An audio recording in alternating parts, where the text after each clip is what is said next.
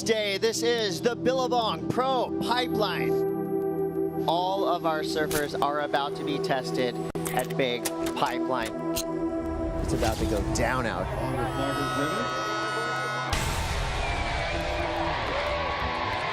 Here we go, the GOAT, Kelly Slater. Textbook. Wow. Backside tube ride, behind the spit. Here we go, Miguel Pupo, Mickey Poops in the barrel at pipe. He's covered and he's coming out with the spit. Wow. A matchup of two of Hawaii's finest. Super late drop, somehow sets the rail at backdoor and he's coming out. That's John at backdoor pulling in. Bruh, it's on.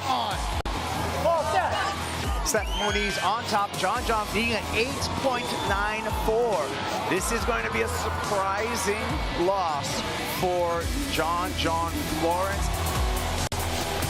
Where did this guy come from? I thought you were too busy signing signatures, Mama. Oh my God. Kelly's checking out the back door. Traveling through the barrel and reappearing. Look at this thing. Miguel Pupo. Wow. Kelly Slater in the final versus a hungry Seth Moniz. Kelly Slater driving super deep behind another chandelier. He comes out. The greatest of all time is back on top. Kelly Slater, a huge victory at the Billabong Pro Pipeline.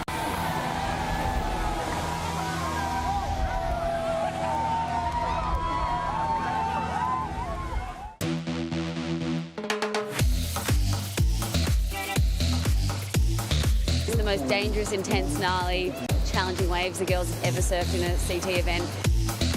Here we go. Moana Jones pulls off the bottom, pulls into the tube. Can she make it out? Moana Jones-Wong pulling up under the curtain, standing tall. We go out the back on the right-hander, back door in the barrel. Tyler Wright comes out. Carissa Moore will meet Moana Jones-Wong in the final. Tidy little backside tube right there.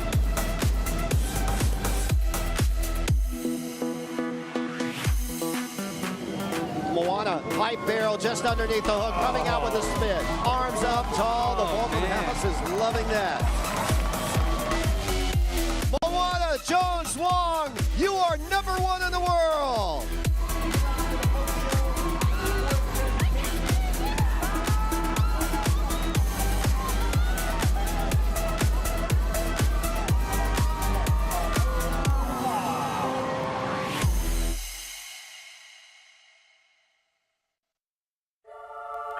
The top contenders are getting a shake-up at the moment, and it's Be a refreshing. standout in one round, and then he just can't back it He's up. got to be one of the favorites as we I'm look excited for him, but there's still work to be I done. think she could be. And everything I do, Nice little finals day. I do it to be the best at it. Get a few good waves. See how it goes. Work hard, don't complain. Take it in and give it all out. Let's go. Coyote belly, the red jersey, off the lip, handles that, up into the lip one more time. Barron up and riding, big hat off the forehand, and he's claiming this one, Rock. Here's Ethan Ewing, and here's his dance at Sunset Beach. The rail game, just incredible. Big numbers on the scoreboard, and enough ain't enough till the lights get cut, so we only look up and try to score more. I got goals that I put into the manifest. I said no to distractions, they can't affect how I manage that, so I slowed up to handle that. Struggled at a road show that I can't adapt. I'm a better off #1 than I ever been, #2 at anything. Even though I've been #3, 4, 5, 6, 7, 8, 9. Let's watch Brisa Hennessy. Lights up that first section. Now Brisa coming around this section. Powerful forehand wrap. Counting down, men's semifinal 1. You don't want to squab, you don't really want to mob, you don't want to know your odds when it comes to the best. You ain't never tried, you ain't never tried, you ain't never rhymed to survive over time. I've been doing this show my whole life. I've been doing this show my And the last score for Barron, a 3.87, and he goes to the final. Here it goes. know he doesn't know how to go small. Only big Igarashi. Wanna know your eyes when it comes to the best. Brisa Hennessy is the winner of the Hurley Pro and #1 in the world.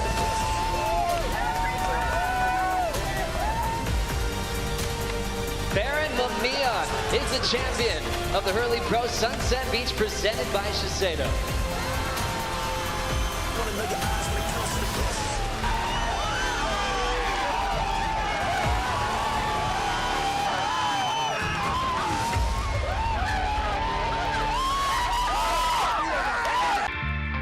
It's finals day here at the Rio Pro Portugal, presented by Rip Curl.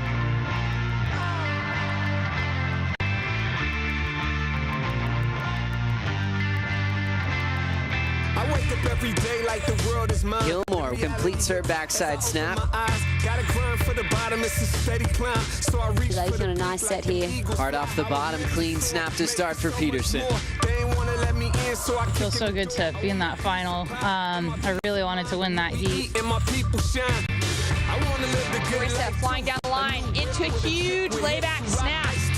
Beautiful clean face, great snap up into the pocket, and Tell me what a player gotta do. Tatiana Weston-Webb answering back. Nice snap to start off. Goes in for a similar one on that second turn. Really proud and happy that I made that heat. Ferreira backside from him, a ton of speed. There's the rotation, stomps it. Big rotation. Toledo looking for something here, needs a score. He takes to the air and gets the rotation. Yeah, happy to be in the finals again. Royalty in my mind, I was born for this. John Florence. Yeah, he likes to look at this right. What's he got for us? Off the bottom, opens up the shoulders. A nice snap from him, a stinging turn. Numb to it all, I'm acquainted with the pain. One life to live, I'm ready to give it all. The people are counting on me to Flaring up hard, Cola Pinto. You gotta answer the call, you On the can't left-hander, the weight off the bottom. Nice quick hit from him, nice and vertical. Puts it up again a couple more times, squeezing the juice out of this wave. You know, if I could take this one out, it'd be the best day of my life. witnesses, I believe. As we are in for our women's final, Lakey Peterson up against Tatiana Weston-Webb. All I need is my wings.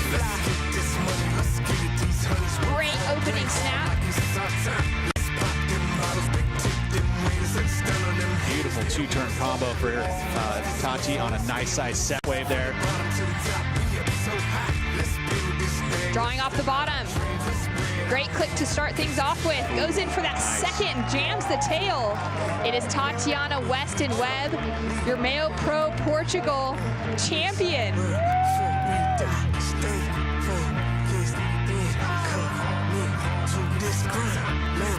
Toledo in motion, a lot of speed, goes to a backhand snap to start.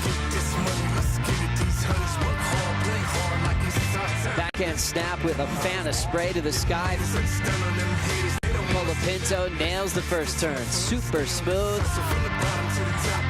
Hard off the bottom, big vertical for Griff. Drives into another big vertical hat. The Rio Pro Portugal champ, presented by Rip Curl, Griffin Colapinto.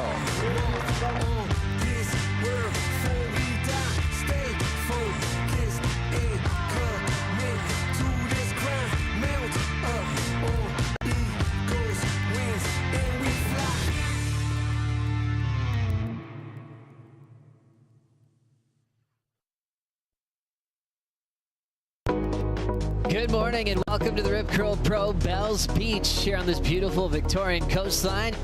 Legendary event. The swell's filling in, the tide's dropping out, and it's on. Hard off the bottom, Arcow drifts it. Comes out for a nice wrapping turn. The stage will be set at Winky Pop for the second day of competition. Deep bottom turn, layback hammer.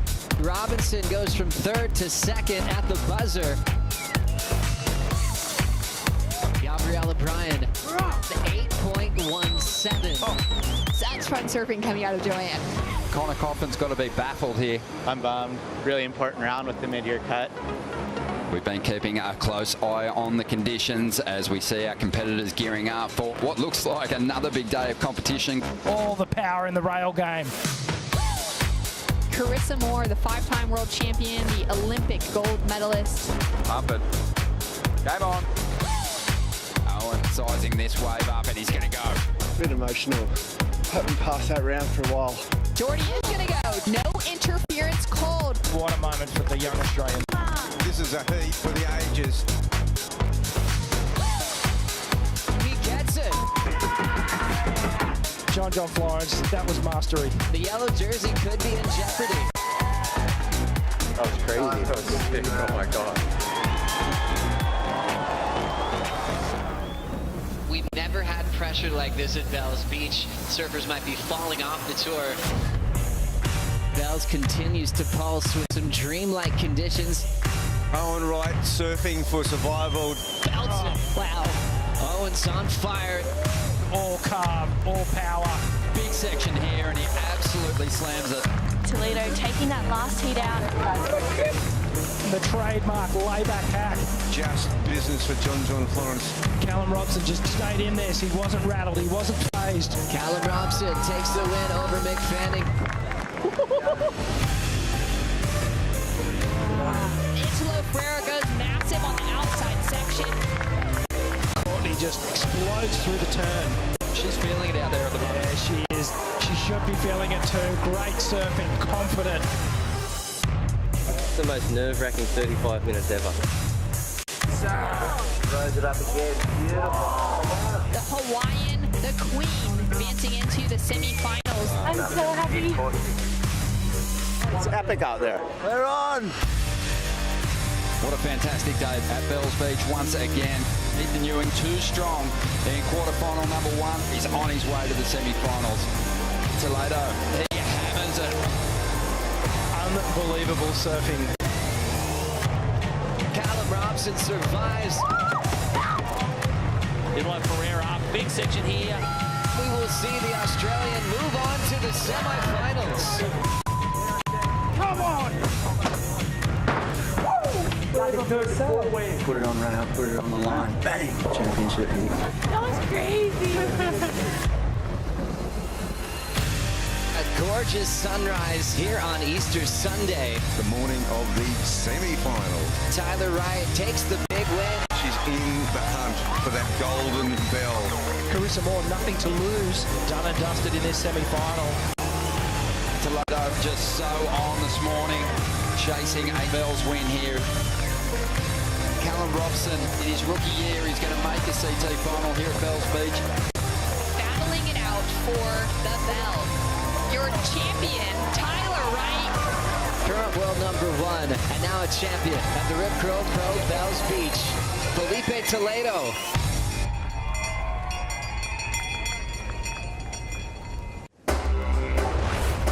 We are here for stop number 5, the Margaret River Pro. The pressure's going to be on like never before.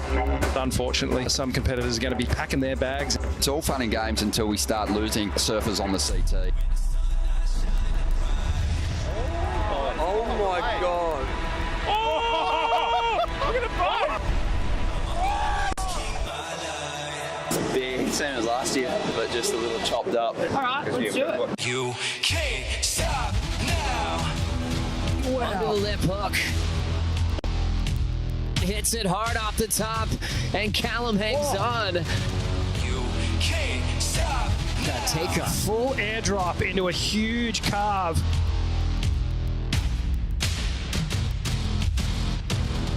Gets completely axed. Ryan Callanan. What a great snap. No way that felt good. But a monster finish. Just hung on by his toenails. Classic.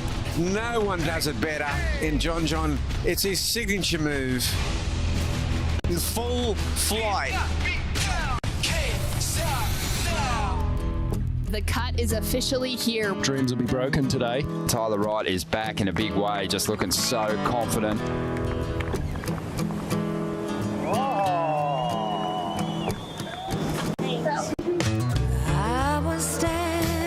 It's a great turn from Isabella. By my window. Luana Silva in a clutch situation. On one cold and cloudy day. It's going to be a heartbreak situation for her now. Big swing. Big frontside hook.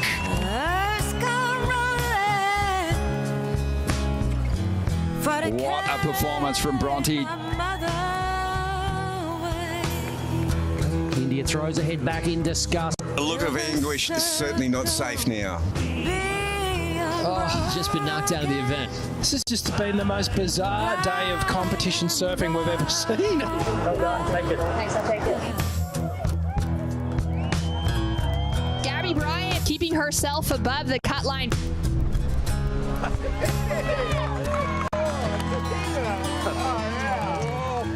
Competitors getting set on what is the second last day of the event window. Drives up into it.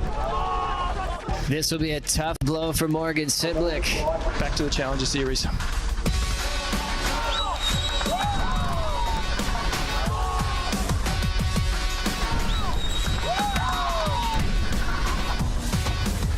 He was just on his tippy toes making that drop. And he goes up for a huge hit. He pulls it off.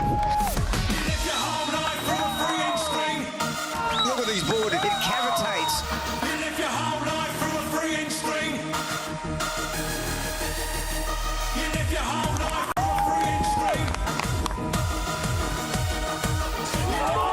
So the victors go the spoils. It's just how it is.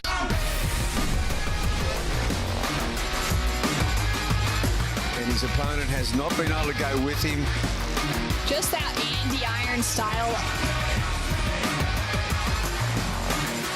Giant wave.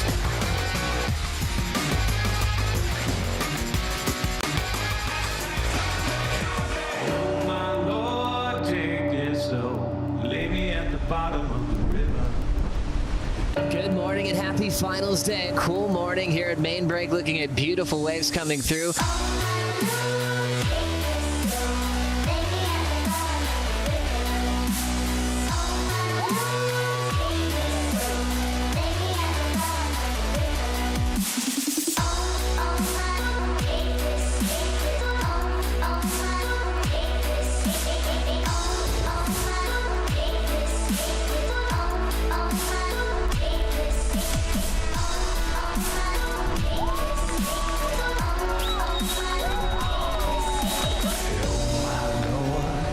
Into the tube, of course he does. From the gallows. And here goes Maddie working this one over. Now heading out into semi-finals.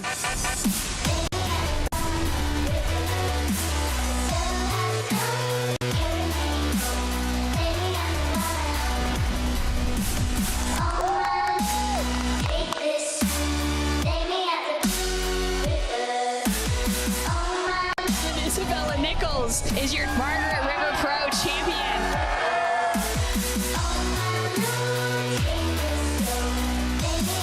Jack Robinson wins at home.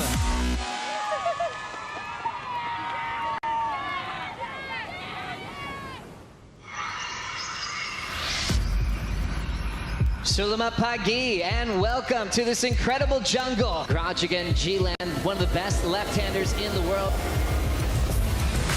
Grab the rail, tucked into the tube, finding a way through this one. And she gets the exit. Tatiana tucking in, wow. I had to die to be reborn. Rest in the pieces. Speed jam off the top for Robinson. Pulls in under the hood, one of the best tube riders in the world. When it's one last breath and you left and you feeling it's best and just leave it. Then the memory of everything I'm leaving behind starts to creep in my... Slamming on the brakes, pulling into the cylinder. Ethan Ewing gets the exit. Then I rise to my feet, leap in the beast, rise from the grass, fly through the avenue. Better hide 'cause I'm after you. Yeah, now I'm ready for battle. I'm stronger, I'm agile. Rio locking in. Then he'll find his way through. Only 15 seconds to go. Samuel Pupo gets the jump on the 11-time world champion. Jadson only chasing a 4.55. Jadson has just eliminated world number 2, John Florence. And you just have to lose. When you backed up with a matchup of this magnitude, I rip past your crew. Leave a wind blast with an impact of 10 packs of bulls. The goofy foot from West Oz with an aggressive start. Pulling in to a hollow cave.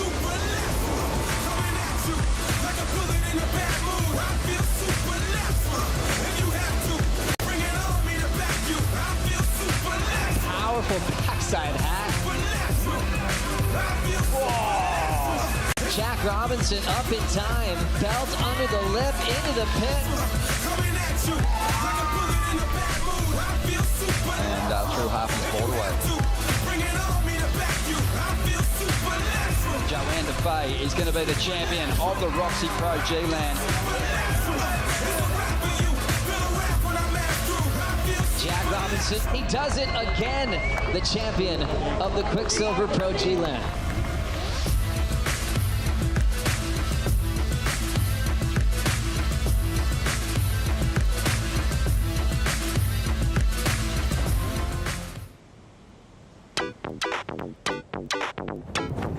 Buenos dias, everybody, as we see the world's best surfers prepare here at Punta Roca. I think I did a full body detox. Now I'm feeling light, ready to go, ready to make sections. Wow, so strong. Bang. These guys are on fire out here. Hopping over a big rock. Yago Dora pulls off one of the best punts of the year. That was the most exciting thing that happened since my injury, actually. Well, she is looking on this morning.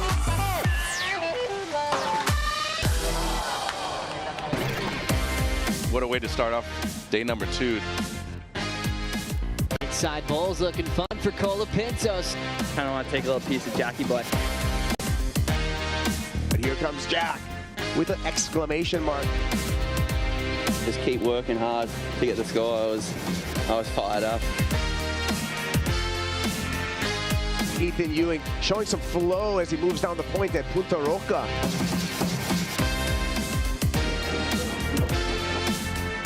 It's being hard to make hairs, you know, I'm getting old. I'm gonna try to do my best. Maybe ask again for the judge a little more. Just try to surf and yeah, and have fun and enjoy with the boys.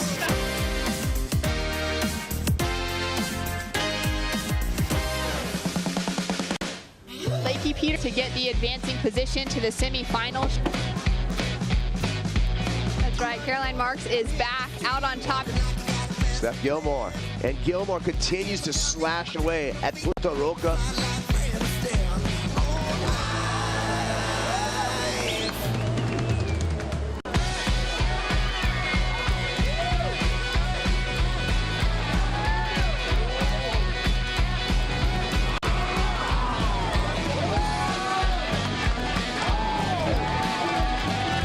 There's always so much anticipation when we have our finals day upon us and we're about to crown our champions. I just love to win an event. That's really what I'm looking for. I haven't done that for a while.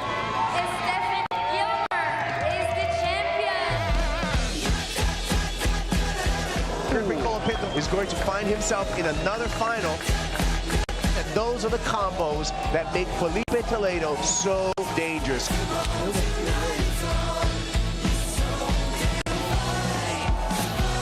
And it's over. Griffin Colapinto steals the win off Felipe Toledo here at the Surf City El Salvador Pro. This copyrighted event broadcast is produced by the World Surf League for broadcast around the world and may not be retransmitted, reproduced, rebroadcast, or otherwise distributed or used in any form without the written consent of the World Surf League.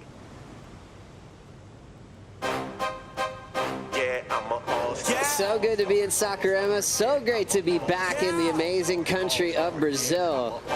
Time for the opening round for the men. Starting things off on the right, Italo Ferreira snap right off the lip. Best in age for sure, and we have the best fans. Jack Robinson takes to the sky. And falling from the clouds, Jack Robinson with a massive frontside air. Right off the buzzer, Felipe Toledo. This is day 2 of the Rio Pro presented by Corona. Our first left of the morning, Carissa Moore, big snap. I still want it, and I'm still here trying and giving my best every day. Big snap for Isabella Nichols. Aggressive, straight into the lip. Hard off the bottom. Nice clean snap for Lakey. As we have the men's elimination round on deck. Miguel Tudela, here he goes. Goes upside down, but does complete. Oh, yeah. Kayo activating. Pumping into the tube. Could have an exit. Driving and somehow, miraculously, comes out of nowhere. The first 10 of Itaúna, man, walk us through that wave. I was able to travel through the hardest part and come out on the speed. It's been a wild ride so far here on day 2 as we make our way into the women's quarterfinals. Joan Defay, Gabrielle O'Brien up and at it again. Watching Carissa Moore battle for the start.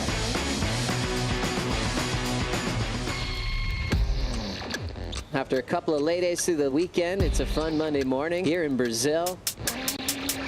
Ready to watch the world's best compete.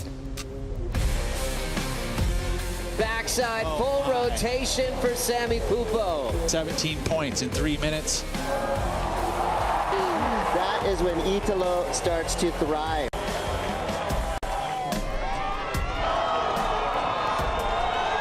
This is somebody who wants a world title more than anybody. Crowd goes nuts. It's official. Felipe Toledo clinches his spot in the Rip Curl WSL Finals. Welcome, surf fans from all over the world. It's finals day.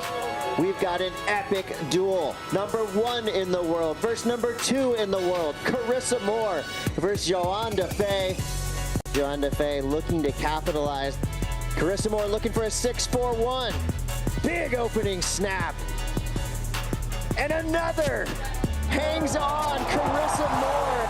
The stage is set for the final and all-Brazilian matchup. Felipe Toledo, your champion of the Rio Pro, presented by Corona for the 4th time in his career. This copyrighted event broadcast is produced by the World Surf League for broadcast around the world and may not be retransmitted, reproduced, rebroadcast, or otherwise distributed or used in any form without the written consent of the World Surf League. Welcome everybody back to the shores of Super Tubes Jeffreys Bay. The Corona Open J Bay, and everyone's very excited. What a battle between Gabrielle O'Brien and Carissa Moore. Carissa Moore speeding down the line. There's the hack off the top. Tati gets another goofy win, straight through to the quarters.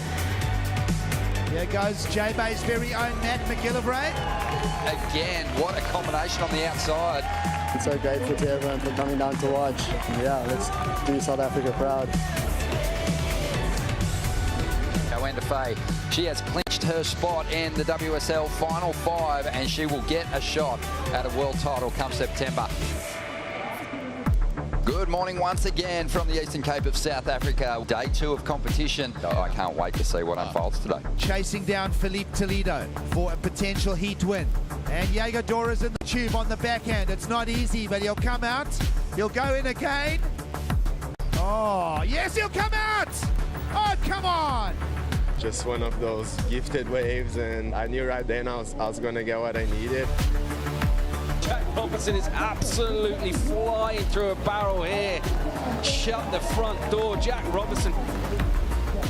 As we see now, Italo on the outside. Unbelievable backhand snap. I think one of the most high-risk turns that we've seen on that outside section yet. Just fell out of the sky and still has the momentum as he tucks into the tube. Will he come through this one? He's driving, and he reappears with quarterfinal number 1 shaping up beautifully. Tyler Wright up against Joan Defay. Tyler Wright up and riding. And Steph's got great control on these bigger waves. Yeah, it's 10 out of 10 out there. These are the days when you just, you can't imagine it gets any better. Finals day on the Eastern Cape of South Africa. Swell absolutely pumping once again.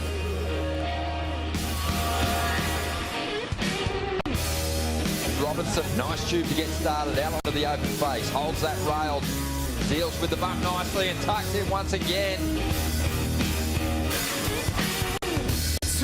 It looks like it's going to be enough to turn the quarterfinal heat and get him a place in the semi-final. Here is the semi-final for the women. Tyler Wright is on her way to the final here at the Corona Open J-Bay. Men's semi-final number 1 in the water right now.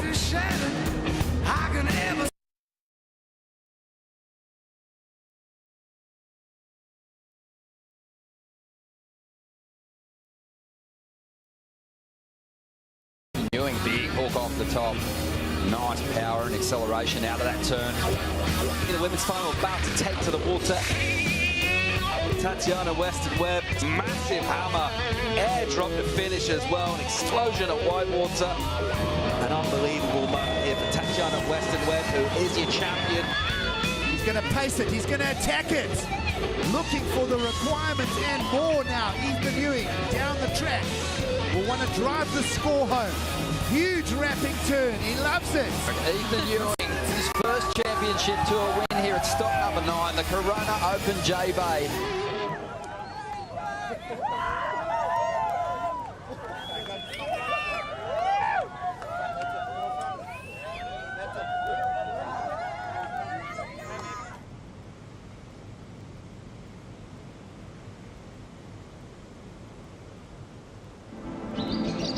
Chile's always gonna love their surfers and love what they're doing, so win or lose, we're already winning.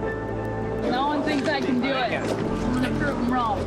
Carissa, she's dragging in. Oh, she's gonna get pitted, and she's coming out. Nice. I know all the girls have it within them. Yeah, I was just going out there, I was looking for those sick pants, and then I was driving off the bottom and whoop-ah!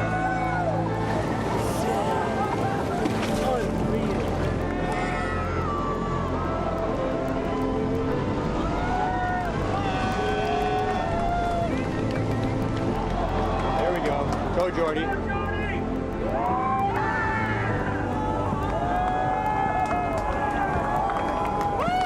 He should have got greedy there. He wasn't even near the foam ball.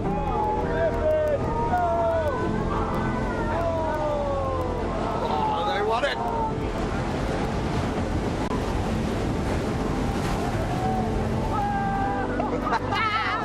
Boys are tweaking.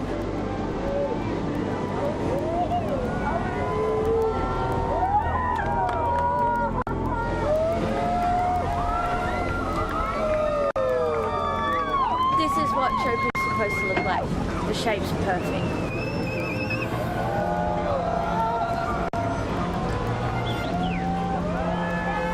Come on, you're goofy, man. You're goofy. On the brakes, on the brakes, on the brakes, on the brakes. Go, go, go, go. Oh, oh, oh.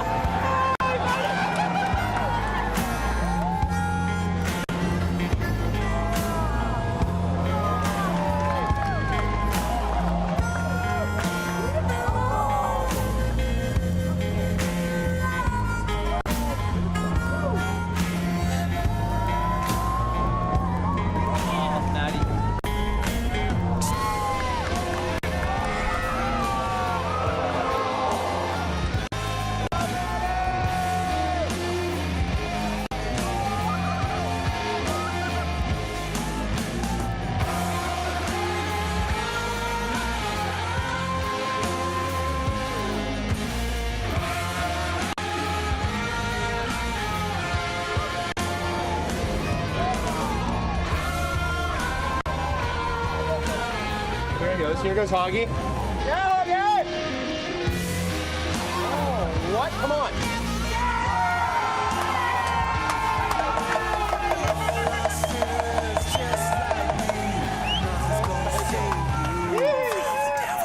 There goes Jack. He's gonna just like.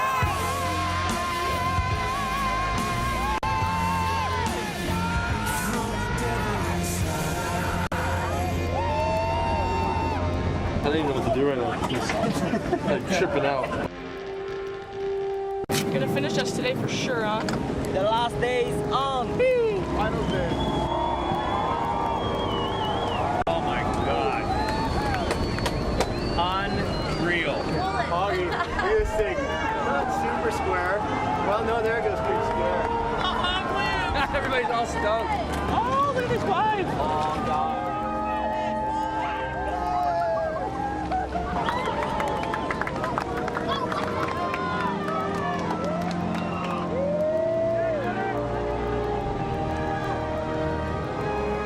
Really embracing this moment that we're all here together. I mean, all these surfers that get to share this incredible lineup and get to really feel the magic of chokes.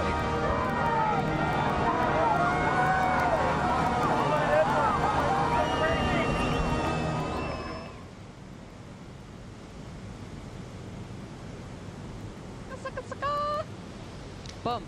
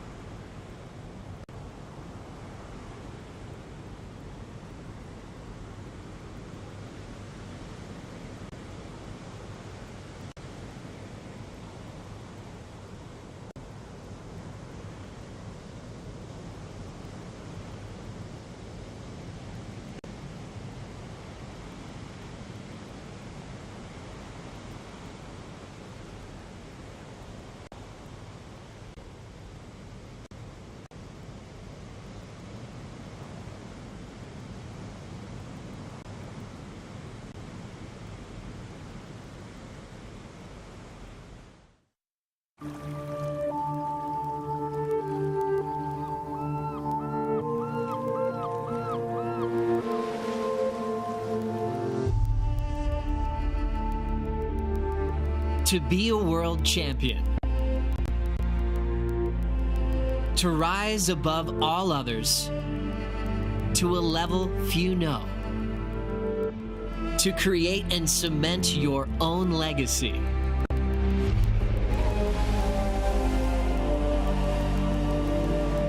For these talented few, they must rely on their own volition to perform, to overcome, to win. Oh my goodness, that was crazy. Wow. Incredible. It's staying wide open. And falling from the clouds. Massive hammer. Huge wrapping turn. He loves it. 10 world-class surfers will enter, but only 2 will leave champions. The moment is surfing's most demanding competition, the Rip Curl WSL Finals.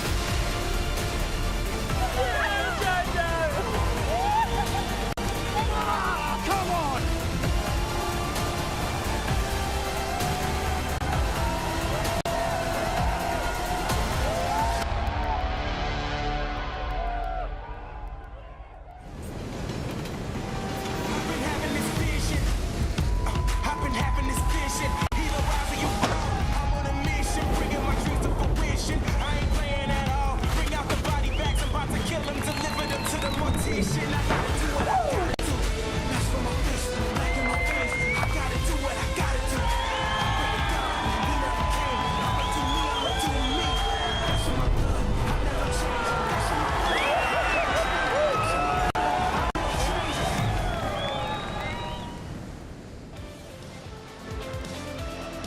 You're watching the Sambazon Dawn Patrol here for the Rip Curl WSL Finals as the time has finally arrived to witness the world title showdown here in 2022.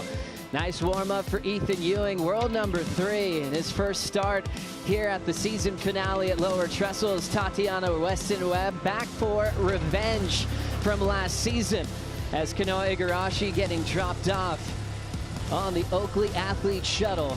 First thing in the morning as we see a lot of representation backing the Costa Rican Brisa Hennessy.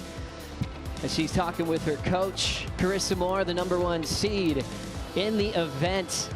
Had a nice little lap this morning to prepare for a 6th world title fight on a big day. The Australians out there early in the morning. Jack Robinson, world #2, and the Moore family. Quick out there for the early session. And back to relax as they'll be waiting to see who will be in the title match later on, potentially today, here on the opening day of the waiting period for the Rip Curl WSL Finals. Exciting times for pro surfing, going on yellow alert yesterday morning, and now we're anticipating that call very early to see if we'll be crowning our champions today. Thanks for being with us, Joe Turpel, alongside CT standout Rosie Hodge and Hall of Famer Peter Mell. Rosie, your town, which is now San Clemente, has completely changed in the last week or so, with the best in the world anticipating the world title showdown. It's been amazing, Joe, just to see the space come to life, to have the best in the world competing here on finals day. I mean, potentially today is the day that we'll have the biggest day in surfing and crowning world champs. And Pete Mel, with the lead up to any event, you're hoping that the world's best will get some laps. It's been pumping, it's been warm, and they're looking ready to go. It's so true. I mean, you talk about a tune-up. They've had it, and it's been quality surf for a good week and a half now, and I expect some big things from all of these competitors. I think we all expect that, and I can't wait. Checking out the women's bracket for the Rip Curl WSL Finals. It's been set with the first match. 22-year-old Brisa Hennessy looking for her first world title, going against Steph Gilmore, and the whole story right there, Rosie, as she's looking for number 8 potentially today. It's amazing to see this field of women. I mean, you've got two women that have been so dominant on either side of the draw, Steph Gilmore, Carissa Moore, but can one of those other 3 women clinch their maiden world title? Tatiana Weston-Webb maybe one turn away from clinching last year. As we flip to the men's, Italo Ferreira, Igarashi, maybe a rematch for the Olympic gold medal, kicking it off for the title race, Pete. You gotta love it, right? I mean, you think of those 5 surfers, they've been on point at some point this year, you know, especially with Igarashi in his last-minute heroics in Tahiti, to be able to get that spot in the final 5, so impressive. He's up against Italo for that first match. That's a good one. What a big morning for pro surfing. Let's make it official. Are we gonna move off yellow alert? It's time to find out. We'll say good morning to Kaipo Guerrero and Jesse Miley-Dyer. Thank you, Joe. Yeah, there's been a lot of anticipation for the Rip Curl WSL Finals. Is today today? Today is the day, so we're going to be calling the Rip Curl WSL Finals on at 8 o'clock, and I'm really excited. It's our second ever edition, and going to be crowning some world champs today. We are going to be crowning both women and men's world champs in the water today. Your thoughts on that, Jesse? I mean, there's something really special for to win it in the water, I think, and everything about this concept of ours for winning world titles in the water here at the WSL Finals. It's all about that moment of victory, and you and I will probably never have it, and I know I certainly won't, but it's really a special thing to watch, and I'm really excited for whoever wins in both the men's and women's today to be able to have that chance in front of this amazing crowd that we already have down here today. I'm excited as well. Now, talk about title match. Right about what time do you think we're going to see the title matches hit the water? So the earliest that we'll be crowning a world champ today is about 2 o'clock. About 2 o'clock and 2:35 is when we'll see the possibility, just assuming that those world title matches don't go to the third heat. So that's really the time that you want to start paying some real attention. There you go. Well, it is on, Joe, and I'm excited. So excited. Thank you, Kaipo. Thank you, Jesse, for that call. Crowning our world champions today. She's anticipating that to happen around 2 o'clock this afternoon, local time in Southern California. It's still early in the morning. First match will be about 8 o'clock this morning as we dive into the Surfline forecast, focusing on the opening day of the waiting period, Pete. Probably one of the most dynamic Surfline forecasts we've had all season. You think about 8 days that we have for the waiting period. We've seen this south-southwest southern hemispheric swell show up yesterday. It was pumping throughout the day. It's still here this morning. Conditions are good. We got glassy conditions. There is a little threat of some south wind, but hopefully that goes away. Ultimately, today's action, we're going to have a consistent, 3 foot at 14 seconds out of that south-southwest direction. There's a little bit of southeast influence as well. We've had some tropical stuff that's Hurricane K, but even before that, there was another disturbance that has kind of added a little extra to today. But you look at today's all the way 4 to 6 foot all the way through the day. That's what we want for Trestles, that perfect size on the first reef. It doesn't have, a couple bigger sets. Ultimately, today's the best day in the waiting period, and that's why we're running. Very first day of the competition waiting period, and we're on. Oh, so great to see that, as we have a lot of days just to choose the right one. It happens to fall on the very first day of the waiting period for the Rip Curl WSL Finals. And Rosie, as you know, your favorite wave right here at Lowers has been filled with plenty of swell the last couple of weeks, but kind of an unprecedented weather pattern coming up in the next few days. Makes sense to crown our champions today. Yeah, definitely. Like Pete touched on, it's the best day of the waiting period. Let's get this thing underway. Let's crown some world champs. I mean, everyone's had such great warm-ups in the lead up to today, so I can't wait to see the action unfold. A lot of exciting things you could do on WorldSurfLeague.com. You can also play Hydro Flask Pick'em right now on the site, and you get rewarded for picking the underdogs or the lower seeds if you see them going far throughout the day today to possibly upset the number ones in the world. A lot to come here on the Samazon Dawn Patrol. We'll be right back for our World Championship Day as we'll enjoy the ride from one of the greats, three-time world champ Tommy Curran.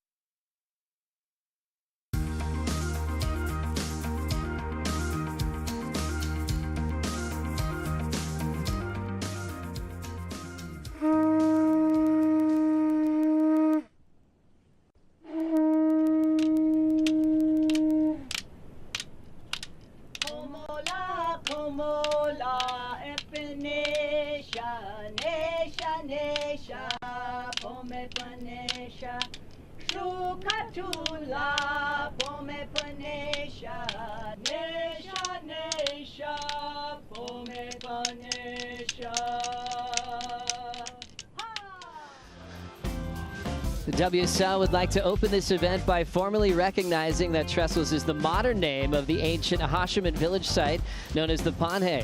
The Ahashiman people have lived in this place we now call Orange County for over 10,000 years and are still here stewarding the land alongside surfers, environmentalists, and others who care about our shared coastline. We thank them for their ongoing presence and participation in this event, and we'd like to pay our respects to elders past, present, and emerging. Green alert, you guys, it's on. We're crowning our champions today, and it's happening in the water for the men and women now just for the second time ever in this format. I can't imagine what's going through the minds of Brisa and Steph Gilmore as they prepare for one of the biggest days of their career. Let's get more excited as we continue the hype reel with a couple of our favorite Australians, Ronnie Blakey and Laura Eniver. Morning, Joe. Morning, everyone. Welcome to the show. And what a show it is going to be, Laura. We're going to be having a look at the top seeds and their run through this event last year. It was amazing. Felipe Toledo came in as the number 3 seed. He didn't disappoint. He put on a fantastic show. He did. He was absolutely sizzling last year, you know, surfing so fast, exactly what we're used to seeing from him. And those sharp eye boards that he were on looked so good, and he just fit perfectly in these waves. Such an interesting start for him. Obviously heavily backed here because he spent so much time in this lineup. He came up against Connor Coffin, a really interesting start to that heat. It was a slow start for Felipe. It was, and he came back right with about 3 minutes to go to turn the heat, get 2 8-point rides, move on. He was absolutely fired up, and then he went into this heat with Italo to just get some more huge scores. Amazing creativity. I think Felipe, you know, we're always blown away by that big creative approach above the lip, but he can also be unpredictable with his power, and that's a real weapon for him at this venue. Yeah, and you know, we've seen Felipe since he's come on tour just, you know, get stronger and stronger every year and just come back doing something different and, you know, exciting us some more. So to see him last year was absolutely incredible. Jumped up a place, got himself into that second position. Also this year coming in as the number 1 seed. We've been talking about the strengths of the other competitors in the men's field, but they've got a huge mountain to climb once they get to that number 1 seed. They really do. You know, he'll be in fine form, and, you know, the other 4 competitors, they'll be tapping at his heels to take that. Carissa in the same position she was in last year, coming in as the number 1 seed. The power is undeniable, and it's always been a good key to success competing here at Trestles. You know, Carissa has competed here at Trestles since she was 7, 8, 12, like, you know, just since she was a little tiny grom, and she knows this wave so well. We've seen her grow up, and, you know, she's got the power, she's got the flow, she's got the style, and she's got the progression. And that's why she's 5-time world champion, Olympic gold medalist, and why she's in that Hydro Flask yellow jersey again. An absolute icon, but she did get shaken up in the first heat against Tatiana last year, and that was, you know, a clutch performance. To bounce back, to win the next 2 heats and claim that 5th world title was quite remarkable. Yeah, she talks about how that was a big mental hurdle to get over, and that was absolutely amazing for her to come back and claim that world title. So, you know, she'll be looking to do that again this year. Yeah, I think those top seeds on the men's and women's side, you know, they are going to be very hard to overcome today. The conditions nice and clean, and that's just setting the stage for what should be an unbelievable world title showdown here. But the Red Bull Media House, they've been at it again, producing high quality content, and we're going to get a preview of their latest project in plain sight right now. The goal, which was to like kind of go back to like childhood, to bring back that joy and to find like that sense of like fun and just youth again, because I think there was a few years on tour that I kind of just fell into not having as much fun and just trying to make everybody else happy. And I think I do my best performing when I'm just in love with riding waves.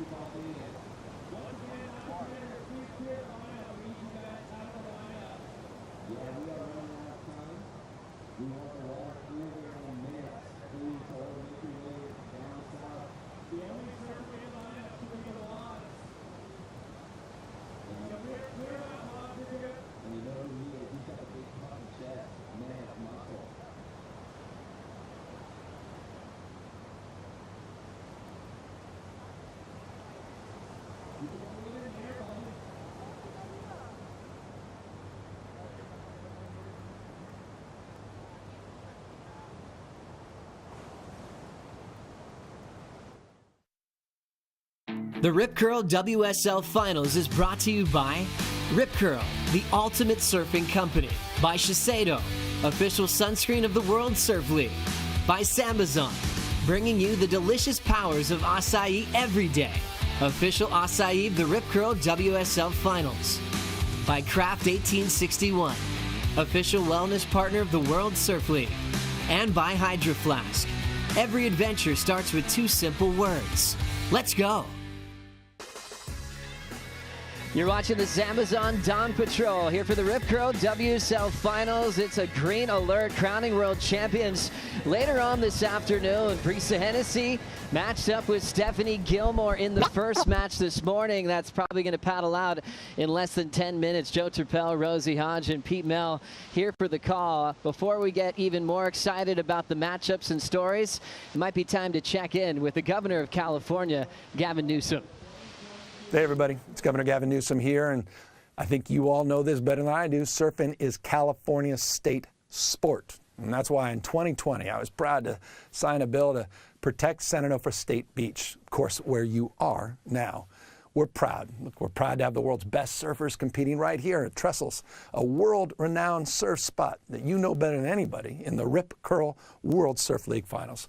And while no one controls the ocean, it looks like she's delivering. Let's hope she is for each and every one of you, with great conditions forecast for this, of course, remarkable and prestigious event. So I wish you all the best of luck and, of course, the best of waves as you head into this competition, and congratulations for all your hard work in getting so far and making it here today. Thank you, Governor Gavin Newsom, for the special message for all fans, all surfers, and hoping that the waves come to their happy place to really perform. Brisa Hennessy talking to her coach, Glenn Micro Hall, this morning as she's preparing for the biggest day of her career. Yeah, this is the best that Brisa's done on the tour so far. This is a huge day for her. Let's see how she approaches it. When you think about how she got here and got back onto the championship tour, I mean, there was a bit of momentum in the Challenger Series to get here.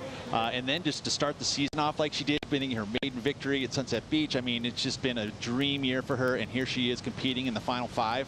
A chance for the world title. I mean, chicken skin. It's really cool. Exciting year for Brisa Hennessy. Remember, though, she has a 7-time world champion. Stephanie Gilmore has her sights set on an 8th world title today. Be right back with the Amazon Dawn Patrol right after this.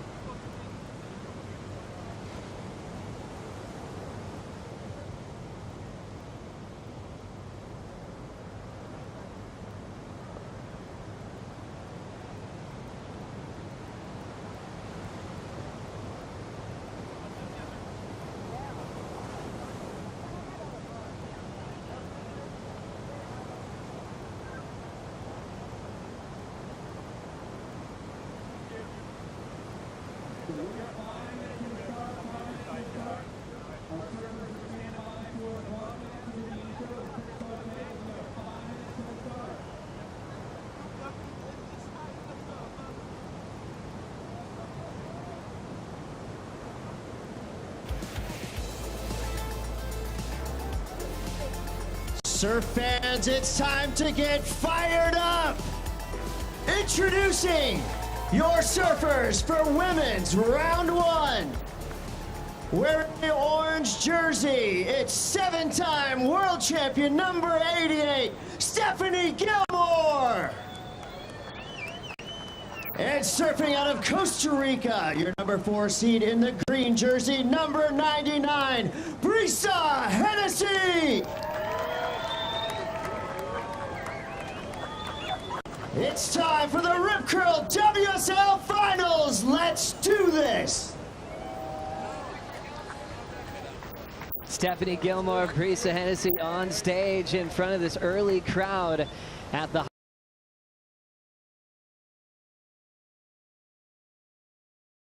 wins last night in the under 14s, getting shared up these exact cobblestone rocks to take out a big national title. She actually texted the footage to her coach last night as she was in a really happy place, trying to channel that because she's got one of the toughest draws of the days. Rosie, how's this one going to play out? This match is huge. I mean, we spoke about Brisa. This is the best that she's done in her whole career, but coming up against someone like Stephanie Gilmore, that 7-time world champ with all that experience, she really is going to have to lean on those memories where she took out wins here, you know, NSSA days, the junior days, and really draw from those good memories. And then you also transition to Steph as well, Pete. I mean, she kind of wants to forget about last year. Her high score in that first match against Defay was a 3.5.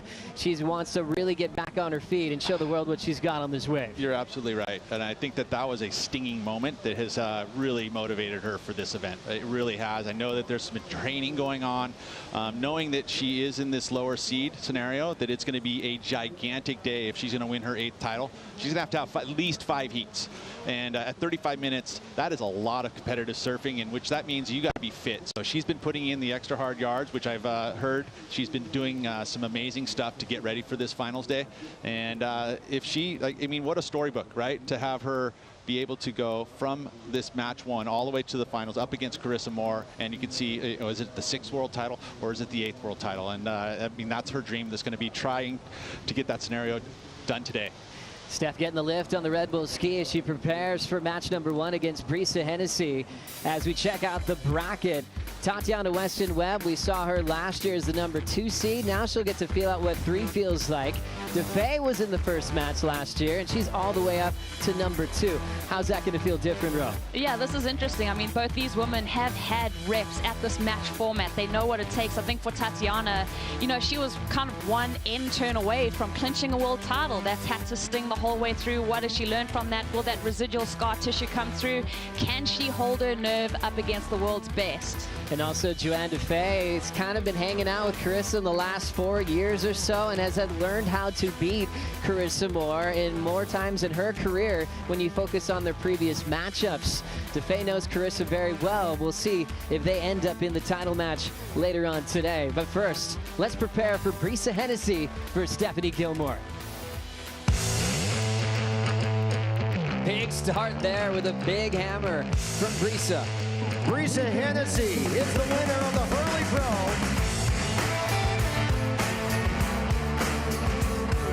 Brisa Hennessy taking off. Nice slice there to get things started. Great flow. One big move. Beautiful backside hook. Big first maneuver, just so beautiful as she floats down the line. Your Surf City El Salvador Pro Champion.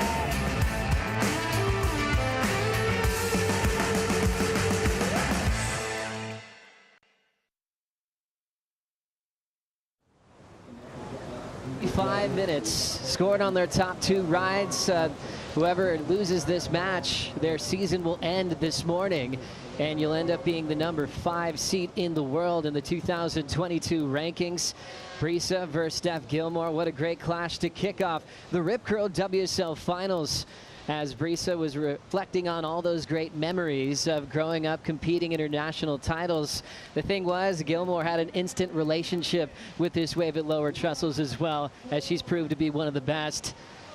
Waiting for the horn to sound. And it is officially on. The Rip Curl WSL Finals getting started. Steph versus Brisa. Pete Mel, what are you expecting on this opening exchange? Fireworks. That's what I want. I think we all expect that. I mean, you think about these two women and where they are. Match number one. This is where you start the momentum. This is where you get the ball rolling. All of those cliches. This is the moment that you need to execute. How much do you put into just demanding the start on a big day like this, Rosie? Oh, it's huge. I mean, even watching as we presented this matchup and the woman walking down the stairs, Steph took, you know, that first line to the ocean front. She looked determined. She looked focused. It's so interesting to watch the body language of these women as we get this match underway and just see who's going to have that opening exchange, who's going to pick the better of it, and how it's going to be rewarded by the judges. So interesting when you look at this little wave coming through. Almost thought we were about to get a start there, holding our breath for that one. When you think about, we look at the final five for the women, we've got 4 returning. You know, the only one not here is Sally. That switched for Brisa. You talk about domination on the top end of the sport for the last 2 seasons in a row. Sally Fitzgibbons, though, has been doing a lot of media in the lead up to this event, and she was saying how Steph Gilmore, Carissa Moore, the world champions, they can expose things in you. Like if you're nervous, they'll lean into that and make you crumble in moments like this. Looking at the fierce look on Gilmore's face. We'll see how Brisa's handling that right now. I definitely think that's something that Steph can flex on her competitors at this moment. I mean, she has so much experience, but you brought it up, Pete.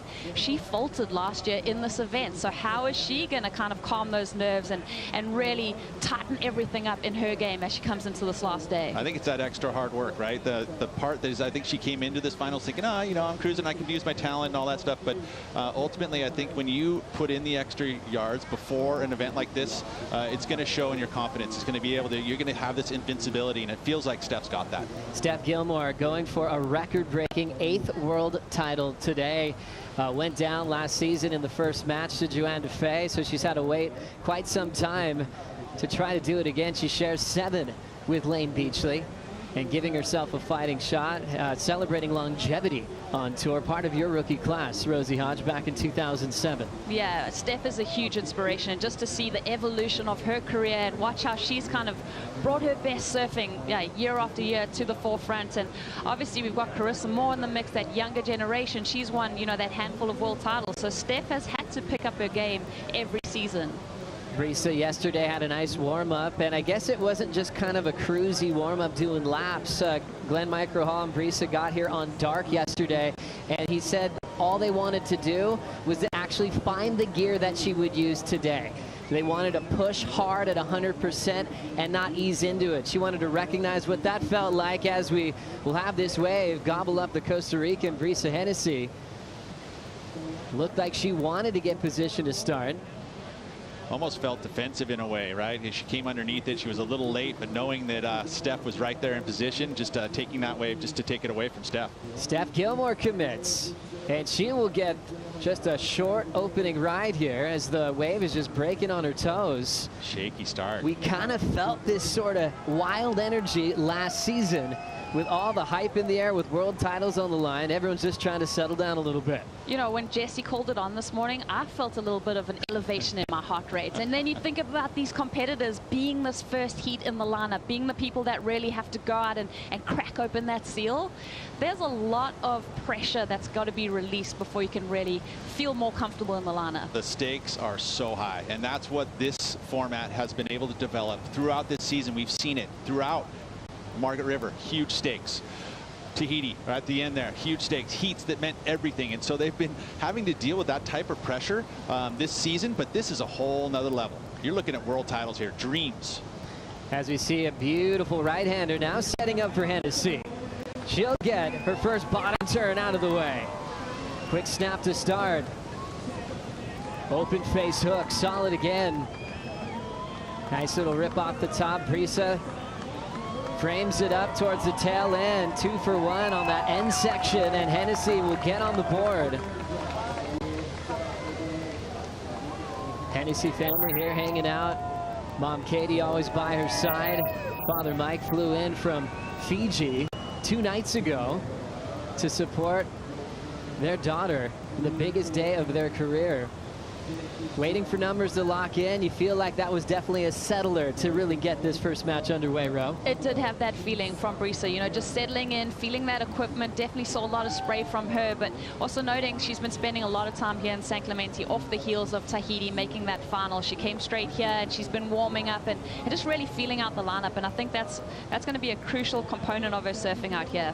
Rolling in now, late takeoff for Gilmore. Going for her first turn. Clean hook. One of the best styles in the game. Throws down a loose down carve as she slides out. Wow. You can see she was trying to push there. You know, that first turn, you saw a lot more committed in the lip. Brisa a little more paced in her approach on her first wave, which I think is, like you said, a settler. That is maybe not going to be in her top 2 at the end of this 35 minutes, but ultimately you see Steph, she is pushing, understanding the moment in this heat that if she can just have that little extra, it's going to pay off in her totals at the end of the heat. Rosie, so interesting. It's almost very similar to how we started last year with Steph maybe picking the wrong waves and sliding out, and Brisa was able to get the best of this exchange. Yeah, Brisa just really trying to get that complete ride under her belt. I like the look of Brisa surfing at the moment. Almost seems like she's leaning on a bit longer of equipment and really using that whole rail line. Yeah, the Glen Pangs, you know, super positive under your feet, right? They're made for Hawaii. So ultimately, she's very confident in that equipment. And then to Steph Gilmore, just losing the handle. What'd you see there, Pete? Well, that was pushing, you know, that last maneuver there, trying to get that little extra thrown in there. The back foot slips off. We do have that greasy foot scenario here. Remember, early in these heats, you want to wipe those feet clean because you walk out onto the rocks and it leaves a little film. So you want to get that, you want to wax the top of your feet so you can get that rubbed on and cleaned up, because ultimately you've got 35 minutes. You got to make every wave count. It's so interesting when you look at a big world title day and where the nerves and the pressure can come from. 28 minutes on this matchup as we're waiting for early scores. We'll say another good morning to Kaipo Guerrero in the Red Bull Athlete Zone. Yeah, thank you, Joe. You talked about it, the pressure and the gravity of this situation out here. Red Bull Athlete Zone is where the surfers can get away from everything and really focus on the biggest day of surfing this year. It's really a sparse Red Bull Athlete Zone if you look at it. It's just the surfers plus their one coach or advisor. So really, this is the calm before the storm interrupts in the water. And you know what? Another thing about preparation, equipment. Surfers have their locker rooms back here with equipment, and also we got to look at traction is going to be a big part of it. Wax out here, the water, been summer cool, but you know what? It's warmed up this last week in Southern California, so I think warm water Fu is going to be the call for today. And what do you think, Strider? You're out on the water. What's the temperature out there? Yeah, it is really warm. I went tropical today. I got the food tropical. It's almost like a base coat, but the water is so warm that you need it. Your feet are kind of sliding around on that deck. Out in the water right now, these ladies just getting that dust off, getting that slime off their feet. You walk around here, you got that little bit of dust level on the track, in competitors area, and even walking out over the rocks, you got all that, a little bit of slime on the bottom. Those first couple of waves, you're just getting that off your feet, and now we're gonna see them both attack the lip line. They've got their warm-ups, it's go time. There's no at all question that they are gonna go for it. Thank you, Strider. Thank you, Kaipo, for the morning report once again. Brisa Hennessy locked in a 6.0. A nice, solid number there, which we called a settler to kick off the first match of the Rip Curl WSL Finals. The 22-year-old leaves over Gilmore. We'll be back for more right after this.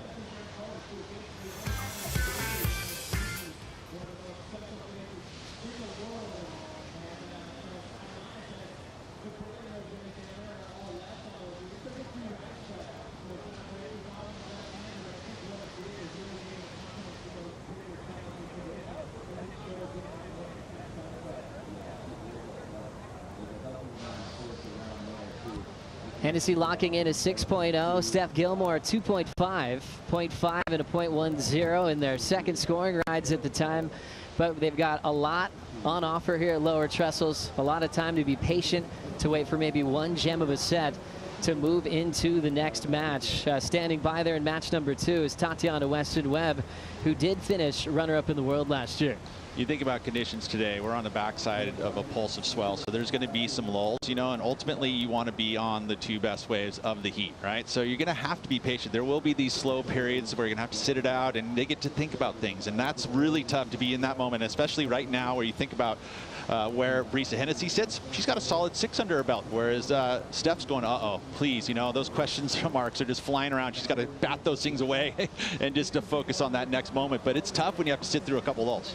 Brisa Hennessy locking in a 6.0, and it's feeling like a great number now as you're looking at this lull still established at the start of this heat. Yeah, you look at this wave, one of the bigger that we've seen in this matchup. A lot of spray coming off that surfboard. Like I said, the length in this board seems to fit in the pocket so well for Brisa. She's really used to throwing around that bigger lumber coming from a lot of experience in Hawaii, but a very well completed wave under pressure.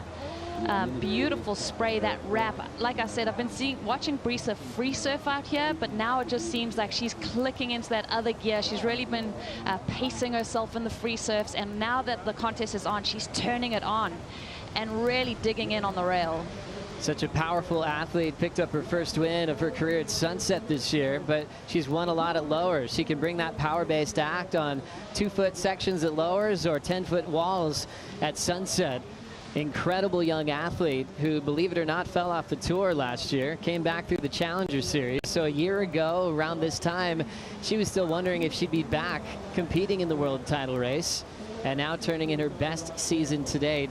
Talk about a hot streak. Hot streak, right? I mean, I mentioned it too. This is something where you can pull that momentum, but I do love what you mentioned about that under 14 win here at Trestles is huge, because that's a moment when you're so young and influential that's a memory you can really drop. This was probably one of the biggest wins. At that moment, it was the biggest win of her career, right? Until she won Sunset. And that's ultimately like one of the best things ever, right? Is to draw off that, especially here at Trestles. She has that ability to do it, you know, and don't even think about your competitor, just think about that moment. Back then when she won that title, Steph had already had 5 world titles at the time. As we really focus on these two in this matchup, going to the deep stats powered by Hydro Flask. It's Steph Gilmore 1-0. Steph had a win over Brisa at Honolulu Bay. Brisa's got a great, powerful frontside hack she's applied on that wave to heavy devastation in the title race as a wild card in the past. That first win went to Gilmore, with some big numbers locking in. Yeah, I was just going to say, that was a great matchup, right? I mean, it's only separated by about a little over a half point, so it was a good run. And now a much bigger moment for these two in their second meeting in a world title showdown. Steph, under priority, needs a 3.61, but as we know, Steph has had almost a perfect heat here at Trestles in the past. A 10 and a 9.5 with now all eyes on the horizon. It's up to Brisa with priority if she wants this wave. Rolling in, Hennessy. Backing up the 6.0. Clean off the bottom, aggressive top turn hack. Drills it again for an aggressive combination. And she will step off. She's looking comfortable and feeling pressure free. Time for Gilmore to respond. Clean rip off the lip line. Channeling that Darren Hanley surfboard back into the pocket. Meets the lip again. 7-time world champ loses control again. Wow, again, man, that was tough. That was going to be the best wave of the heat right there. If she just ridden that to completion. That one's going to sting again. I mean, now it's all of a sudden you're at 20 minutes and you got to wash off that. You know, lowers, it hits that deep spot as you hit that section. It's so easy to kind of overpower that turn. You see a time on time again when you see the southwest swell. You know, it's got a little bit of a hint where it kind of goes out to sea on the right at the moment. So Steph kind of falling victim to overpowering that last maneuver, I feel like. So interesting seeing Steph fall when she's in that beautiful finesse rhythm. You're just mind surfing with her and seeing her finish like she does so many times. You got to feel how one of the most decorated surfers on tour might be feeling just a little bit of pressure this morning, especially with how aggressive Hennessy is already reacting to the waves in this opening match. I love what Hennessy's done there because she turned it up, right? Those 2 maneuvers, I mean, she didn't get to have like another, you know, finish that wave, almost left a couple points, but those 2 aggressive, especially the final maneuver there, was so amazing. Really confident in her approach. I mean, she looked like she was just ready to do it, no worries. I think Brisa's really sticking to her strengths too. I mean, getting a wave with a 2-turn option on it, she just hammered every turn. She's really paying attention to her maneuver choice and what the wave is offering. She's not trying to overpower it, staying in the tight hook of that wave. Really impactful. Great combination of maneuvers for Hennessy. Back to the power base attack off the bottom as well, Pete. Yeah, driving. That's that Glenn Pang. You know, she has so much confidence. It's going to hold through those moves, especially when you start to overpower it a little bit. It's going to handle it. So yeah, Glenn been working so well with the pintails. Again, those are perfect for this style of wave. And this is unfortunate here, Rosie, just to see her make that unforced error. Well, you see this wave, it kind of has that more down the line approach. Here, Steph really tries to go for broke and drift those fins, and that wave kind of just releases some of that power. We are seeing that incoming tide. You know, it's almost going to reach 5 feet by the time we hit 9 a.m. So there's a lot of water moving into the bay, a couple bobbles up the face of that wave, and Steph wasn't able to complete. Scores for Brisa Hennessy, a 7. Last of Gilmore, 4.17 with the fall. Brisa still out in front. Ronnie and Laura, big world title day, and we are definitely feeling the pressure on this end of the beach. Oh, that's for sure. I had the opportunity to have a chat with Glenn Micro Hall prior to today. He said in this first match, the focus was going to be to get the inside from Stephanie Gilmore and really trying to assert some pressure and drop a big number early on. Of course, it didn't really pan out Brisa's way. She took a wave, didn't convert. Steph took off, though, and gave her that opportunity to lock in that first number, and she's really taken the ball and run with it. Yeah, she really has, and we were just saying then Ronnie, you know, Brisa is coming into this, and she's the only surfer out of, you know, the other 5 that haven't, you know, been able to lose that world title. Yeah, no baggage, no mental baggage. You're spot on there, Laura. She comes into this just on the attack, locking in good scores and looking sharp, and it's going to be interesting to see if she can hold on to this lead. Different approaches for these competitors. Brisa really thumps that lip, and it looks like she's got another wave here, Joe. Winding up off the bottom again, clean forehand hook with some power. Driving into a meaty section, drills it again. Right off the lip, she's in attack mode. Hennessy comes down with an aggressive end section turn, but she will be incomplete as she lost control. But talk about the giddy up to get there, just to attack that end section. This Costa Rican is fired up this morning. Pura vida.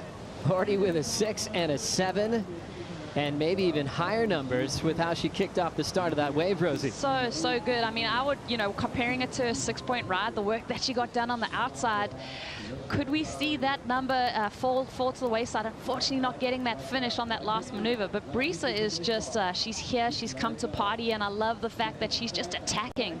She's not giving the world champ, the 7-time world champ, an inch in this lineup. She's giving us a point of difference, right? There's a little electrification. You can say it, right? Electrification. No, I can't even say it. Help me out. It's there, though, right? Yeah, that's the extra speed, the extra pep. Electrification. There it is. Look at that. You forced that one, unfortunately, there because she wasn't able to pull it off. Thought it was coming.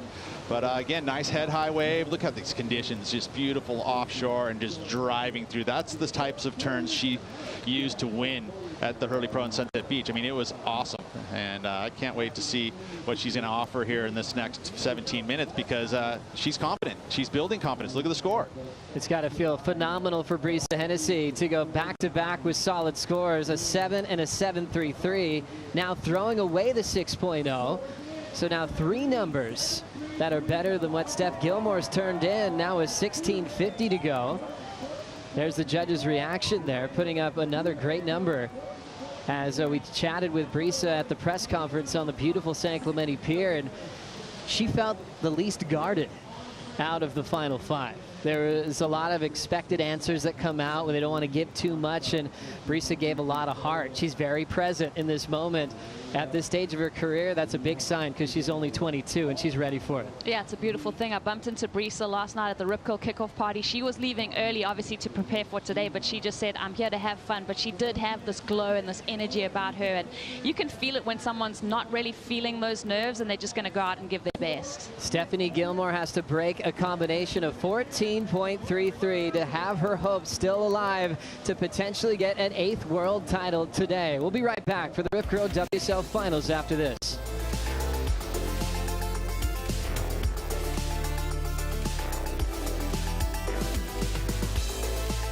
Here comes Molly Pickle, big swing.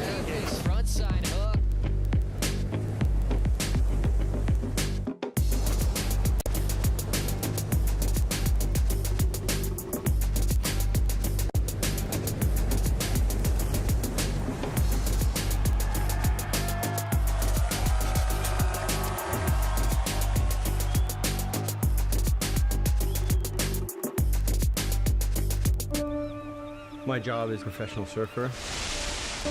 My goal is to win titles. That's what I'm here for. The world's best surfers in the world's best waves. We've had a shark attack. Whoa. It's the most intense surfing scenario you can imagine. I have to step up my game now and not make any mistakes. Oh my God! This is a war. You have to find a way to win it and do it at all costs.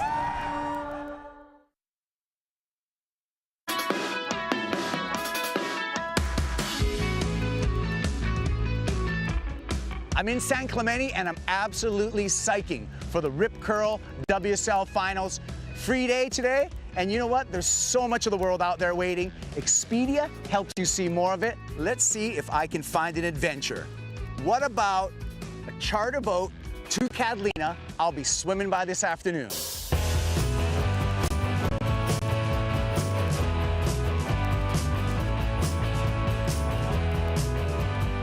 26 miles off the California coast. I've made it to Catalina, and it's a hot day. I'm gonna cool off.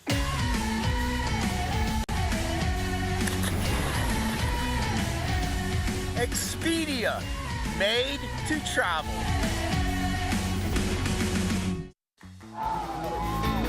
What a fun morning for pro surfing here in Southern California at the high-performance capital of the world. The Lower Trestles wave just provides a canvas to do anything you want on the open face. Oftentimes the right sets up for big, powerful turns. Here comes Brisa again on the wind-up. Crushes the first section. Right into a nice, peaceful wrap. The wave kind of got gutless, but she is still in attack mode. As still Steph Gilmore waiting to break a severe combination with 13:20 on the clock. Thinking about an 8th world title and what she can do in 13 minutes. It is Steph Gilmore, by the way, so there's still a lot of the story to tell this morning. There is, but it's just Brisa. I mean, she's been on form. She's not giving her an inch. She's really taken control of this lineup. For Steph, she's got to do a 180, Pete. I feel like, you know, her mindset at the moment, she's got to kind of pull herself out of the gutter and get out of this combo and find those two waves. Yeah, it's one wave, though, right? I mean, all of a sudden it can flip. It's his confidence-wise, though, but it has to get through that one wave, and it's going to be a very pressure-filled priority performance right here. If she can find herself one of the bigger waves and execute, you know, finally just get rid of those nerves, because it does feel like there's a little bit of nervousness there because those falls distinct, right? I mean, it's tough when you have those couple falls to be able to mentally bring yourself around, but we are talking about Steph Gilmore once again, right? So easily done. Let's try to feel the pressure more in the water as we send it to the Waz. What a start, Strider, for Brisa Hennessy. Yeah, incredible. I mean, just that last wave, just under priority, having the freedom to catch that wave and just belt it straight up into the lip. She looked loose, light, and easy, and nice cut back after that. So I feel like the surfing she's doing is reflecting her energy this morning. She paddled by me. Big hello, you know, hello, how's it going? Good morning, guys. Really feeling good. And then, you know, Stephanie just dead fast, really kind of in warrior mode. So I feel like there's two different mindsets. Looks like we have an amazing little wave coming right here, though. Check this thing out. Thank you, Strider. Priority with Gilmore, and she needs it. She will use it quickly as she sets that rail. The DHD now off the bottom. First turn, a big forehand swoop. Connects the rail line and taps the lip. In motion again for the wrapping cutback.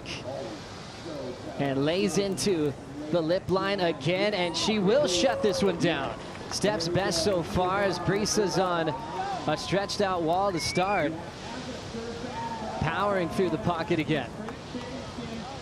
Now this thing going a bit off speed and slowing down. She'll step off to try to win the priority battle against Gilmore with 11:10 to go.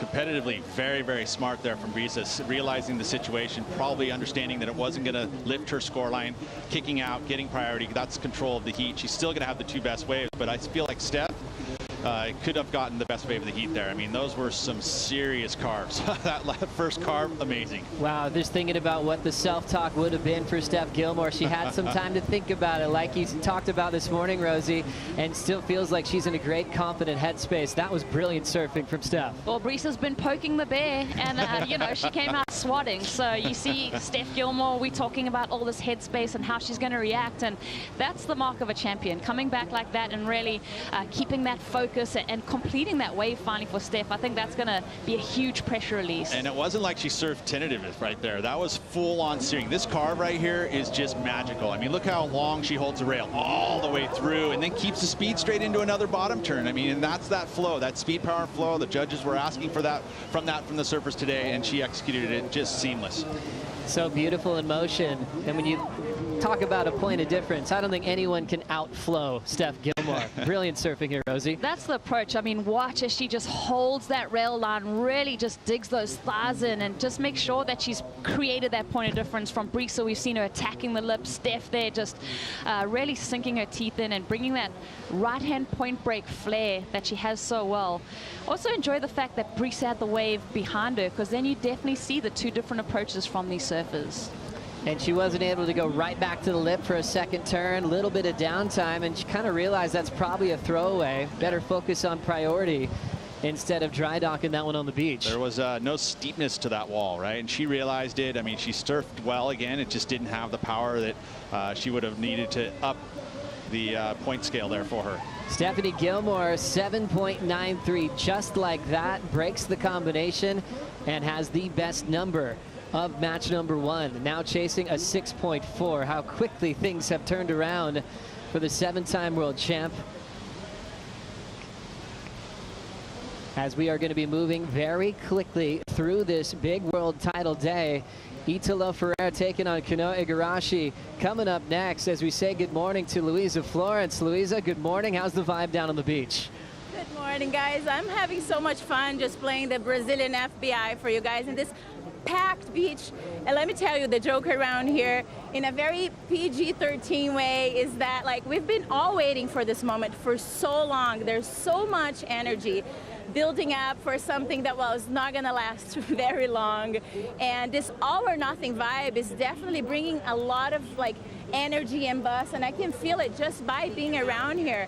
The hats are starting to float around, the camps are getting settled. I see Tati's t-shirts, Italo's hat is about to come off. Like, a lot of people are starting to show their, you know, what they're going for and what they came for here. So let's get ready for the next heat. We are right there with you, Louisa. We love the energy that comes out of the Brazilian Storm. It's not just in Brazil, it's a global movement that's been around for a long time. Before we got underway, Rosie, we were talking about the dynasty and how that all began with a young 20-year-old named Gabriel Medina, and it became infectious. And we're in this era when Medina then handed the torch to De Souza, and then also seeing Italo Ferreira. And now it seems like it might be Felipe's turn on the men's side. We'll see how the day plays out. And then mentioning Tatiana Weston-Webb, what she can add to that Brazilian dynasty today. Yeah, and just thinking about what we saw last year in terms of energy on the beach and support for the Brazilian surfers, there are so many flocking to the beach that are going to come here, bring the noise, bring the spirit. And that really carried Gabriel Medina, Felipe last year. So let's see if they can bring that same energy. As we look at the numbers so far, Pete, we've got 3 7s on the board. Let's look at the best version of the 7. A 7.93 for Steph Gilmore. Why is this the best wave so far? Just a little point of difference. The rail held just slightly longer. You know, the flow, she was able to come out of that carve into the bottom turn. Just a quick little pump to get into the lip once more time. And that's the kind of style it's so hard to do, right? And it's very difficult. And that's why the judges rewarded that by the 0.93. A little bigger waves, a little more power there. The completion at the very end, so solid. But look at this carve. It literally is just laying into it. The board is just stuffed into the wall there. Just so graceful. And then to compress and go straight into a bottom turn, that is just, you know, that's the extra work that you've had to put in, you know, in these weeks leading up to this finals. Love the transition of turns from Steph Gilmore, putting herself right back in the heat. 7.93 and now chasing a 6.4. Now it feels like everything's in the right place, Rosie. Definitely. I mean, Steph's got to be feeling that little bit of momentum. I think what kind of stung for Steph is the fact that she wasn't able to get back out and get priority. I think Brisa played that so well by jumping off that last wave, getting back out to the outside, gaining priority. Strider Wazalewski, can you see the look in Steph's eyes? How's she feeling now? I just wish we could pull up the facial shot and you could hear what came out of her when she did that carve on that first turn. Absolutely grunting and just hissing through that thing. It was like the dark side coming out, the same dark side that we saw in Mexico when she won. She is an animal right now, and I love to see that coming out of her. We saw her pushing super hard and coming off on the inside. Looks like she's kind of gathered her rhythm. This could be a real nail biter right down to the last second of this heat. I love it, Strider. I remember when you mentioned that look that she had on her face in Mexico. She also had it in El Salvador when she went on to win earlier this year, where she could just turn things around. And this is what Strider saw, Rosie. Oh my gosh, just warrior mode from Stephanie Gilmore, just channeling all of her inspiration and all of her heart into this heat, into this matchup. Now checking out left, Steph Gilmore goes straight up, and she'll get hung out the back. Incomplete on that decision. Wasn't expecting for Steph to even look that direction today. Good read, though. It was way better left than right. So ultimately, there is going to be those sets that actually hit the reef perfectly for a left and stand up, because it looked like, I mean, look at this wave. She saw that the flatness, obviously, Brisa wouldn't have been looking at this left, and this one did stand up. Unfortunately, she didn't pull off these moves, but there was some quality there on that left. And she went for attack mode. That kind of hung her out to dry there, so she'll still be chasing the 6-4. That was steep the whole time. That was a good left and well played under that priority. You always think of Steph Gilmore going for the rights, but really opening herself up to other opportunities. But you can't hang your hat on just the one wave, the 7.9 that Brisa's got her in that position where she's got to find the 6.4, and that time is draining off the clock. Expecting the lefts to really be utilized a lot today. I think that's an option. I think today, like Pete said, there is an opportunity to find something with a bit of steepness on that left-hander and do some work and get scoring potential. Down to 355. Here in match number 1, Hennessy with a dynamic start. Went from a 6 to a 7, then to a 7-3-3. Had Gilmore comboed at the halfway point, and then everything changed. Gilmore got the 7-9-3 as 2019 world champ Italo Ferreira prepares. Oddly enough, as it may sound odd, it's been kind of floating under the radar a bit for Italo standards this season, and maybe just because he hasn't had that major win throughout the year. I think that might play into his favor today. I think he's angry about it. I think he's angry that he hasn't had that win this season. I think he's angry that he hasn't been getting the excellent scores that he's so used to. He does have Japan's Kanoa Igarashi coming up next. Kanoa and Steph, they share the same coach in Tommy Whitaker. He said Steph had a real cruisy day yesterday, just like Kanoa. Kanoa actually went back to HB and just relaxed, kind of had some pampering, just kind of cruised a little bit. Boards were already set. Gilmore did the sauna ice bath combo at Griffin Colapinto's house, part of that same Tommy Whitaker squad. Different approaches when it comes to day before game day, where Brisa actually wanted to feel high energy in the lead up, and it definitely paid off for that formula. Wow, the time right now, you're at 2.5 minutes, so that you talk about a pressure cooker. I mean, we thought the momentum shift had happened for Steph, but she needs a second wave. And at this point, this is a perfect opportunity for Brisa to play that priority card and make the perfect choices. But generally, when you see sets coming from the Southern Hemisphere, there's going to be a couple waves. Well, you wonder, too, how many more opportunities will Stephanie have at breaking this record that she shares with Lane Beachley? You know, losing in match number 1 last year. Now with 2 minutes to go, she needs a 6.4 just to keep that dream alive. The tour has only gotten more difficult to accomplish world titles. It's coming down to a decision here. Wow. Minute 55. That one's going to peel off unwritten. Yeah, this is, you know, tension for Brisa because she's holding that priority, and Steph has the ability to turn an average wave into the number that she needs. So for Brisa to kind of play defense and keep Steph off a wave, yeah, it's tense moments. And that was a good, she kept priority through that moment. You know, that semi-blockage right there, it was close enough, but she didn't commit. It didn't really, you know. Oh, it did switch. Ooh. Oh, wow. And there must have been just a quick debate from the panel. Priority does switch to Steph. They did call that a block. What'd you see here, Rosie? Yeah, you see, I mean, Brisa kind of moving in on Steph there and not allowing her opportunity to go on that wave. So, you know, the priority judge is really nitpicking at the moment as he's watching this unfold. And they've been that way all year long. I mean, it's very, you make a moment to, you show some kind of blockage moment, it switches. And, you know, that's how it's been. So, no changes there, right? Wow, that could have gone either way. Huge. That's a big change of priority. Now with 55 seconds, that makes Steph Gilmore have a shot at turning this around. She needs a 6.4, waves coming through. She can pick whichever one she wants. Steph will take this one, only needing a 6.4. Hard off the bottom, beautiful forehand hook. She has the lip line, amazing forehand slice. Jams it through with style through the inside corner. That wrapping work, flawless from Gilmore. Brees is going to take potentially her last wave up and out. It's all coming down to Steph with now 18 seconds to go. That was wow. From half court, just whoop whoop.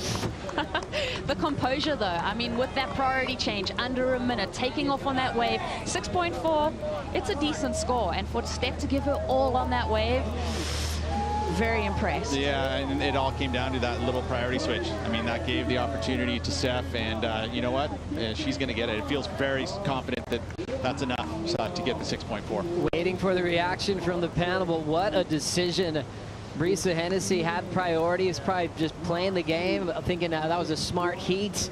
All of a sudden, the call was switched to priority, and Gilmore had a shot and needed just a 6.4 to go with her 7.93 as we take another look, Rosie. Yeah, really very crisp first maneuver from Stephanie Gilmore, right out the gates attacking and then going straight into that second one. So holding that flow through those two maneuvers, attacking the lip again, dropping that back arm to show kind of point of difference.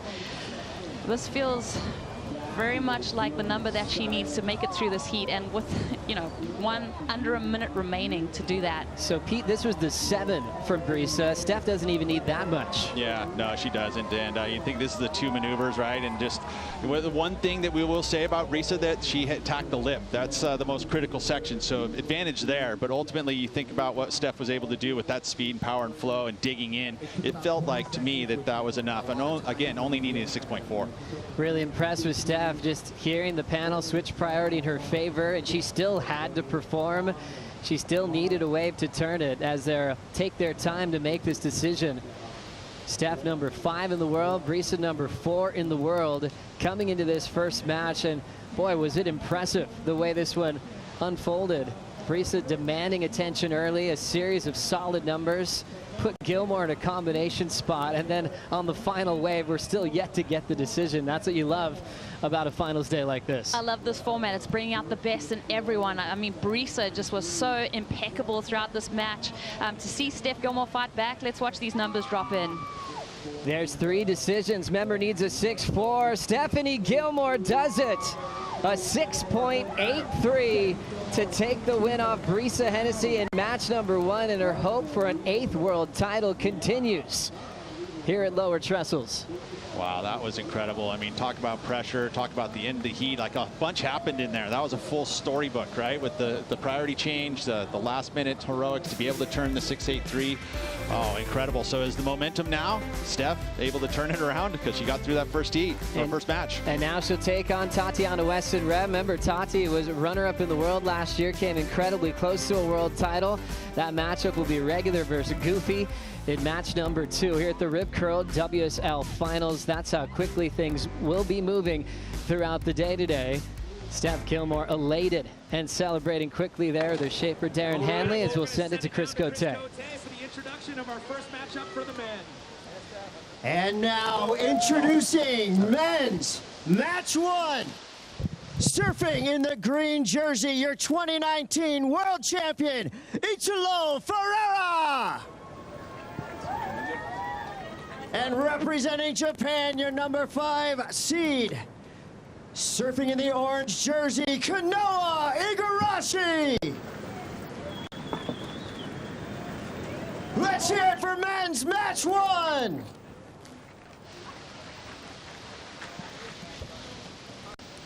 Italo Ferreira looking for a 2nd world title today. Italo Igarashi in this position for the first time in his career. They'll have 35 minutes here at Lower Trestles to settle the score here in match number 1.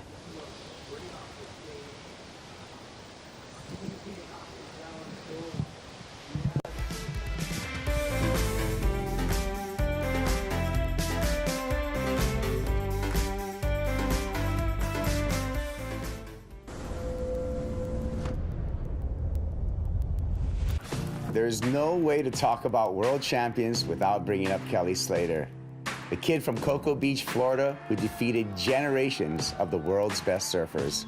holding an unmatched 11 world titles and runaway records for event wins, heat wins, and just about any other stat you could count.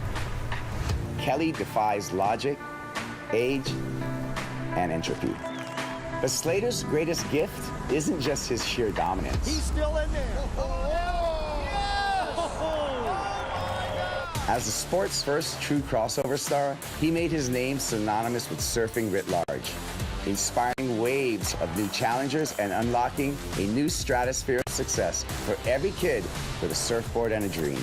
The new crop of surfing's brightest stars will face off at the 2022 Rip Curl WSL Finals. I'm Eric Abel. I'm the artist for this year's Rip Curl WSL Finals in Trestles.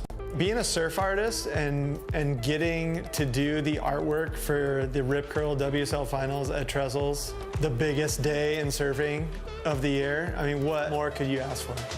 So it was pretty cool designing the jerseys for this event. Each jersey represents kind of a different aspect of Trestles. We got the blue one, it's got perfect wave on it. You got the green one, you got the flora coming down, walking down Trestles, the iconic Trestles cobblestones for orange. And the pink one, you got the pelican. And the #1 jersey, got the nice yellow sunshine going. So it's just a really cool element in this project to design the jerseys for the top 5. I'm gonna be doing some sort of artwork down there.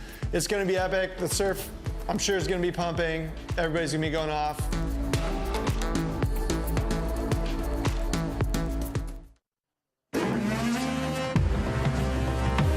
Ferreira, there's the rotation, stomps it.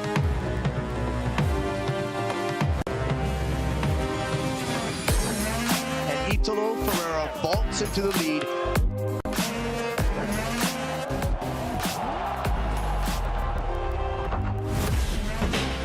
Watch out, Italo Igarashi grabs his rail, in danger, comes out with the spin. Kanoa looking very loose. Belts it again with some spray to the sky.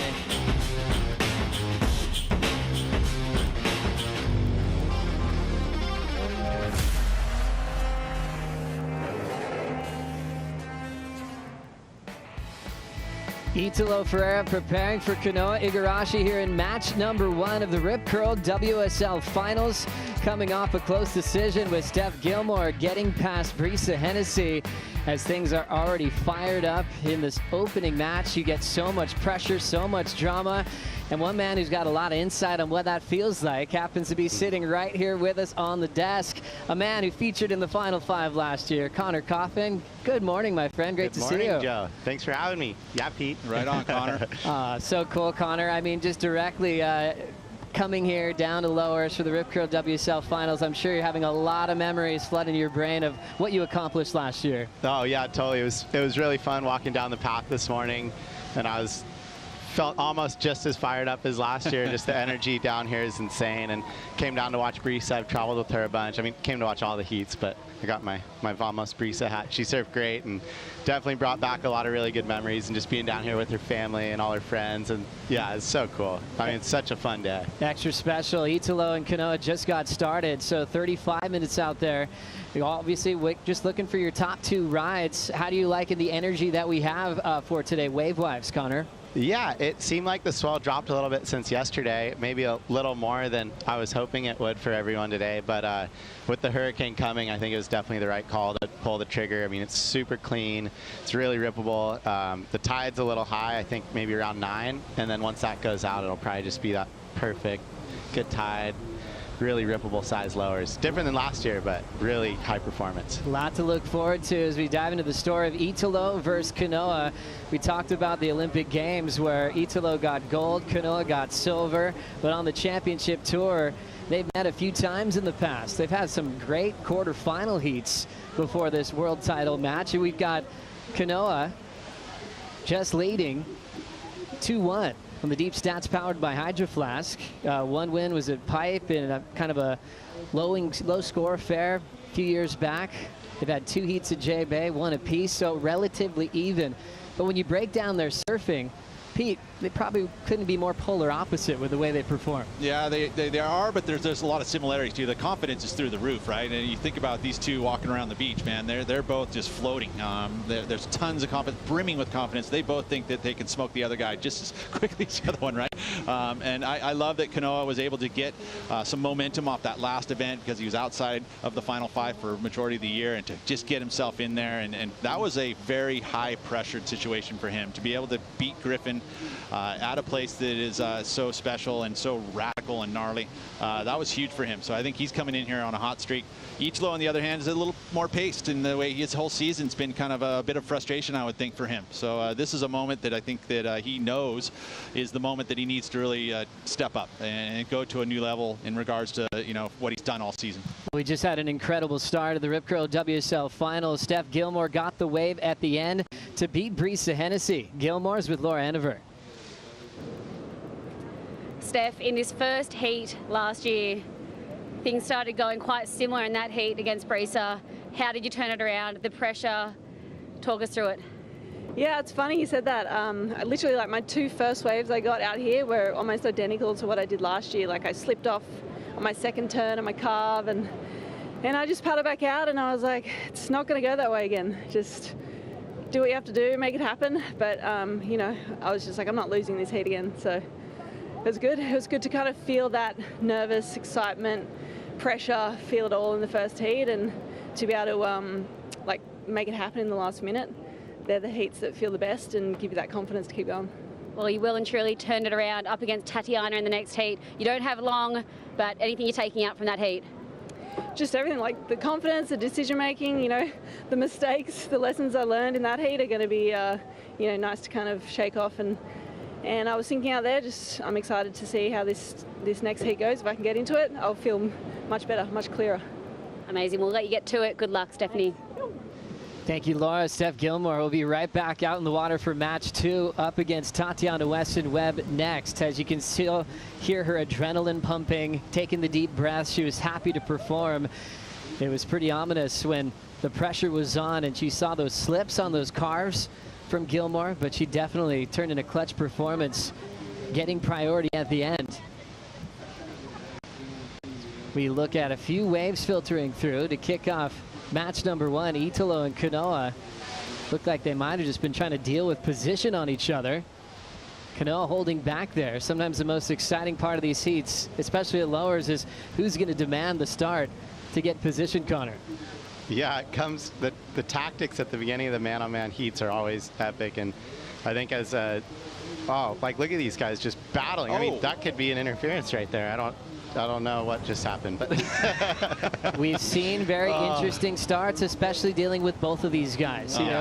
We saw body contact with Italo and Sammy earlier this year in Brazil. Kanoa used to be able to force interferences even on Felipe in the past at the start of heats. As we just saw the tangle up, they'll just start the priority rotation. Italo with priority now. As we take another look, Pete, what'd you see? Well, a paddle, and look, even Italo kind of just was like, hey, dude, what are you doing? And of course, there's the dramatics that happens with those moments, right? And that's just weird. I think what's going to come out of this is just a priority switch. I mean, both of them are putting on a bit of their Hollywood skills. Yeah. Like Italo right there, he acted like he didn't want to go, and he waited till Kanoa paddled in front of him, and then was like, oh, I want to go. Yeah, the tactics, right? Yeah, the tactics run deep, and it's hard. I mean, at the beginning of the heat, especially lowers, you add in the left and the right. It's just, if it's a point break, you guys are battling for the inside, but then you throw in the peak situation, it just adds on another whole element. I think there's been more interferences on this wave than maybe any other because of that cross peak factor. And it's so close to each other. It's literally a peak, right? Yeah. So ultimately, you're not running up and down the beach to find the peak. It's defined right there in the middle. So, whichever, in those situations, where your position in the peak is the most important part of it. If you're in the middle of it, you can make a decision to go left or right. You want to be right there in the peak of it, the highest point. And it felt like, to me, Kanoa had good position, but you know, he was underneath Italo, and then Italo, like the whole fake of, you know, oh, I'm not interested in it, you know, kind of his facial expressions towards Kanoa, and he actually had a moment there eye to eye, you know, I don't want this, you know, and then all of a sudden, wait, you know, I want it. Yeah. It's interesting, Connor. I mean, you've been in this position before. You know what it's like to surf with these two guys when they're coming up with that much kind of energy even before the first wave is caught. What are they going through right now? Oh, they're just redlining for sure. I mean, especially Italo, you see him before his heats, he just gets so fired up, and that seems like where he competes his best from. So yeah, he goes to 10. You know, I think everyone has a different sweet spot of where they compete from. I always felt like I had to be more around like 5 or 6 or 7. And once I got to 10, I was like, everything was over. Well, I will say though, the introductions, generally you can kind of see a demeanor there. They're both pretty solemn, right? Yeah, for sure. Yeah, staying calm, and it's interesting with Kanoa. Everyone you talk to, from his coach Tommy Whitaker to his support crew, even Snips, who's followed him for a long time. He's like he kind of lives for these moments, and he backs that statement time and time again. When he opened up the spot for Zeke at Pipe, when the whole nation of Japan was counting on him to bring home gold, he almost did it and got silver. And so now he comes into a scenario like this, even though it's his first time. He might be one of the most prepared mentally for a stage like this, Connor. Yeah, for sure. I mean, I just think that you get in these quote-unquote pressure situations, and the more you can just dissolve that and just focus on what you want to get done, the better. And I mean, like you said, Kanoa has risen to the occasion time and time again under big circumstances. So has Italo. I mean, everyone in the top 5 has. So, but I definitely would say Kanoa is one of the guys that really relishes in these moments. So. It'll be cool. This has been a slow start to this heat, kind of not a lot of waves, and then they had this little tangle up, and they both look a little bit irritated by the way that started and throwing their hands up at the judges for the priority calls, so. Well, this just in quickly, they removed priority. Oh. So earlier okay. we saw the switch, and priority was in Italo's favor. Kanoa's splash there, maybe Italo's too, was maybe a bit of a reaction. Huh. So now priority's back to neutral. Let's get some insight on that decision with our scoring and rules specialist, Richie Porta. Morning, gents. How you going? Great, Rich. Wild start to match number 1. Break it down for us, please. Oh, wow, it's so heavy. But as Connor knows, because he's a competitor, right? Competition sometimes blind. And so what the end result is that Kanoa's paddling for the wave. Italo's obviously comes up behind him, and Kanoa, because you don't have eyes in the back of your head, he thinks, okay, he's going to snake me and take the wave. So he pulls out underneath it, and the judges had a discussion about it, and they just deemed there's no interference, and because it was also random, they let the priority slide. Very interesting. So it's nice they took a little bit of time just to set it clean. So right now, Rich, no priority established. No priority established, and because it wasn't a block, he pulled through. So Italo just positioned himself as these guys do, and it took a little bit of chaos going on there, because what the judges really want to do is make it clear at the end of the incident. So they talked about it, they watched the replay over and over, had a couple of angles of it. They overrode the priority judge and said no, back to neutral priority, and Bratamo then took charge of it all and said, let's carry on. Thanks for the breakdown. Richie Porta, longtime head judge and our scoring and rules specialist once again here at the Rip Curl WSL Finals. Now we're down to 25 minutes in match number 1. No scores on the board, but certainly a lot of energy. Pete, where do we go from here? Once again, so you can see exactly the same scenario happen again. They're going to be battling for that inside position again. When it's a peak, you're going to have to find yourself in the center of the peak, because that's going to give you the best position to make the decision which way you can go here. And it's generally you have to it's difficult as a competitor when you're paddling for a wave like that to decide which is the dominant right or dominant left, because that kind of plays into it as well. It's interesting too, Connor. There's some surfers that just go, just get this rotation started, please. I don't want to deal going arm in arm and throwing bows at each other before we get started. I mean, how do you play this out if you just want to start surfing? Yeah, I mean, it's so tough, and I always my whole time I was on tour, I struggled a little bit with how I wanted to play the beginning of the heats, and you want to do it based on yourself, but it's hard to not take in, your other competitor, and the way there's certain guys that would approach the start of the heat a certain way. What about these two guys? Yeah, I mean, both these guys are going to go gung-ho for the inside, for sure. So like, they're not going to stand down, and you get in these, just full just dog fights for it, and you aren't surfing, and you might be missing good waves. So there'd be times when I'd go for it, and then there'd be times when I'd kind of just be like, okay, let's just surf this heat out.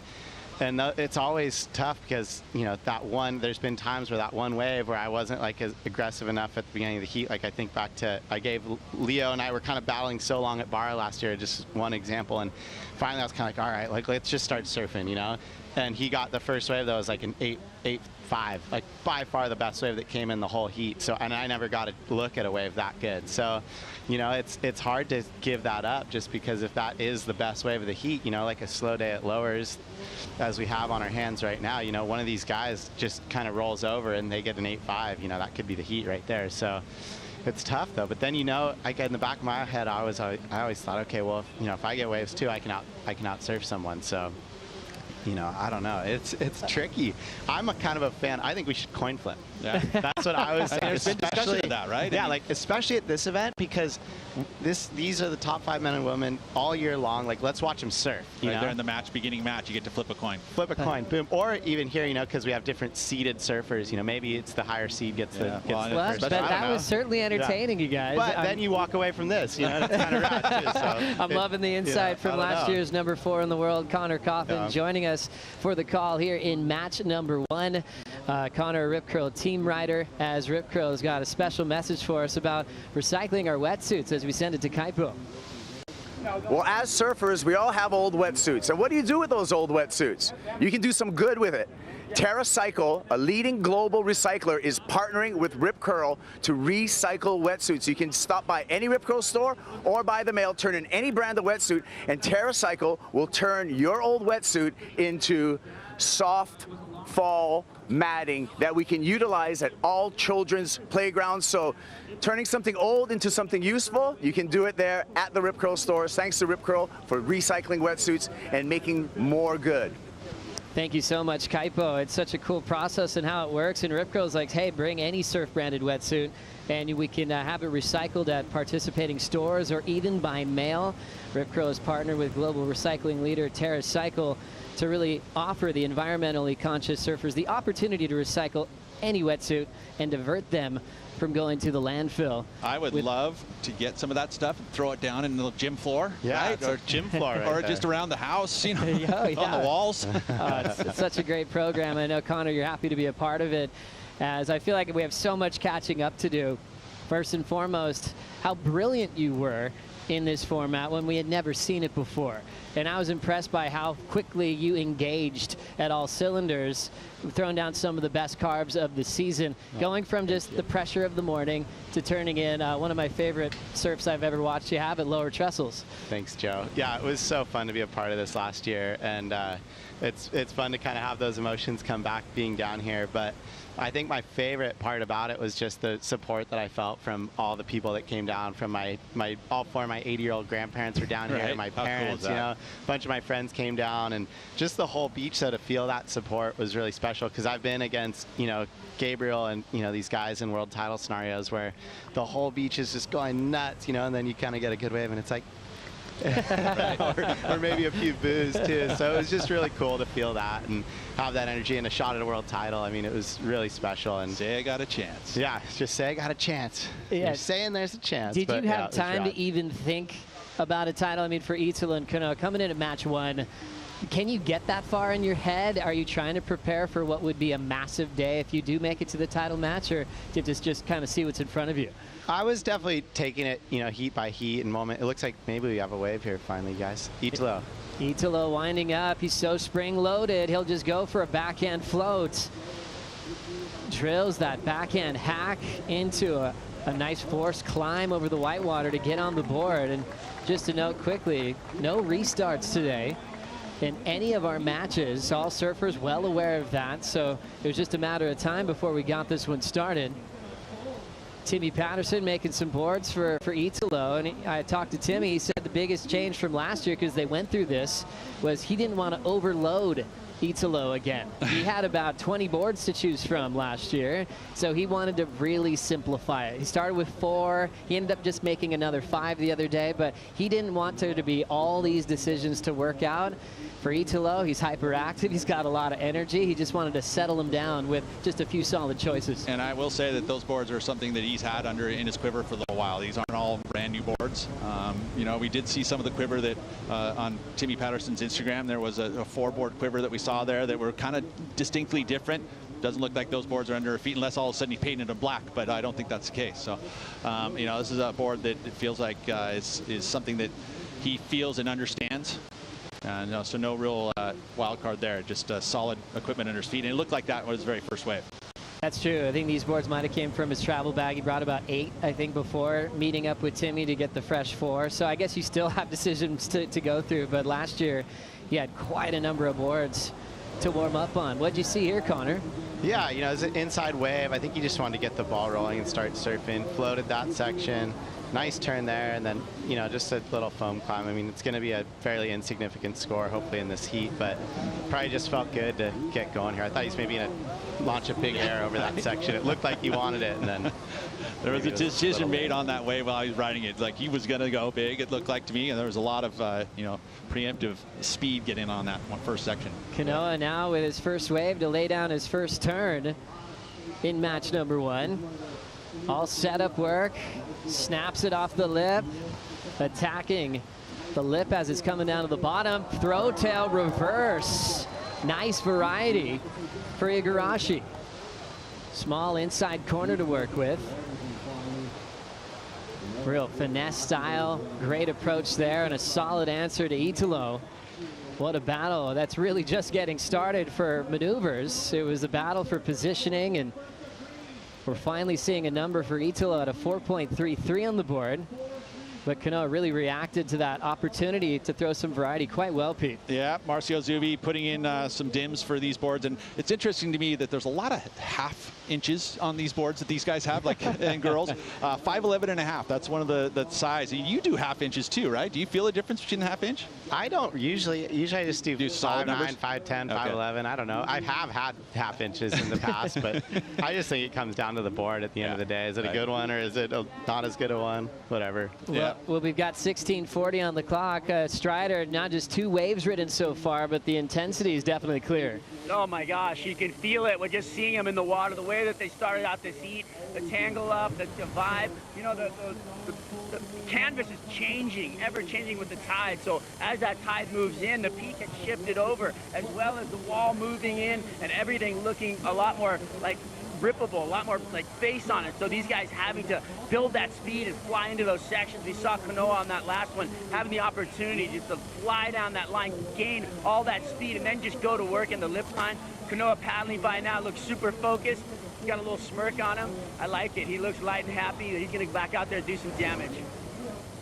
Strider, as we look back at Waz's angle of Kanoa Igarashi, what do you see here, Connor?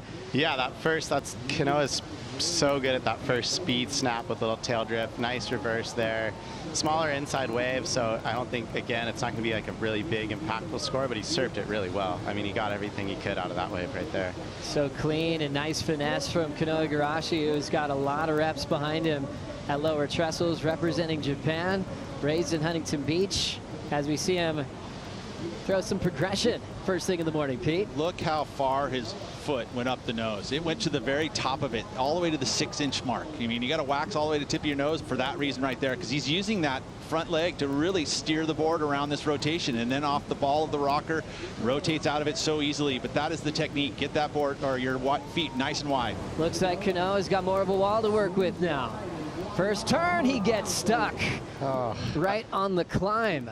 I cheated and looked behind us, and there's about a 15 wave set, so this will be exciting. And here goes Italo. Italo sets this one up off the bottom. Nice arc right in front of Igarashi. Throws the snap and sinks as well. Back-to-back falls Look, the energy is a little less today, right? They've been warming up. There's a lot more energy in the water, so it's that overpowering happens ever so slightly. You know, you're trying to push it. It's finals day. You want to make sure that you show that extra flair, and so that's part of what happens in this format is that you want to push and you want to showcase that excellent type of surfing. Would also, Pete, the angle of swells really matter here at Lower Trestles, especially breaking down what we have today. Yeah, well, and you think about the southeast influence. There's literally swell coming from a really southerly angle, very unique to Lowers. We also have some northwest influence as well. If you look up outside of those outer buoys, there's some 10-second northwest swell as well. Italo coming off a first turn, trying to recover from the fall. There's the ramp.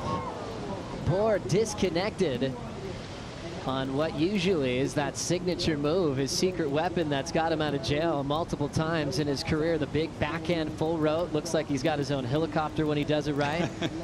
But does he have a section big enough to rely on that if he needs it today, Connor, on his backhand on the right? Often he's doing it on like a real hollow closeout section. Back to this one because we've got a stylish start from Igarashi. Yeah, that was a really nice first carve from Kanoa right there. So nice to see him open up. Oh, a little slip right there, just a tiny bobble, but he recovered. There's popping the fins out into reverse. And he gets it. He will control that end section rotator. I think to me that's my favorite wave of the heat so far. I would agree. Yeah. The carve you mentioned there was just laid into. When you get that back arm and you're holding it there behind you and drive through it, that's when you can really dig in and hold that rail.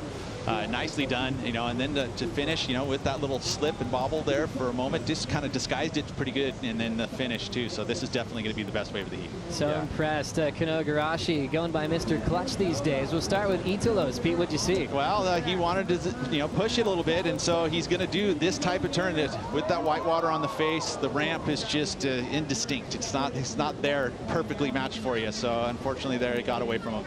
And then to Kanoa's wave, Connor. Yeah, really nice. Just big, drawn out, kind of one arm back turn. Another nice kind of carve snap there. That was sick. I mean, he kind of actually in this angle, it doesn't even really look like he slipped. So that was good. And then he got the finish. So definitely best wave of the heat right here. It was definitely the slip of the board, right? Yeah, the fins kind of slid. Yeah, and he was able to recover with a little bit of the layback here. So watch this carve, though. I mean, that's that back arm staying back behind you, and he just drives through it, and you pull that arm through. So difficult to do. He didn't even get it all the way across the chest. He left it there just in that moment to be able to turn and get back to this section here. Another beautiful snap, again, showcasing a little variety, pushing, getting a little release in the fins, and then here, again, he's going to try and push. He goes into a little bit of a layback here as he zips it across. I mean, again, they're pushing. Everyone's pushing just to be able to give that little extra flair. Really impressed with his control, but we've got more waves on the way now. Italo looking to really ramp up. He's got that look to him. Spring-loaded, tail-high, full rotation punt, and it is complete. And that's as pretty as it gets for the landing. Yeah, that was clean. That was clean. I mean, that's what's so crazy about surfing these days is, there's actually a good set these guys were kind of all out of position for, but then, you can do 4 turns, and Kanoa's wave came in at a 6.83, and then you get Italo with a straight close out right. Like, Pete and I wouldn't look at that wave 10 out of 10 times at Lowers. Yeah, no, I'm not going for a forehand air like that. Yeah, and he just launched that big air, and he's going to, drop a solid score. So it'll be interesting to see the way the judges score that against Kanoa's last wave, the 6.83. I think will kind of set the scale and what they're looking for today. Well, and it's a whole different look. We haven't seen anything like that yet. We're starting to see this judging criteria unfold as we watch the replay here. And we saw it telegraphed very early in this wave. And again, that was perfectly executed. You think about judging an air, a specific air, and it's all about the landing. It's all about the amplitude, the height. He had that here. I mean, that was massive. The rotation was all the way around, and the landing just stomped. Butter. Straight butter right here. He's just, I mean, look at how technical that is. It's amazing. And he does it all the time, and that unfortunately kind of makes it a little bit tough because, you throw a surfer that you don't see that very often, like, whoa, it's unexpected. Whereas him, we expect that from him, and there's the number. So I like what we're seeing here. 8.17 for Italo, gets the lead off Kanoa. Igarashi now with priority needs a 5.68, and I was wondering if he was going to be able to utilize that weapon that he has. It's inverted, it's radical, it's as good as it gets. It is. For that type of move. But last year, he didn't really get those looks on the rights. He kind of had to settle for a lot of backhand turns, which kind of took away that secret weapon. Much different story this year here at the Rip Curl WSL Finals. As we remember, Kanoa was Mr. Clutch, getting the last spot into the Final 5, as Red Bull Media House reminds us how he got here. Must win this heat to clinch a spot in the Final 5. Lunges into the first section. It's staying wide open. Wow.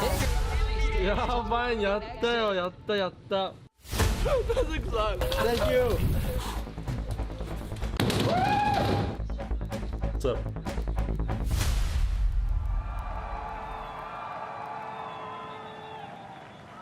People falling from the sky. At least no one got hurt. That was good. I'm really happy no one got hurt. My Aussie accent is making it really hard for me to say te hupo. Kelly Slater is one of the best at te hupo. I just can't say it. The correct way to say chopes is te ahupo. Te ahupo. Te hopo. Oh, do you big menace?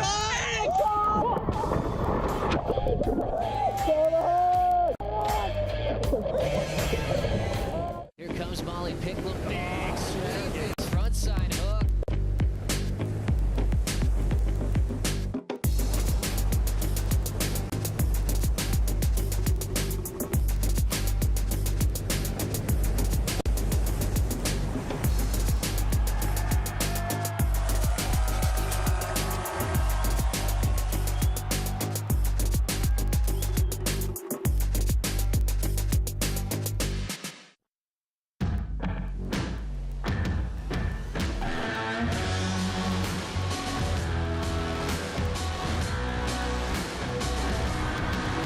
To be able to go surf with my dad every morning and triple line up together, that's why surfing means so much to me. Just always being around the ocean, that was kind of like what we did. We were never bored. I learned to respect the other guys and to never give up. Style matters to me. When people say that I have a great style, that's a huge compliment. To be honest, I don't have to prove anything to anybody, and I just got to do my surfing and really worry about, world title and winning heats. To work hard every day. That's what motivates me. If I'm not winning a world title, then I have to work harder.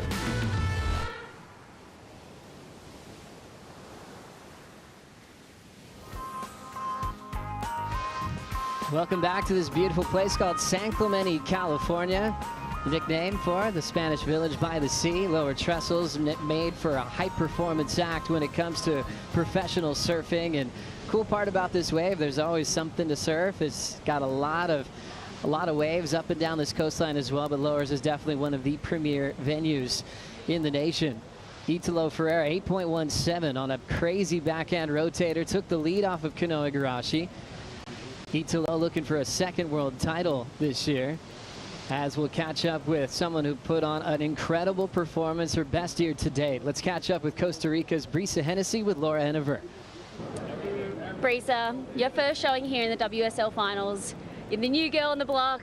You had Steph Gilmore under the pump for most of that heat. Unfortunately, that priority, at the end switched up, but talk us through it. Yeah, I knew that you can never underestimate the 7-time world champ, and I knew it was going to be more than, getting her in combo, and I knew with my whole heart that she could get, easy 2.8s. And so, I don't know, I was just honored to be out there. I literally am such a fangirl of Stephanie, and I learned so much from her, and it was just a dream to share a lineup at Lowers with one other girl out, and for that girl to be Stephanie Gilmore. And your year as a whole, finishing 5th place in the world, your best, you've been through a lot in the last few years, on and off tour, fighting for your spot here, and then to finish in number 5, how is that feeling? Yeah, it's been quite a journey. It's crazy because I feel like I was, just holding on to just even being on tour, that even being in a world title race or being in 5th place or in the top 5 was something I never even thought about. And I'm just trying to find my role on tour. And finally I feel like I'm finding my place. And yeah, it's been a wild ride, and I have so much work to do, so much to learn, so much to soak up, and it's in these moments that, yeah, you soak it all up and really be grateful for everything and all that you have done to get to this point, and all the people that have been in your corner to get you to this point. Absolutely amazing, Breeza. Anything you want to say in Spanish? Gracias a todos en Costa Rica. Qué viaje. No podría haberlo hecho sin todos ustedes. Todo el amor, todo el apoyo. Realmente significa el mundo para mí. Y grandes abrazos y solo pura vida. Thank you. Thanks so much, Breeza Hennessy. What a heart. What an incredible human being on tour, turning in her best result to date, number 5 in the world after falling off tour, going back to the Challenger Series and putting herself with a great shot to win a world title. As we're running out of time in match 1, 4 minutes to go. Italo staying real active here, Pete. He is, and it's a little surprising to me, but I think he saw some potential here in this wave, and of course going to just snaps and whips and everything that Italo can bring us on that backhand. He's so quick in transition. And this one looks like to me he's going to improve. So that's exactly, if you're going to take off on a wave at this point in the heat, you better improve on your low score, and which he has done. And I love that he went switch. He's going to challenge those judges. So rad. I mean, that was a terrible wave, and he served it to 5.2. I mean, that was incredible. He milked everything out of that. The freaking shove it. I mean, you don't even know how to score that.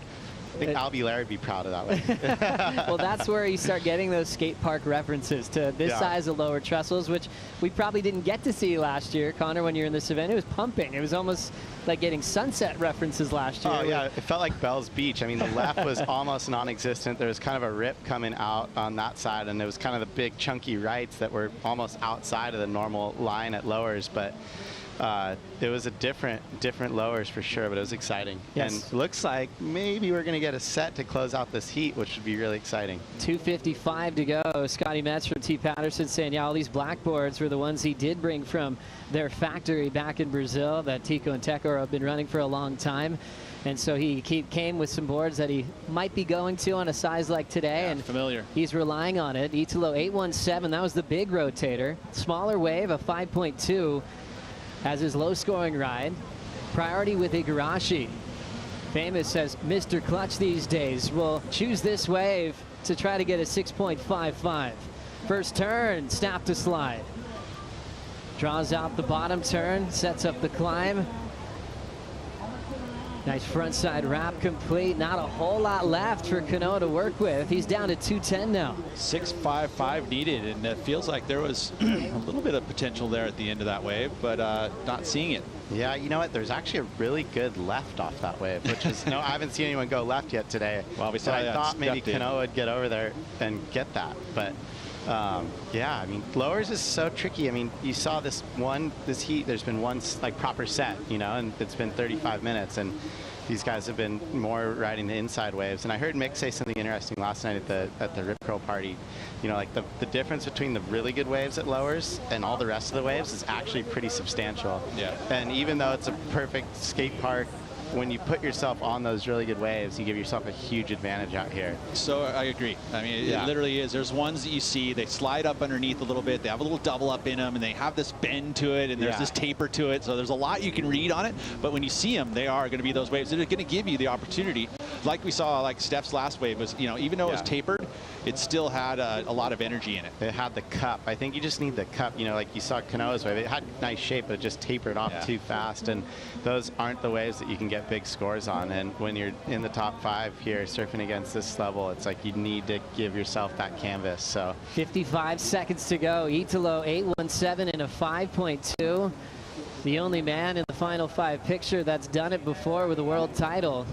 And maybe one of the greatest showdowns we saw, where he had to win the final at Pipe to earn that title over Medina back in 2019. He's been frustrated with his scores this year. He's been vocal about that, but he could be peaking at the right moment. I think the big story for Italo, if he landed something big early, he is one of those guys with the energy to go all the way. He catches fire early, feels good about that 817. Look out for the rest of the field here in the world title showdown. 15 seconds. I definitely feel like if anyone's going to go the distance and have the energy, I mean, Italo has so much in the tank. So he's a good candidate for the dark horse from the back. But good surfing by both these guys. I mean, just, yeah. Igarashi got himself here with the wave of his life in Tahiti, but he will fall short to Italo Ferreira in match number 1. Kanoa now finishes 5th in the world in 2022. And riding switch is Italo on the celebration as he is getting a bit closer to his 2nd world title. As we check out the Rip Curl WSL Finals bracket with Italo getting the win, he'll take on world number 3, Ethan Ewing. Regular versus Goofy.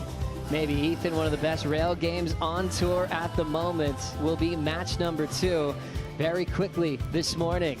Ethan's never been in this position before. Italo has the experience of being here last year and obviously being the world champ, Pete. Yeah, good matchup. You know, goofy foot against regular foot. And I would say that if you take any weight on this morning's free surf, Ethan looked spot on.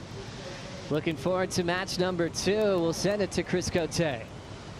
We are one step closer to crowning a champion here for women's match number 2. Wearing the orange jersey, number 88, Stephanie Gilmore. And from Princeville, Kauai, representing Brazil in the pink jersey, Tatiana Weston-Webb. Let's hear it for women's match number 2. Stephanie Gilmore already out of the water, taking out Brisa Hennessy. Tatiana Weston-Webb preparing for her first match of the day here at the Rip Curl WSL Finals.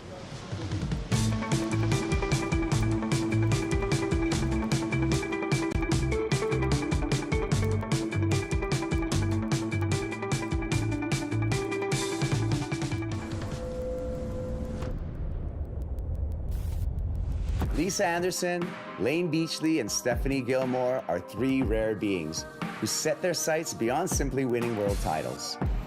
Sure, between them, they've taken home 40% of all women's world titles ever handed out. But through their careers, they didn't only shatter records, they shattered ceilings, feelings, and decades of barriers.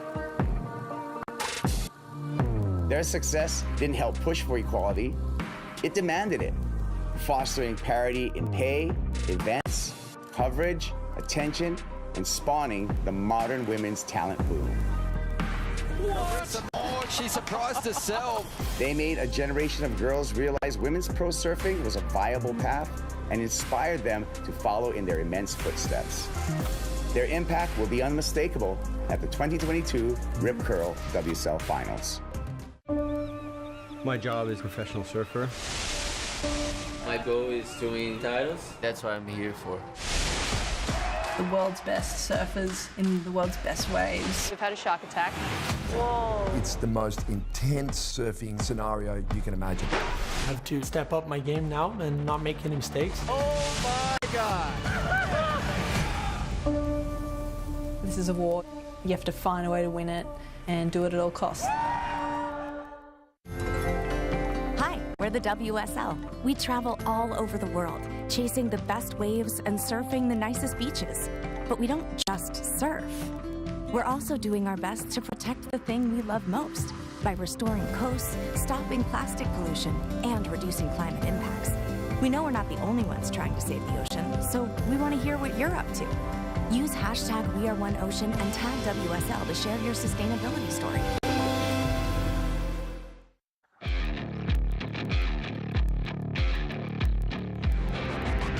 Tatiana Weston-Webb, your Rio Pro Portugal champion. Tatiana tucking in. Wow, find some cover. Tatiana Weston-Webb, your Corona Open J-Bait champion. Steph looks to set up the barrel, stops on the tail, now climbs to the front of her board, gets the exit. Steph able to turn it around as she got through that first match. And now she'll take on Tatiana Weston-Webb.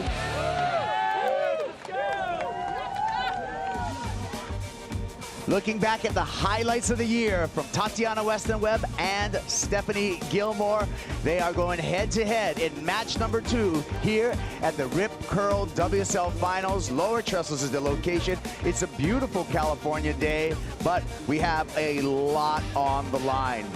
My name's Kaipo. I'm joined by the wonderful Rosie Hodge, and we got it going right now, Rosie, and it's just going to continue to build up. It's cracking. I mean, with these two women matching up in this heat, though, there's a lot of recent history, and dare I say it, there's electricity that crackles under the surface when these two ladies do battle.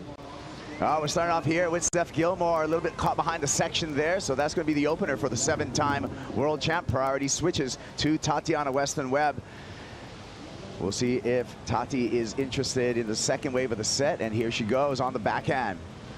Winds up off the bottom, chops off the top. Looking down the line, building up some speed, eyeing the lip. Another hook off the top for Weston-Webb. Make it 2 in a row. Froth to deal with, wants to close this thing out, and does so. So early advantage to Tatiana Weston-Webb.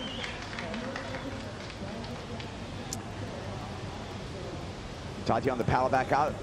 And, you know, we saw, Rosie, just in match number 1, Stephanie Gilmore, the fortitude that she had to fight back at a buzzer beater to earn her way into this match number 2. Definitely. The composure from Steph, under a minute remaining, you know, that priority turning into Steph's favor, and Steph hammering it home to get that number, to make it into this matchup. I'm just so impressed with the 7-time world champ. There's a lot on the line for this woman. So much at stake to get that 8th world title, you know, to stop Carissa Moore from potentially clinching her 6th, or, you know, someone else in the field getting their maiden world title. Yeah, I mean, here we go. We're going to check out this opener for Tatiana Weston-Webb. Talk us through this. Well, Tati, the only goofy foot in the mix on the women's side. So fun to watch this approach. Definitely a point of difference from her. Been loving the stomp and emphasis that she really puts on her backhand maneuvers. Just gets up in that lip line, completes that wave. Great start for Tati.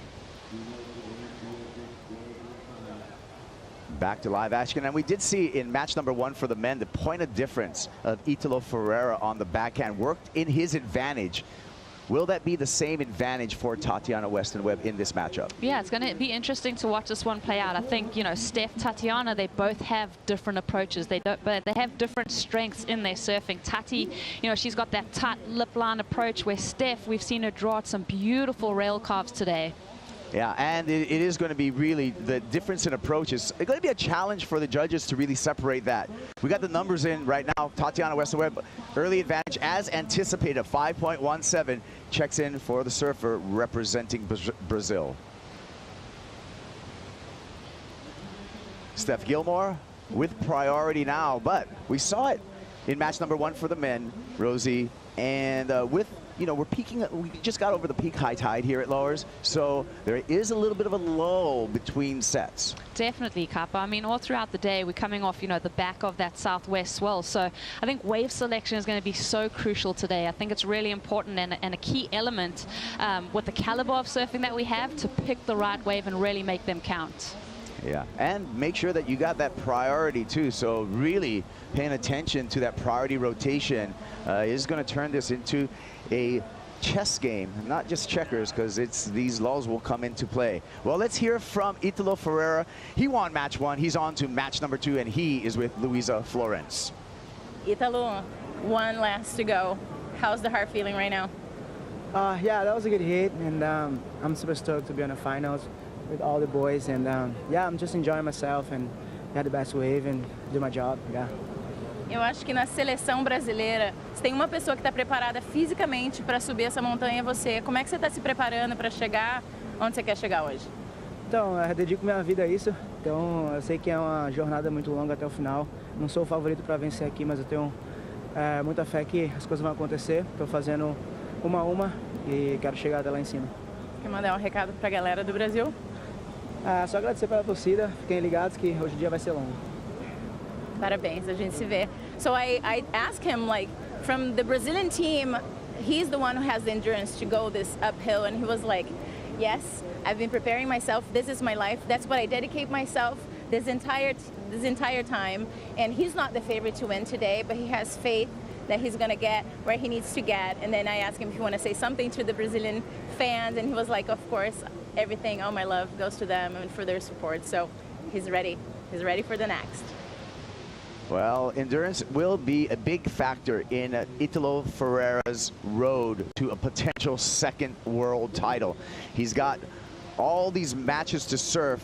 Really, with the advantage when we look at the seeding is those surfers who are the #1 seeds, and they're in the title match, which is going to be a 2 out of 3. So both Carissa Moore and Felipe Toledo with a decided advantage on this finals day. They're chilling right now, Capo. They're somewhere probably in an aircon room just watching all the action. Maybe not. Maybe just taking some downtime and really getting their headspace right, because they only have to come down to the beach a little later on and compete and figure out who they're going to be surfing against. So, you know, Italo's got a long road ahead of him, but Luisa, you know, posing the question to him, this guy trains harder than anyone. I think he only got here a couple days ago. Saw, you know, on social that he's been training his guts out. So he's prepared. He's ready. Looking left here, Tatiana Weston-Webb takes her time off the bottom. Big carve straight onto the rail, bringing it all the way around. Big snap right behind that. Weston-Webb with the momentum down the line. Another gouge there. Catches a little bit of a rail, recovers from it, no problem, and continues her assault down the line. Finishing maneuver, and a lot of momentum going to Tatiana Weston-Webb right now. Solid surfing from Tati. Nice to see, you know, that fresh perspective on the left, on her forehand. That first rail turn was so beautiful. She dug a lot of power in. Well completed wave. I mean, you look at the way that Tati's starting this heat. She's got that momentum. She's got the better of the exchange with the 5.17. She's going to add to that score. So, you know, once again, Steph been put on the back foot again, Capo, yet to answer back. One more time. Let's check it out, Rosie. Yeah, beautiful stretch out walk for Tati. She tries to find that little cup to do the work on. Beautiful carve there. Throws that tail, stays in that power source, like really cutting back into that white water. Almost loses it there. The rail gets a tiny bit dirty, but does a lot of work on this inside section and completes the wave. So good from Tati. I think every match that we've seen, everyone is kind of upping the ante, and there's no, you can't kind of warm up into these heats. Everyone's going for it, you know, toe to toe, turn for turn, really. Everything matters in these matchups. Yeah, this is the end of the road. This is what we've worked all season for, is this one finals day, the Rip Curl WSL Finals, and anticipating another good number for Tatiana Weston-Webb. Meanwhile, Steph Gilmore taking a look at this right. 7-time world champ drops in, carves off the top. DHD under her foot, looking good. Snaps it there for some variety. Long, drawn-out roundhouse back into the white water. Big snap, throws the fins on that turn and gets the finish. So that's going to be Steph Gilmore's best wave so far in this match. Yeah, good to see Steph kind of warming into this heat and starting that approach. Like I said, every single wave that we've seen Steph take off on, the intent from her is right there, bubbling under the surface. She's not letting her foot off the gas. Every maneuver, she's really laying into it, coming out with a lot of speed. So fun to watch this approach from Steph. She finds this first section, digs in with that beautiful carve. Like I said, a lot of speed coming out. She's looking for that next maneuver choice. This wave kind of tapering out to sea, so she's really got to create those critical sections for herself. She gets this little rebate here on the inside. Kind of sticky on whether or not she completed that last maneuver. Interesting. We'll take a look at this in slow motion, Rosie. Yeah, just beautiful technique from Steph. Does that kind of tap to try and get that bottom turn into that second maneuver choice, flaring on that rail. I mean, you really see, you know, how much of the rail line is submerged in the slow-mo, and just the variety that Steph is bringing to every turn. I think that's maybe something she's really thought about in her approach at lowers. It's so easy to lean on that same maneuver and get a bit repetitive, enjoying the variety Steph's bringing. Well, Steph on the paddle back out is going to hear the news, and she's got a bit of a hill to climb, because that left for Tatiana Weston-Webb comes in at an excellent 8-point ride. Yeah, well rewarded for Tati. So, you know, you see her kind of fixing her hair back there, hearing the judges drop that number. That's like a big confidence boost when you hear an excellent number read out to you by the beach announcer, knowing that your competitor is hearing that number echoing in their head too. Well, the number in for Steph Gilmore, a 6.5. Tatiana Weston-Webb in the lead. Stephanie Gilmore looking for a 6.68, and this day we are celebrating our legacy and crowning a new world champ, but we also have to look back at our past world champions, and with that, I'm going to throw it to the VIP set. Ron Blakey is with Debbie Beecham. Thank you, Kaipo. Yeah, Debbie, world champ, but also a self-confessed CT junkie. You love watching it all unfold, and you love watching the world's best. And how lucky are we in this generation to have some of the greats of the sports in Stephanie Gilmore and Carissa Moore to watch out here today? Yeah, there's quite a few world titles out there. I'm really enjoying being here. The electricity on the beach, and we're just rooting for everybody up high and making sure everybody's knowing that we are really excited to see them serve. Most definitely. A really interesting start to the day for Stephanie Gilmore. Obviously, a really tricky first heat. She saved herself in the end, though. Boy, that last few seconds, I mean, that's kind of what it comes down to, though. You have that skill set, you have the knowledge to compete, but then she had the style and the fortitude to get it done and just real focus. Up against it here at the moment, Tatiana, always going to be a tough draw, but would you back Steph Gilmore to get all the way through to the #1 seed, Carissa Moore? Sure, I would always back Steph. I mean, look at her. She's just one of those incredible champions. She definitely knows what she's doing. She's got the skill set, but she also has the calmness and the focus. I think that's really what's going to help her get through. Also just got that artistry, that beautiful style, which everyone loves to watch. I mean, competition results aside, she is one of everyone, even her peers, rate her surfing as some of the best they've ever seen. Yeah, but she does have a tough road ahead. I mean, right now in this heat with Tatiana, who's also showing some real skill sets. I love the competition. I love to see it come down to the wire, and the excitement is really palpable. So great to see you down here at the Rip Curl WSL Finals. Let's enjoy the show and throw it back to the booth. Thank you, Ronnie. 1982 world champ Debbie Beacham is one of the many world champions that we have here on the cobblestones to celebrate the year's biggest day in surfing, Rosie. I saw Tom Carroll over here. I saw Tom Curran. Of course, we have Mick Fanning right here. It's really inspiring. Saw Lisa Anderson last night at the Rip Curl kickoff party. It's so fun to have all these champions, and you know, like Debbie said, like they are CT junkies. Everyone's down here just eating up the action. This day last year was so impressive. I think today, you know, we're right there back at that same standard. Everyone's excited for this big day of surfing action.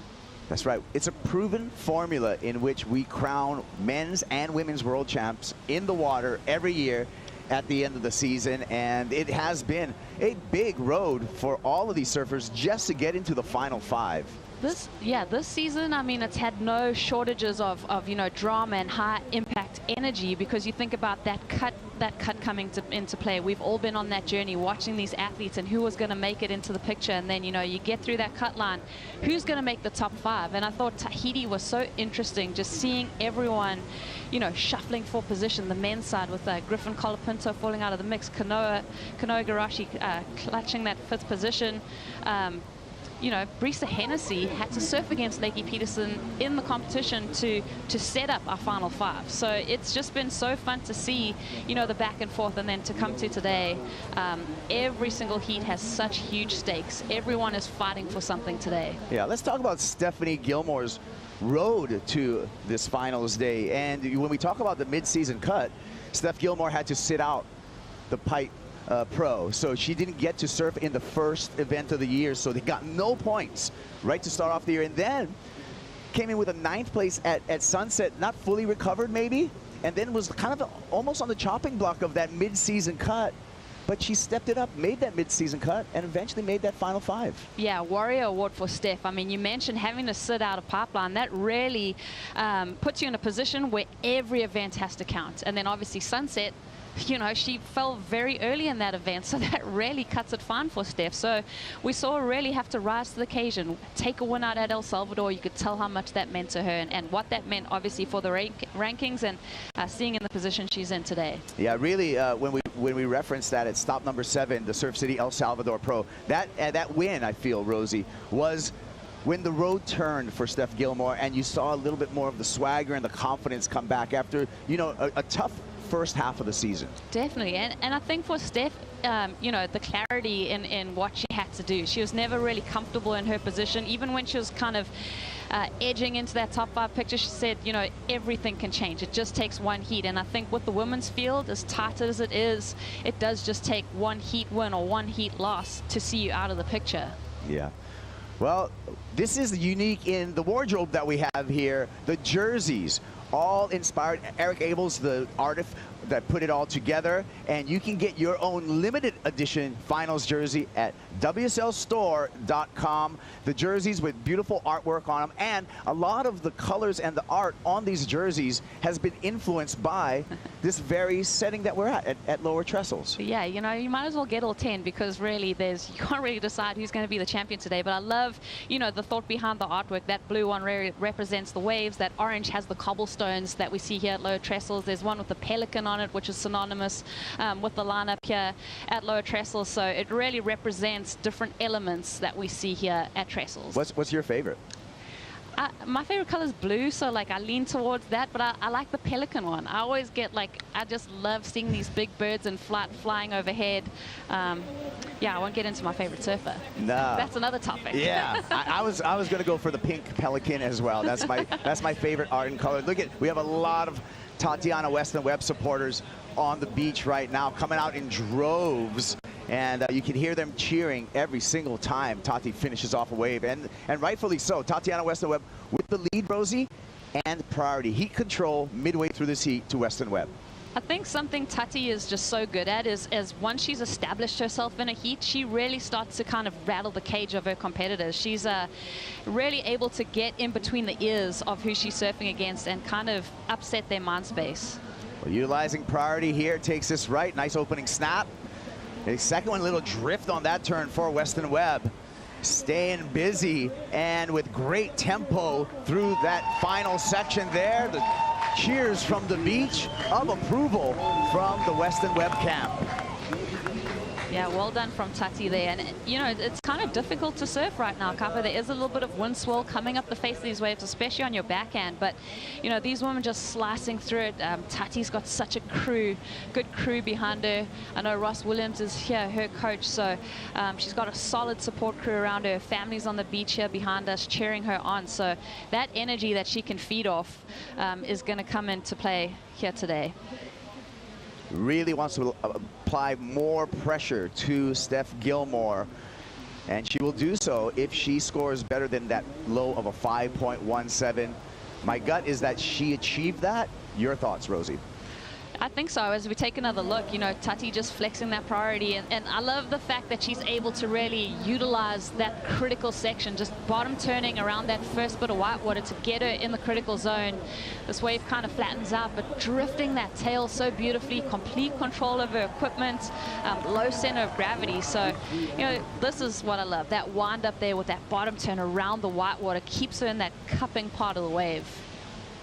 And this Zuvi, this Marcio Zuvi sharp eye board, looking exactly that, sharp under her feet. Yeah, man, her equipment, like everything, all of what you can work on as a surfer, Tati's taken into account. I mean, the physical approach of getting your body physically ready for a day like today, but equipment is so important. Like being so comfortable when you get your feet on the board that you're on, and knowing that when you lean on that rail, it's going to be there to respond to your movements.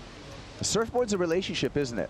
It totally is. I mean, there's boards that stick out in my mind that I hold in such high favor that I'm going to remember forever the way that when I stepped on them, how they rode, and how I want to emulate those shapes. So, you know, these women are going to be feeling so comfortable on their equipment. They're going to have everything dialed in. The magic board really is when it just feels like it's an extension of your own body, correct? Yeah, that's it. I mean, you stand up and you can just hot knife through butt on that wave, and you just know that when you step on the gas, it's going to be there for you. Getting on the gas here, Steph Gilmore banks it off the top there. Tapered wall, so she's going to have to settle for a roundhouse back into the white water. Little tail release on that snap coming through the inside section here. And the rail work that we have grown accustomed to from Steph Gilmore. A couple more snaps on the inside. Weston-Webb right behind. Gilmore has to bail out of that section, and we're going to follow Steph Gilmore for the finish. So nice exchange between the two surfers. We'll be waiting on some numbers. Yeah, watch Steph right now just kicking her way out to the back. All day she's been so focused, Cups, like just watching her body language, watching her demeanor. You know, she's not going to let any kind of outside distractions come into the way that she's feeling today. Beautiful way from her. That's going to be, you know, something that's going to kind of fire her up and try and find those points that she's looking for to overcome Tatiana. So we're still waiting for a couple of scores. Here's the replay, Steph Gilmore. Yeah, Steph just waiting on the bottom there, just waiting for that wave to stand up, glides into that carving maneuver. What I like from Steph is when you watch this turn right here, she kind of waits at the bottom of the wave for it to stand up, knowing that she needs that critical section. You know, we saw her earlier this morning, she had that one error where she pushed a little bit too hard and went off the back. I feel like her placement on the wave is a lot better now. She's staying in the critical section. That point of difference on that last maneuver, that's the standout move for me right there from Steph. You know, the bookend, the first maneuver and that last, really giving the judges something to think about.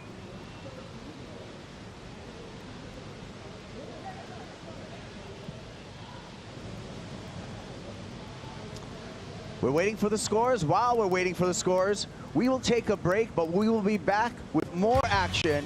Match number 2, the Rip Curl WSL Finals.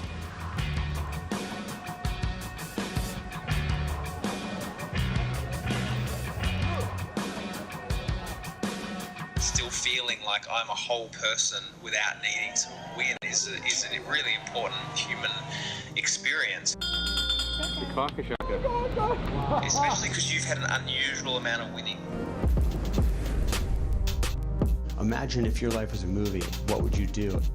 After all this time, I almost want people to experience this story that I've had. To properly meditate, I should probably be like, oh.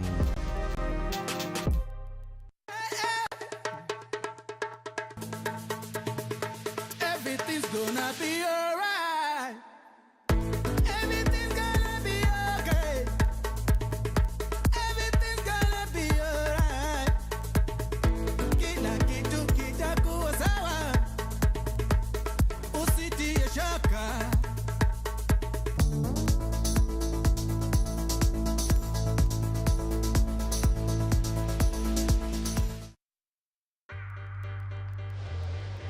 Through the We Are One Ocean initiative, we were honored for the opportunity to participate in a Thule boat demonstration just yesterday.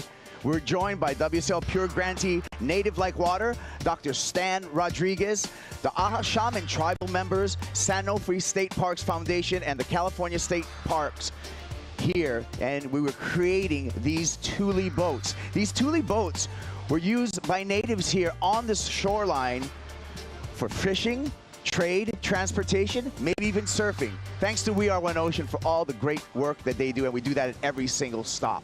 Live action here with Stephanie Gilmore, who checked in with a 7-point ride when we went to break, and Gilmore getting busy. Now she's cut the lead to a 7.88 against Tatiana Weston-Webb, and she may have just turned the corner, Rosie. Oh, here we go, Cops. Now it starts to, the action really starts to heat up. I definitely think in Steph's mind, she's really looked at the canvas that's on offer at Lower Trestles. She's thought about her competitors, and she's thought about, how can I bring this point of difference? Where can I go radical? How can I show progressive approach? How can I bring that variety, that spice, to add something different? I think that was on full display on that wave.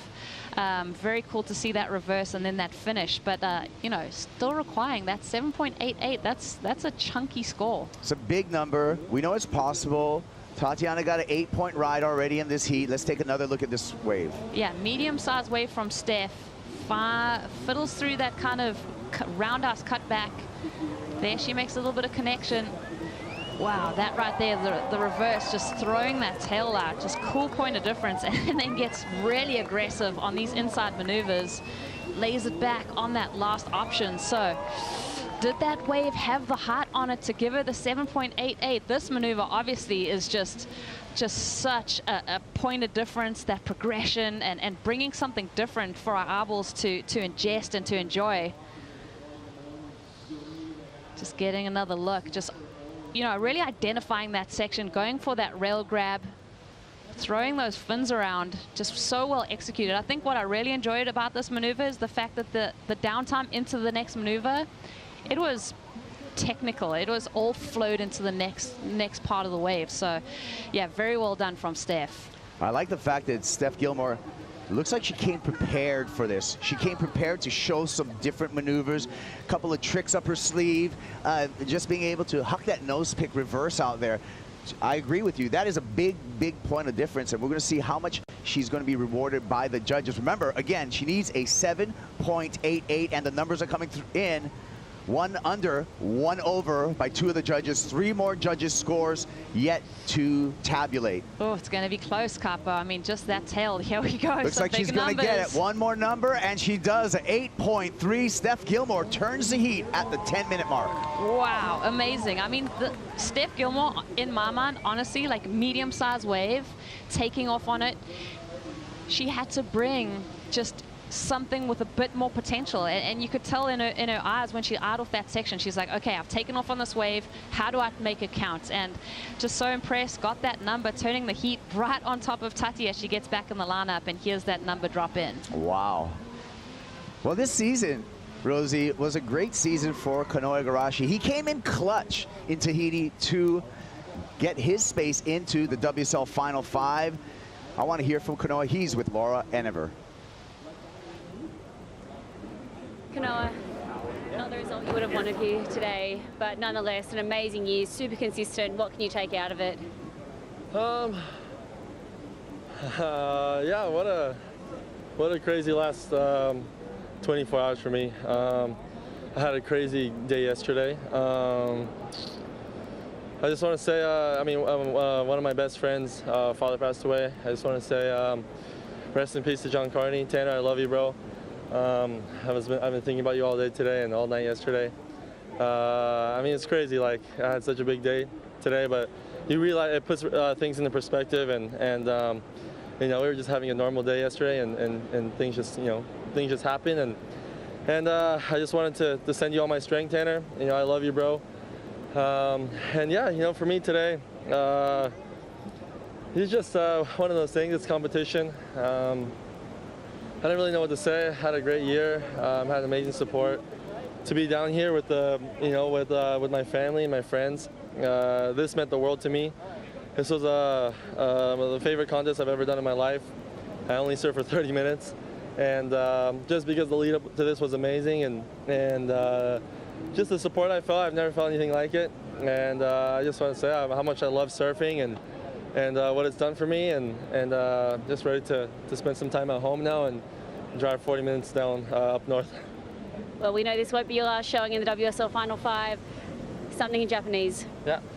そうですね、みんないつもファンありがとうございます。今回は本当にその世界チャンピオンの結果ができなかったことでちょっと悔しいことなんですけど、もうこれはもう本当になんだろう、もうエネルギーに変えて、モチベーションに変えて、ネクストシーズン2023年に向けて頑張りたいので、みんなの応援をよろしくお願いします。Enjoy your off season, Kanoa. A somber interview from Kanoa Igarashi, although he did have a great year on the championship tour. We'll see him again in 2023.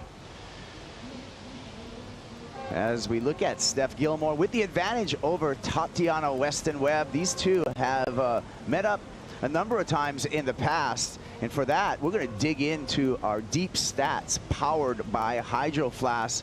Matchups here between Weston-Webb and Gilmore, 5-4. So 5 times Gilmore victorious over Weston-Webb, and Weston-Webb wanting to even up the score, Rosie. Well, I mean, I don't think Steph's used to having someone beat her, you know, and have it so close. Steph's used to having it her own way. So definitely this is one of the competitors that's really able to get underneath the skin of Stephanie Gilmore.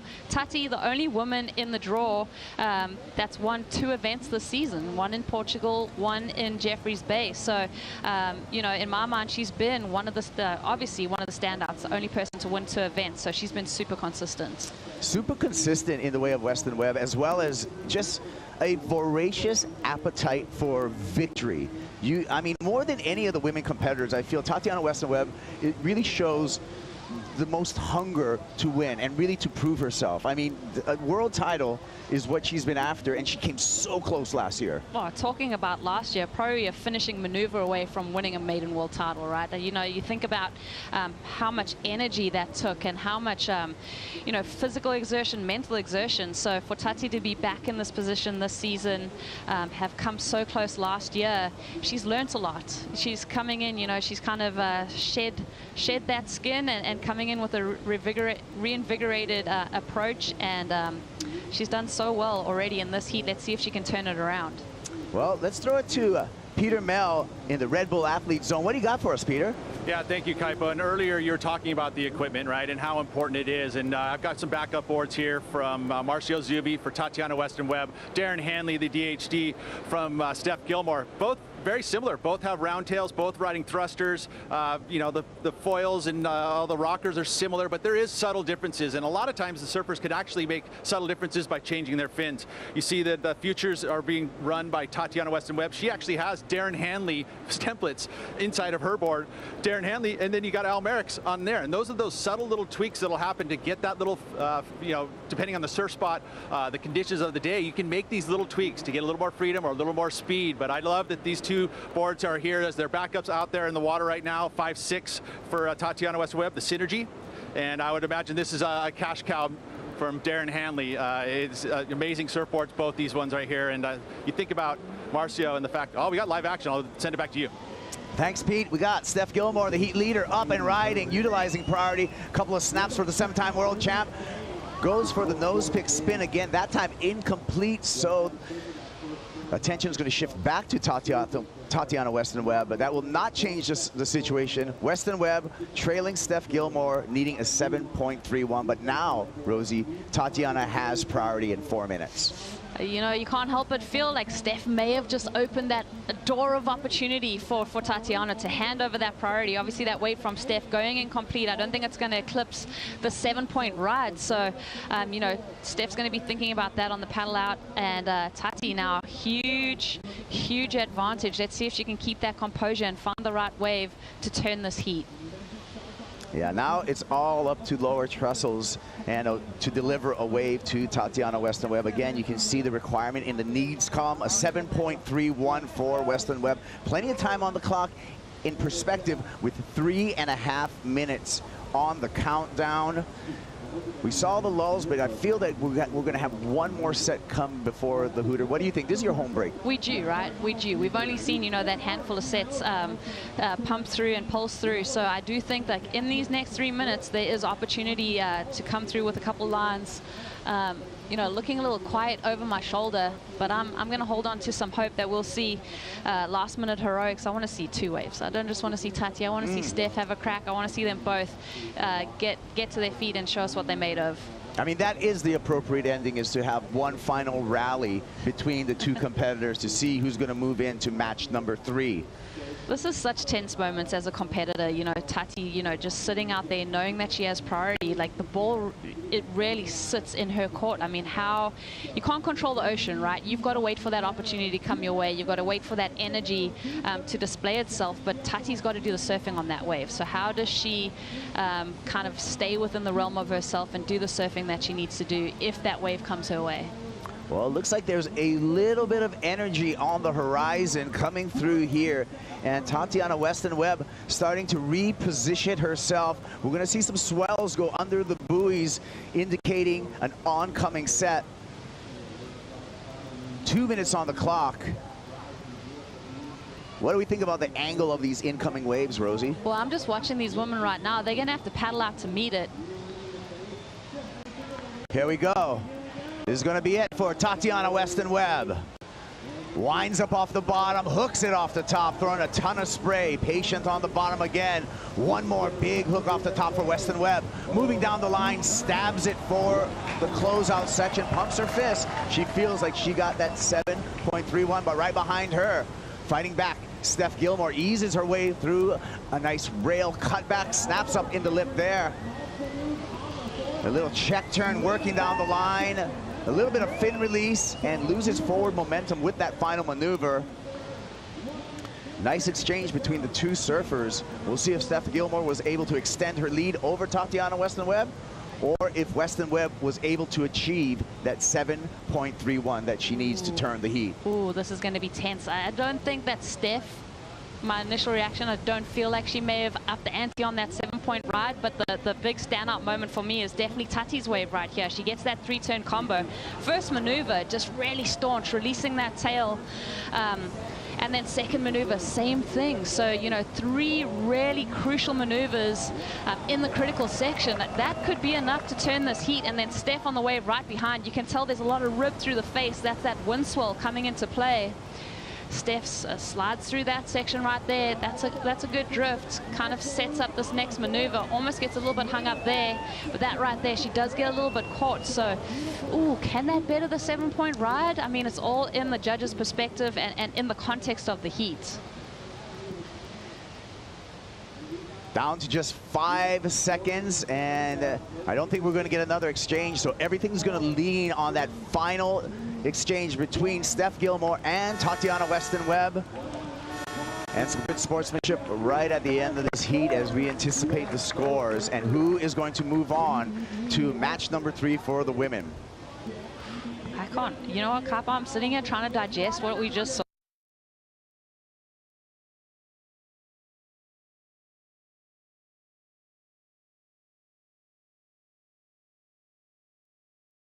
In achieving that 7.31, but with the size of that wave may have held it back. A couple more maneuvers would have helped Tatiana's cause. Here comes the numbers through, and it's not enough. A 6.8 for Tatiana Weston-Webb. So it will be Steph Gilmore moving on into match number 3 for the women. Incredible. Inhale, exhale. Right now, there's a lot of tension. I mean, Steph's had to fight her way through 2 matches now. Ooh, just the composure from these women. I'm feeling that pressure and excitement. There's the numbers, and it was some big numbers for Steph Gilmore. An 8.3 and a 7-point ride, 15.3 two-wave totals, enough for the 7-time world champ to continue her quest for an 8th title. She's going to move on into match number 3 against Joanne Defay.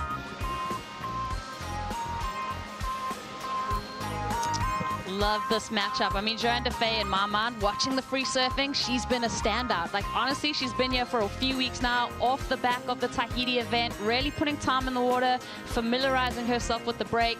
Boards are looking good. Stephanie Gilmore, you know, look at how many times she surfed today.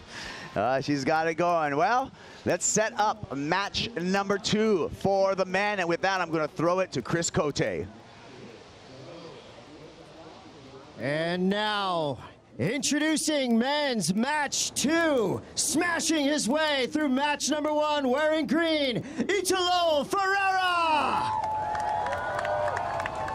And hailing from North Stradbroke Island, Australia, your number 3 seed, wearing the pink jersey, Ethan Ewing.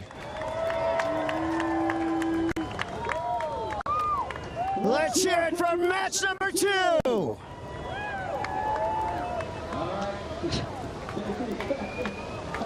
Well, here we go. Entering the water, match number 2, Ethan Ewing versus Italo Ferreira. We'll be back with that match and a special guest right after these messages. But on the inside, that fire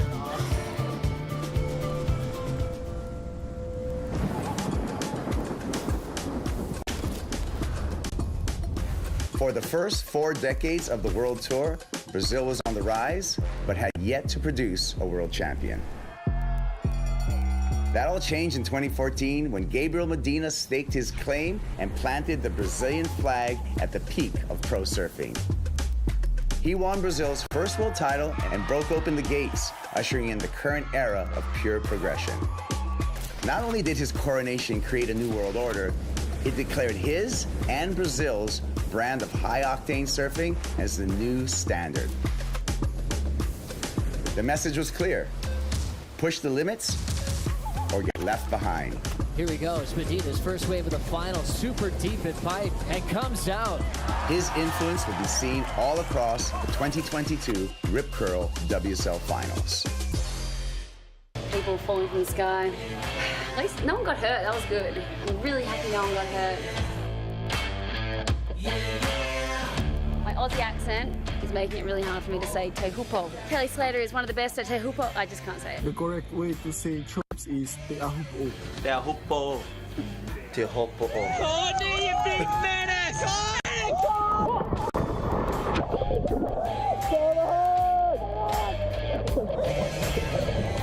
Here comes Molly Pickle, big swing, his front side hook.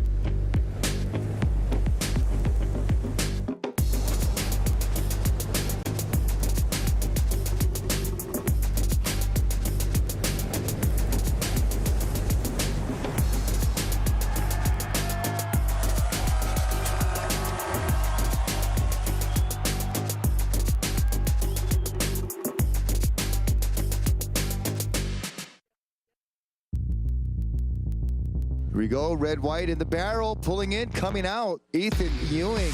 Hard off the bottom, belts it with a beautiful layback carve.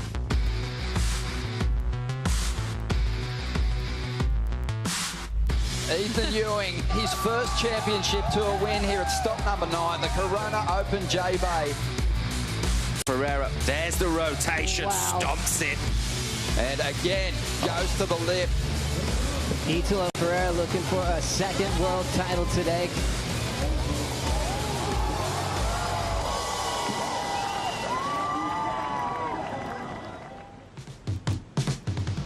Welcome back to the Rip Curl WSL Finals men's match 2 in the water. Australian Ethan Ewing up against Italo Ferreira out of Brazil. And quite a matchup, a contrast in styles, a contrast in stances out in the water. Hi, I'm Kaipo. I'm joined by the wonderful Rosie Hodge and our special guest, Griffin Colapinto. Thanks you for joining us. Yeah, Kaipo, thanks for having me. Well, we're at your house actually right now, Lower Trestles. It's my backyard. Yeah, what do you think about the conditions today? Oh, I think it's really, really good. I mean, there's no wind right now, and the size is ideal for lowers, because sometimes, like last year, I thought was a little too big. And today you could just get rights and lefts, both like perfect, almost the same. So yeah, I'm really liking the way it looks. I'm liking the way it looks too. And your thoughts on this matchup right now, Ethan Ewing against Italo Ferreira? It's a really good matchup because their surfing's super different, and so it'll be cool to see the way they play to their strengths. And I watched Italo in that last heat play to his strength perfectly. He went on a closeout and did a big 4-rail. And if he keeps doing that, I mean, I think that's what he should keep doing. And Ethan's been surfing so good. So, well, here we go here. Yeah, it looks like he's going to open up, but Italo Ferreira almost like looks like he's going to force to go left. Throws a snap there, sliding the tail. Another carve off the top for Ferreira. Looking for a ramp on the inside, but he's going to stick to the water, stick to the rail, and that's going to be the opener for the goofy foot out of Brazil. Rosie, looks like with open priority at the beginning of this heat, Italo was maybe looking right, but had to go left because of the positioning. Well, he kind of pushed that issue, you know. It almost looked like you said, like he was looking right, went left, but cool to see, you know, he's the only goofy footer here in the mix. Griff, you touched on it. It's so fun to see both directions today coming into play, and it's really getting this exchange. But yeah, you see, I mean, Ethan kind of looking over his shoulder, and Italo kind of playing the game, almost like faking right there. Yeah, I think that went in Ethan's favor right there, because that left that's a really small wave for today, and he didn't go to his strength, which is airs. So I think if Ethan gets one of these rights on a set wave, it could be dangerous. Yeah, I agree with you. I felt the fact that Italo had to fade off of that takeoff and really set himself up indicated to me that he wasn't in the optimum position for the left. He would probably want to be further over for the left, so he didn't have to do that fade, or he was too deep for the right. So now priority with Ethan Ewing. Griff, how's Ethan need to play this? If I were Ethan, well, here comes a big set now. I'd wait for a big right-hander and just do what he does best, is those big hacks and carves, and just his style is so good. I think this wave really suits his style, and it's really, really fun to watch. So I'd love to see him just wait for a good wave and go to town. And I think that's the patience game that Ethan's going to play. I mean, Ethan's a friend of yours. Has he asked you for any advice out here at Lowers? Yeah, he kind of did hint at asking. He's a pretty shy guy, but he kind of, him and his dad hinted at asking for some advice. So I gave him a few little tips, but yeah, I think he's a pretty smart competitor, so he'll know what to do. But as far as lineups go, I gave him a few little tips on lineups and which directions, what wave comes in better on the reef and stuff like that. Well, that's going to be some really, really good intel for Ethan Ewing. He's picked his spot. He's doing exactly what you said, Griff, in that he's going to wait for that bigger set and hold on to that priority. Meanwhile, Italo Ferreira checks in with a 6-point ride. So decent start, Rosie, for Ferreira. Yeah, that is a decent start. And, you know, in my mind, looking back at their wave, well completed a couple powerful maneuvers, but a 6-point ride is kind of a biggish score, I feel like, for what he got done on that wave. I agree. I agree. Well, Steph Gilmore, you guys, has battled through 2 matches already. She's on to match number 3. As we look to the ocean and see a paddle right now with Ferreira and Ethan Ewing. Ewing decides to hold on to priority. Let's hear from Steph Gilmore, who's on to match number 3.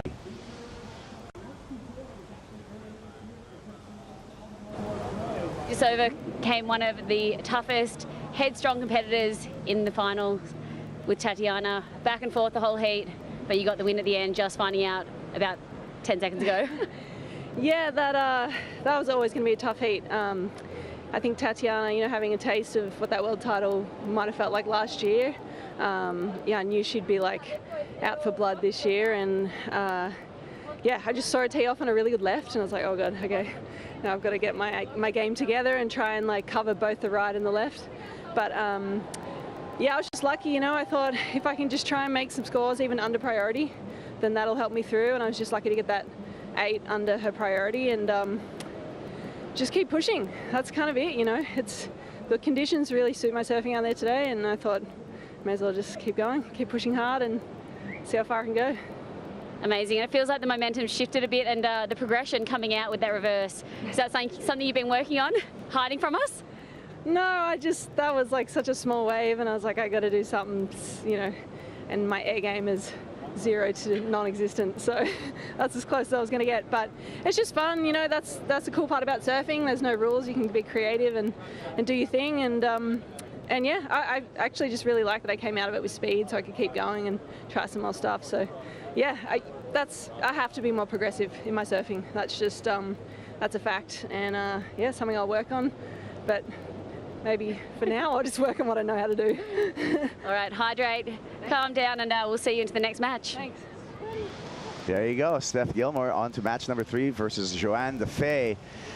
That was pretty progressive out there on Steph Gilmore's behalf with that nose pick reverse. What do you think about that, Griff?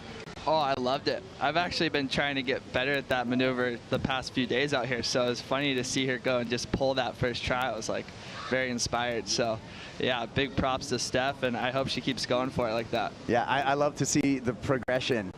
Italo Ferreira, during that interview, Rosie, got a 6.83. Let's take a look at it. Yeah, it was this first maneuver here that really started our attention, that drifting air reverse. No grab, and you know, he flows through this section. This wave got a bit quiet through this middle section, but he was able to kind of keep that rail engaged, keep engaged on this wave, and really close it out quite well, drifting again that tail for the reverse. So he's kind of building on those scores, building on that approach, but it was this right here that really stood out to me, Griff. Oh yeah, yeah, he's doing what he should be doing, is going to the air. If I were him, I'd be wanting to do that. So it's cool to see him doing that, and yeah, I mean, it's going to be interesting to see what happens when Ethan gets a good right, because I feel like these scores they're giving him a good amount of score for those waves. I think that when Ethan does his thing, it's going to be a different story, but yeah, it'll be exciting to see how they do it. And what do you think of the different approach? I mean, you've got Italo, he's that air guy. He's known for that explosive kind of wild approach, where Ethan, you know, it's all about his rail game. So, you know, creating that point of difference, do you think Ethan has a progressive approach that he'll bring to this, or just stick to that bread and butter that we know? I think it'll be the bread and butter, but his bread and butter is progressive. Like, the turns he's doing are, I think the way he carves and all that is better than anyone else. So in my opinion, that is progression. So yeah, I think he should get rewarded when he lays into that. I love it. I've been loving Ethan surfing this season. I think even in the free surf this morning, he just seemed to kind of kick it up a notch. And how important is it to have that gear to get to on game day? Yeah. Well, you know what? I want to go out into the water because we got our reporter out in the water, gang. Strider Wazalewski's out there. And what are you seeing in the water as far as a contrasting approach between these two surfers, Strider? Well, I think it's going to be one of the most exciting things we're going to see all day, because as we know, and as we heard the GOAT say himself, that Ethan Ewing has got the best rail game on tour right now, the most powerful. And like Griffin said, it's progressive, though. He's putting it into places that we don't ever see. So the contrast in style of surfing is going to be so much different than the pop and the height and the technical side that you see out of a different style with Italo. So I can't wait to see it. We might just get to see it right here. Ethan Ewing might light this one right up. Thanks, Strider. And it actually is Italo Ferreira going left, and quick up and out from Ferreira. Stride out on the water reporting, and it looks like, Griff, we have a little bit of texture starting to show up at lowers. Yep, some texture coming in. That'll play into the airs for sure. So Italo will keep doing that. And yeah, I'm glad Ethan's still waiting. 26 minutes is so much time. And we saw in that first heat, Kanoa and Italo got a little impatient, and then there was a huge best set of the day came through, and they were on the inside. So yeah, I'm stoked that Ethan's waiting it out. It seems like it's what you have to do, because it just takes 2 waves. I've been impressed by yourself, Griffin, the patience and the discipline that you have in heats to wait. How hard is it to just sit there, set anchor, and wait for a set? Oh, it's so hard because you got thoughts running through your head the whole time, and you got to get good at knowing how to handle those. And that's why I think when people just continue to ride waves, it's because they don't want to sit with the thoughts of like, oh, don't blow it, don't fall on my next one. Like, you could think about the future, the past, like all these things. So being able to be patient, I think it's a really good skill, and it takes practice. It does. It sure does. It's a mental exercise. There's a Zen concept called Satori, in which you're totally living only in the moment, but it's very hard to just stay in that moment. I noticed that's something, a change with you, Griff, in that you employ some meditation before your heats. Yeah, I love doing that, and yeah, I feel like it just gets me in the zone, and yeah, puts me in that Satori like you were saying. So I don't know what Ethan does. He's a pretty secretive guy, but I think he's doing something good. I think so too. Rosie, clock is ticking down, however, and the pressure, it feels to me, and as you as a former competitor, it just seems like the less time on the clock, the heavier the shoulders feel when you have that priority. Yeah, that's going to happen. I mean, that's a natural progression of a heat, but I think for Ethan, like he's probably hearing these numbers drop in from the judges, and they probably sound pretty big, but I think once we see Ethan surfing and we really get an idea of how the heat's going to pan out and how the scale is set, I think Ethan really has a great opportunity to put some excellent numbers on the board. He has been so consistent this season with posting excellent numbers. So, you know, I think that's just something that Ethan has to rely on, that confidence that, you know, when he gets to his feet, he's able to light it up.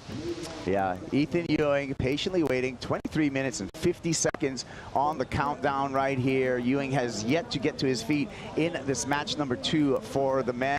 Again, I'm Kaipo. Griffin Colapinto's joining us, along with the lovely Rosie Hodge. And Griff, your younger brother has infiltrated the VIP set. And with that, I'm going to throw it to Ron Blakey with Crosby Colapinto. Thank you, Kaipo. Yeah, get used to it, Griff. This kid's going to be still in the limelight for years to come. Great to see you, Crosby. Yeah, Ronnie, thanks for having me. Mate, thanks for having all of us back to your home beach.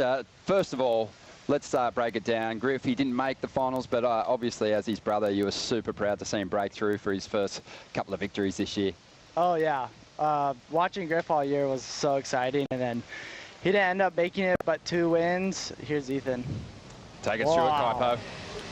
Here we go with Ethan Ewing. A couple of gaps on the forehand. Little caught behind, and that's going to spell trouble for Ethan Ewing, Ronnie. Starting to wait that long for that first ride. Obviously, that pressure's building in that situation, Crosby. You've surfed plenty of heats in your time. But, you know, drop an anchor, it was probably the right strategy. You just didn't convert. Yeah. Here's Italo. Italo takes off, just blasts through that first section, sets those fins free, really building confidence now as he rolls through this ride. Bit of foam in the face.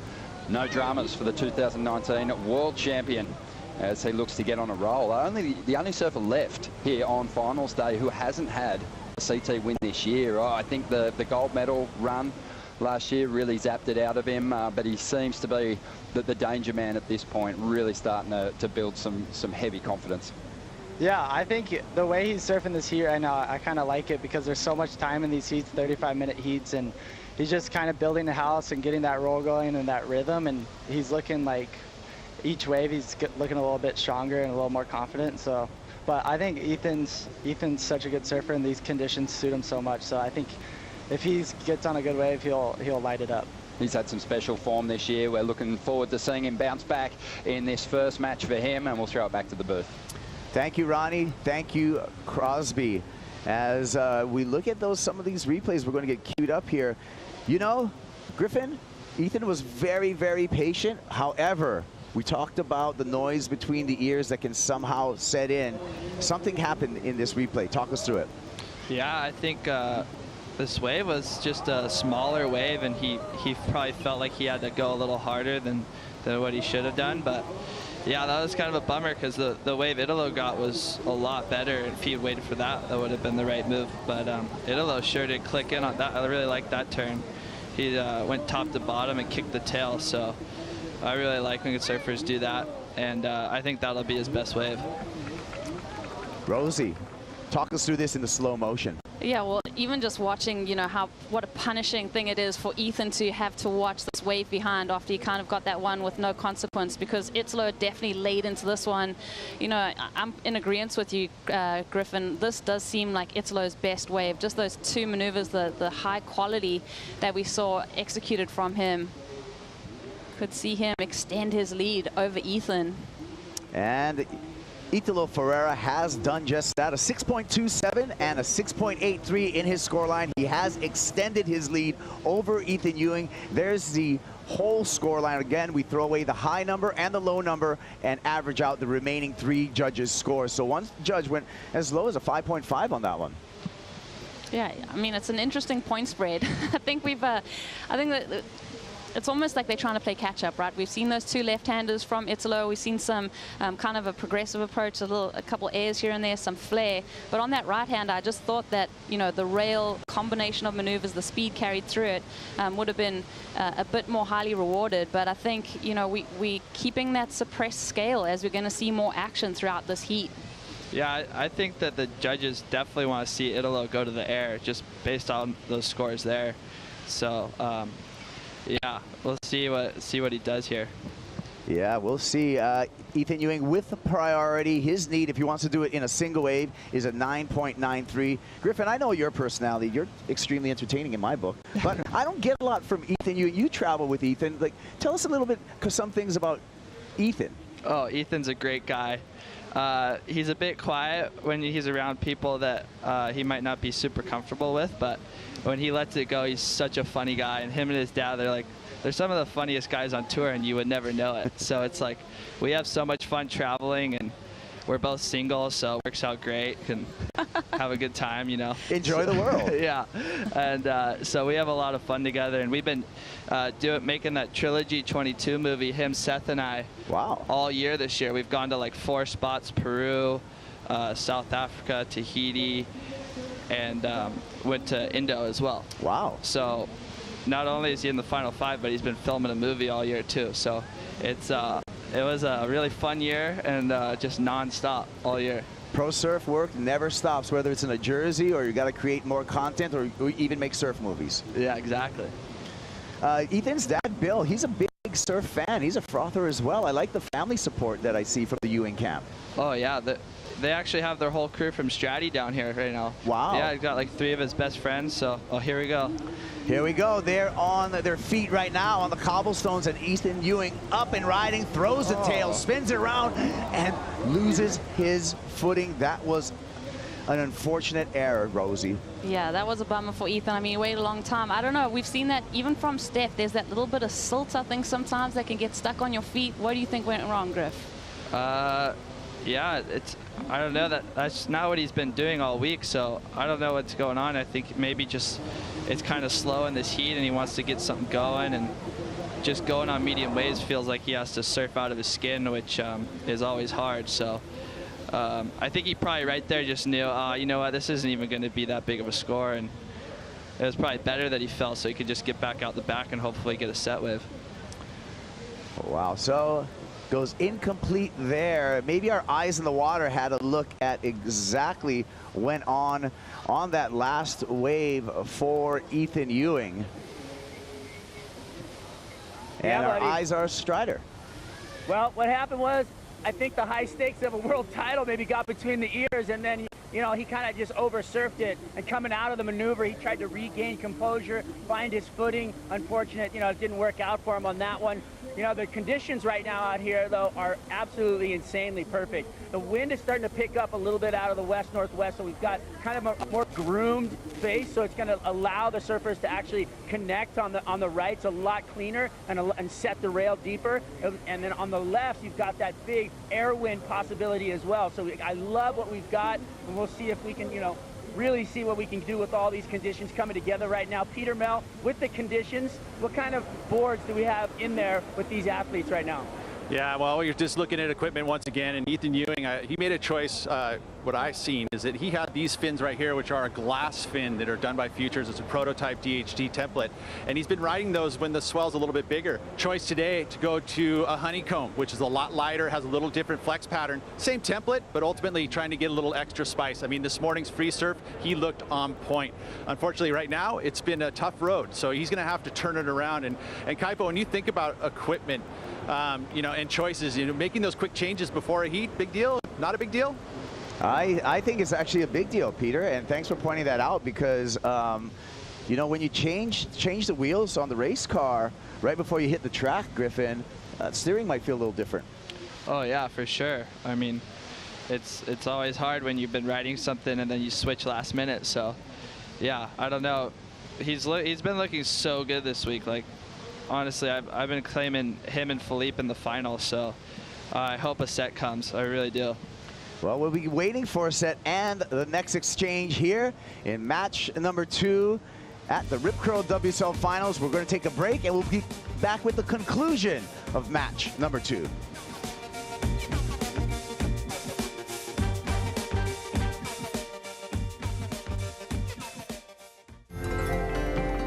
We're the WSL. We travel all over the world, chasing the best waves and surfing the nicest beaches.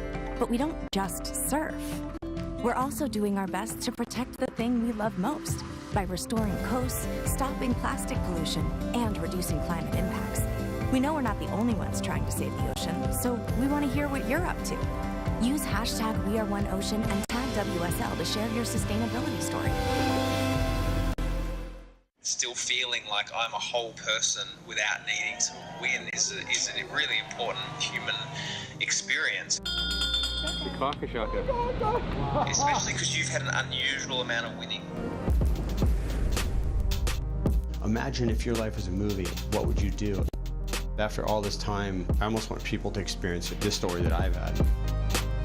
To properly meditate, I should probably be like, oh. The Rip Curl WSL Finals is brought to you by Rip Curl, the ultimate surfing company. By Oakley, official eyewear of the World Surf League. By Craft 1861, official wellness partner of the World Surf League.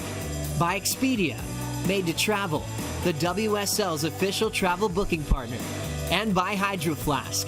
Every adventure starts with 2 simple words. Let's go. We're back at Lower Trestles, match number 2 with Ethan Ewing up against Italo Ferreira. Ferreira currently with the lead, 13 minutes on the countdown, and this happened during the break, Griffin. Yep. I think under priority, just try to get some going, and yeah, I mean, that wave I don't think would have been more than a 5 anyways, so it's probably better off that he fell and just hopefully get back for a set. But yeah, I mean, it's hard because the waves are so much different than it's been all week, so it's probably a little bit tricky for Ethan to figure it out again right now. I also feel like, I've been on the beach observing these guys free surf as we watch Ethan paddle into this one. Here we go, Ethan Ewing back on his feet again, snaps off the top for the young man from North Stradbroke, throws the tail, riding fakie for a bit, has to catch it back up to the open face, does so. Another vertical snap for Ewing. Now he's starting to line up his best wave so far of this match. Little snap on the inside, kicks off, and looks like he's starting to get some momentum in his corner, Griffin. Yeah, I think that's good to just get a little confidence right there, so that way the next wave he gets, he'll feel good. And I don't think it'll be much more than a 5, but yeah, it'll be good to get his feet feeling good. And yeah, there's 12 minutes left, and just it's down to 2 waves now. Yep, number 4.33 for last of Ethan Ewing. Ewing now needing an 8.77 to turn the heat. One more look at it. Rosie. Yeah, you know, we're just talking about that style from Ethan. He just exudes it. But I think also hearing that number, the 4.33, and knowing what he got done on this wave and the quality of wave, and thinking about Italo's numbers, I think he's going to hear that and he can kind of adjust his expectations too, right? Like the moves that he got done here, he's capable of so much more. So I think in his mind, hearing the numbers, knowing Italo's numbers, he knows he just needs a set to kind of turn things around. Yep. I mean, he needs almost a 9, but yeah, he knows he can get a 9 easily if he gets a big solid right. So, yeah, that's the way to do it. He's going to have to get back out there with 11 minutes remaining and, first of all, get Italo Ferreira to take a wave and give himself priority so he can be in that pole position for the next set. But Ferreira, Griffin, he is a savvy competitor, and I think he's going to sit with this priority and really kind of paint Ethan into a corner right now, unless it's a 2-3 wave set. Yeah, he's really smart competitor, so he'll know Ethan's strengths, and yeah, I'm sure he'll try and take the next best wave from Ethan, which will be a right, and then I guess it'll depend if there's 2 or 3 waves in the set. Yeah, it really is going to take a multiple wave set to give Ethan Ewing an opportunity at this point. Tatiana Weston-Webb, another appearance in the final 5. Unfortunately, she's bowing out, but she had a great season with 2 wins on the championship tour. Tati is with Louisa Florence. Tati, you were just telling me how confident you were on your surfing and how disappointing it is not to get the score that you expect. So how are you wrapping your head around this last match? Well, I'm really happy with the way I surfed.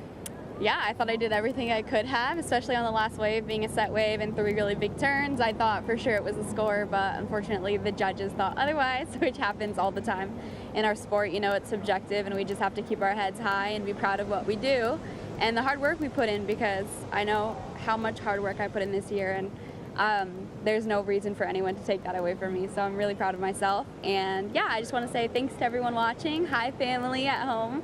I love you guys, and we'll get them next year. All right, well, Tatiana Weston-Webb did have a great season, and she should be very proud of her performance in 2022. We saw a wave ridden by Italo Ferreira in that interview. Ferreira going incomplete, and we talked about it, Griffin. Now the opportunity to Ethan Ewing, he now holds priority. Yep, that was a big slip up from Italo there. That wave only had maybe 4 points in it, and so now ball's in Ethan's court, and here comes a really good looking wave. I hope he goes on this thing. Let's see what he does. Ethan Ewing lining up here. A nice looking peak. Double pump off the bottom for Ewing. Carves off the top. Right back into the whitewater for the rebound. Up into the lip. Throws the tail with some power. Ewing again working his way. Unfortunately, this wave going a bit tapered on the inside, but 2 outstanding outside maneuvers. Sticks with it for the finish right on the cobblestone. Score that for Ethan Ewing. Oh, okay. Yeah, I think that'll be around a 6, 5, 6 range.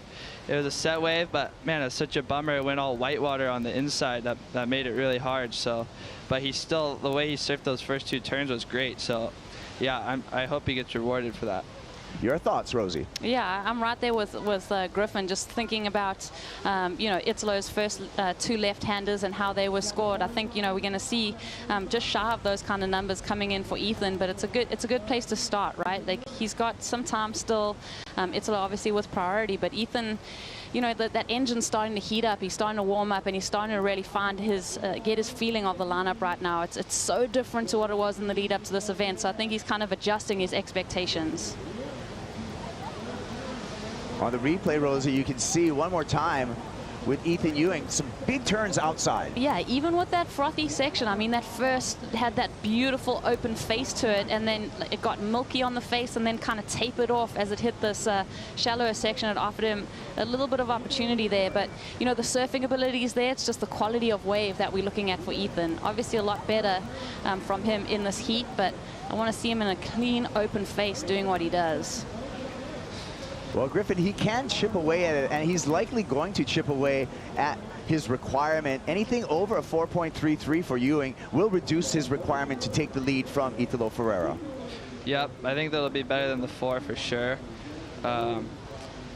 And yeah, he really did all he could on this wave. So well, it looks like just barely better, 4.77. So what's he gonna, 8.33? Yeah, he can do that. And we just need, oh, looks like there might be some more lines coming in now. All right, so getting out of that replay, and we're going to acknowledge that number is a 4.77, 8.33, the requirement for Ethan Ewing. 6 minutes and 10 seconds on the countdown. Ferreira with the lead and the priority. So he controlled, Griff, with Italo Ferreira at the moment. Yep. Yeah, Italo's in the driver's seat for sure. I don't know, this heat's weird. It's like, it seems like there hasn't been a set like we were seeing this morning. So that's always hard when you have these expectations for bigger waves to come through and then all of a sudden it changes and they're not there. That's a really hard adjustment, and I think Italo's really adjusted well to that. Yeah.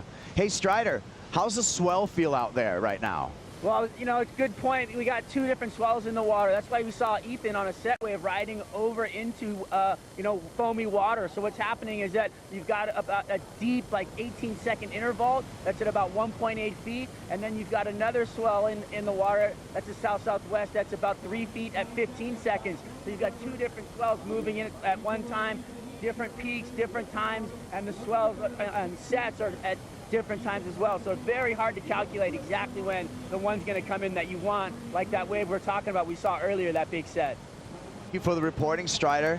We're down to 5 minutes, and Griffin, I like the fact that I see you analyze the wave here at Lowers, and you're already able to identify a wave and how much scoring potential that wave has in it. Yeah, I mean, I grew up surfing this wave since I was like 8 years old, so I pretty much know it like the back of my hand. And yeah, it's fun to watch all these guys and see how they read the wave and see who does it the best. And yeah, I mean, Philippe lives here too now, so he's a big favorite. And yeah, it'll be fun to watch how he does it. But this might be a good wave actually if Ethan can go. Here we go, Ethan on the go.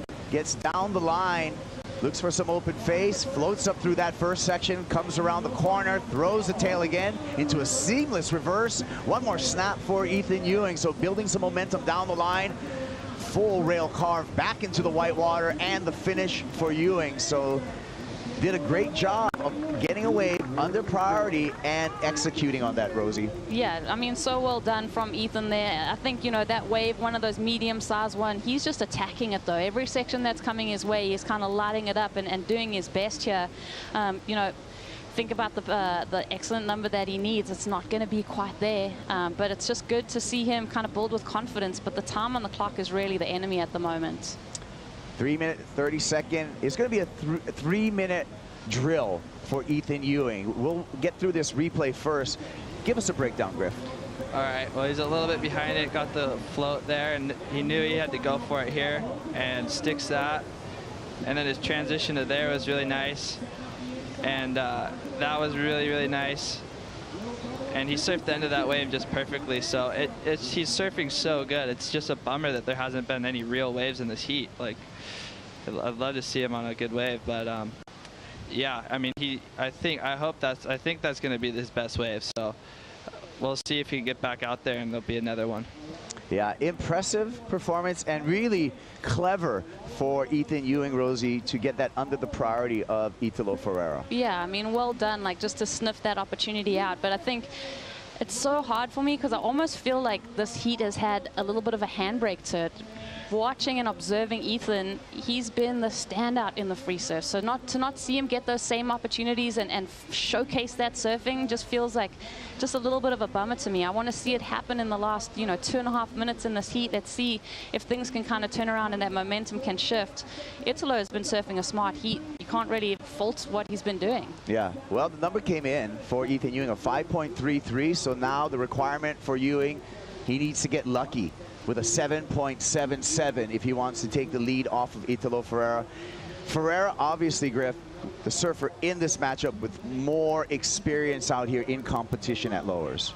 Yeah, 100%. This is Ethan's first ever heat out here, and it's in the final 5, so the pressure factor is big time. It's really hard to be able to do that and there's so much going on. There's so many people down here. It's crazy. So, yeah, it's interesting to see how everyone handles it. Yeah, I mean, it's physical in the way that you need endurance to get through all these matches, but I think the mental test is the bigger factor when we come to finals day for the entire year. Oh yeah, 100%. I mean, if I were in it, every time I made a heat, I just put my headphones back on and lock in and just zen out the whole time. Try not to really talk to many people, just my coach maybe and my family, and because every word that comes out of your mouth is energy. So if you can save that, that's crucial. I love that, and that is so true, because you know, too much interaction for some people can really zap you from that energy, because you're giving all that energy out. You want to keep it in yourself. Yeah, 100%. I mean, at the end of the day, some of the coaches are more tired than the competitors. This is true. 45 seconds remaining, and Ewing scratches into this one again. He needs a 7.77. He needs something big on this wave. Smashes off the top for the first turn. Aggressive second snap for Ewing. All the way around with a roundo, and one more snap for Ethan Ewing. Really turning the volume up and the speed up of his surfing, but again, the wave just going tapered on the inside. Your thoughts, Griffin? Yeah, it's going to be hard. I mean, I know that judges love it when there's a nice finish to the wave and it tapered off and wasn't able to get anything done there. But, I mean, those turns on the outside were really nice. So we'll see what they do. But it's going to be questionable. Final countdown, and the horn's going to blow without Italo Ferreira answering back. So it's going to be weighted on that last ride of Ethan Ewing, Rosie. This wave does not count for Italo Ferreira. This is after the buzzer, so we're waiting for the scores for Ethan Ewing. He needs a 7.77 on that last effort. Yeah, it's going to be decided on the cobbles as these guys make their way in. Whew, the 7.77. This is probably a better wave from Ethan, though, in my mind. Just well surfed, clean open face. Griffin, what do you make of it? Yep, that turn, I really like that turn. Right here, nice carve. Yeah, I think it's just the wave just didn't give it to him. Just this whole heat, the waves didn't give it to him. So, yeah, I don't know. It looks like it might come just short. So, yeah, that hurts. But he's been surfing so good this year. And, I mean, I'm sure he'll be back here next year. So, yeah, really psyched for him. And, yeah, he'll be all right. Not for a lack of effort. A 6.5 for Ethan Ewing was not enough to turn this heat. So it's Italo Ferreira running up the cobblestones, and he's going to be preparing for match number 3 against Jack Robinson. Impressive performance for Italo Ferreira. Let's take a look at the brackets. Ferreira wins match number 1. Ferreira takes out match number 2, and he's going to be facing up against the number 2 seed, Jack Robinson, in match number 3. Well, Italo, arguably one of the most conditioned physically surfers. So if anyone's going to surf throughout the day and make it count through all these matchups and still have some gas left in the tank, Italo comes to mind.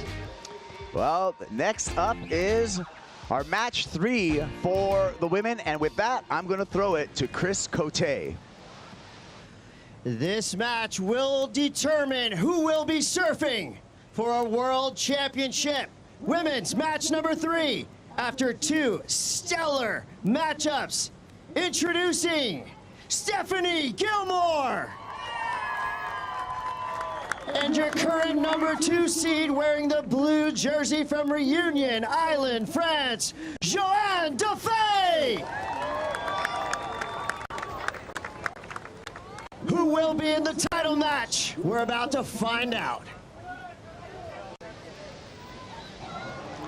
And there we go, our surfers entering the water for women's match number 3. Thank you, Griffin Colapinto. Thank you, Rosie. Taking a break, and when we return, match 3 will be in the water. I'm Eric Abel. I'm the artist for this year's Rip Curl WSL Finals in Trestles. Being a surf artist and getting to do the artwork for the Rip Curl WSL Finals at Trestles, the biggest day in surfing of the year, I mean, what more could you ask for? So it was pretty cool designing the jerseys for this event. Each jersey represents kind of a different aspect of Trestles. We got the blue one, it's got perfect wave on it. You got the green one, you got the Flora coming down, walking down Trestles, the iconic Trestles cobblestones for orange. And the pink one, you got the Pelican. And the #1 jersey, got the nice yellow sunshine going. So it's just a really cool element in this project to design the jerseys for the top 5. I'm gonna be doing some sort of artwork down there. It's gonna be epic. The surf, I'm sure, is gonna be pumping. Everybody's gonna be going off.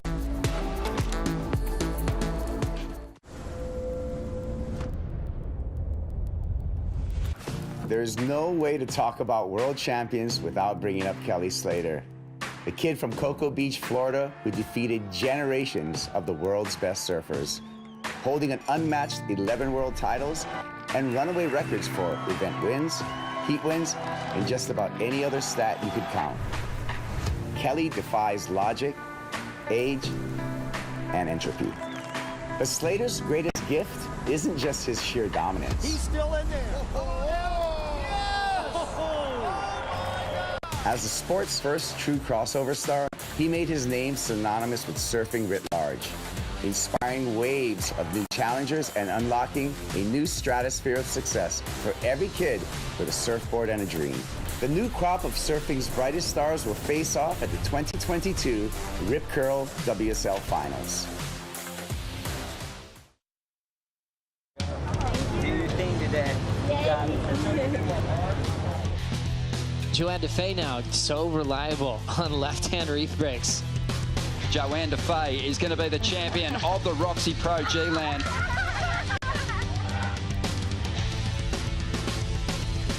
Steph's had to fight her way through 2 matches now.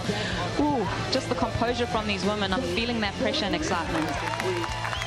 Enough for the 7-time world champ to continue her quest for an 8th title. She's going to move on into match number 3 against Joanne Defay.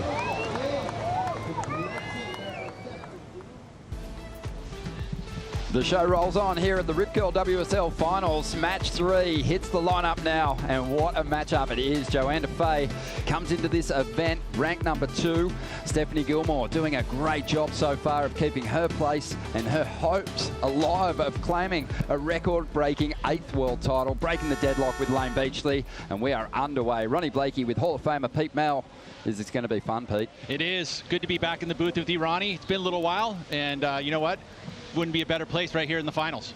Yeah, really clean conditions. I feel like that's really worked in Stephanie Gilmore's favour today. We know she's got those beautiful rail turns, but also ramping things up, and she knew she had to today because there's a young guard of very headstrong competitors. Joanne Defay is one of them too. You're so right. It's super consistent, but I mean, you think about the 2 matches she had earlier today. They weren't easy. They weren't walkthroughs. She had to work very hard to get through those heats and keep that head strong. So right now, the fantasy is coming to life for her. It's becoming a reality. Most definitely, yeah. It was a nervous first heat. I mean, I was watching Steph's performance in the first match, and it was just really interesting watching her trip up. But she's gathered some confidence, some momentum now. She just got past Tatiana in that last match. Joanne Defay does pose a similar threat. Very strong-minded, but also has the option to go on the backhand as well, something we don't see too often from Steph. Yeah, and I mentioned the ultra consistency, made quarterfinals all the way till the very last event of the year where she tripped up and got an equal 9th, but ultimately shoring up that number 2 seed, and here she is with an opportunity, has the ability here with, you know, with some experience in this match format. You know, this is a very mentally challenging, one of the most mentally challenging and, you know, demanding events of its kind. Really, really big energy down here today, and a World Champ Fest. Of course, we're going to be adding a couple more names to the history books today, but I've seen Tom Carroll. I had a chat with Debbie Beecham and also Tom Curran earlier today, and I think that just adds to the gravity of this occasion and really just turns the pressure up even more on those surfers like Joanne Defay, who are chasing that maiden world title. So true, and you know, and I think that ultimately the world titleists that are here are loving this. They're fans. They sure are. Stephanie Gilmore getting things started here. She's had some slow starts. She wants none of that here in match 3. She knows she's up against it with Joanne Defay, and leaning into some nice rail turns on this ride to kick things off. And that's a positive start. Beautiful combination of maneuvers there. I mean, just straight into bottom turn to top turn. There's no pumps. I mean, ultimately, that's exactly what the judges want to see in a high-performance wave, and a great mix of her maneuvers there. Really different to last year, Pete, before we pull up this replay.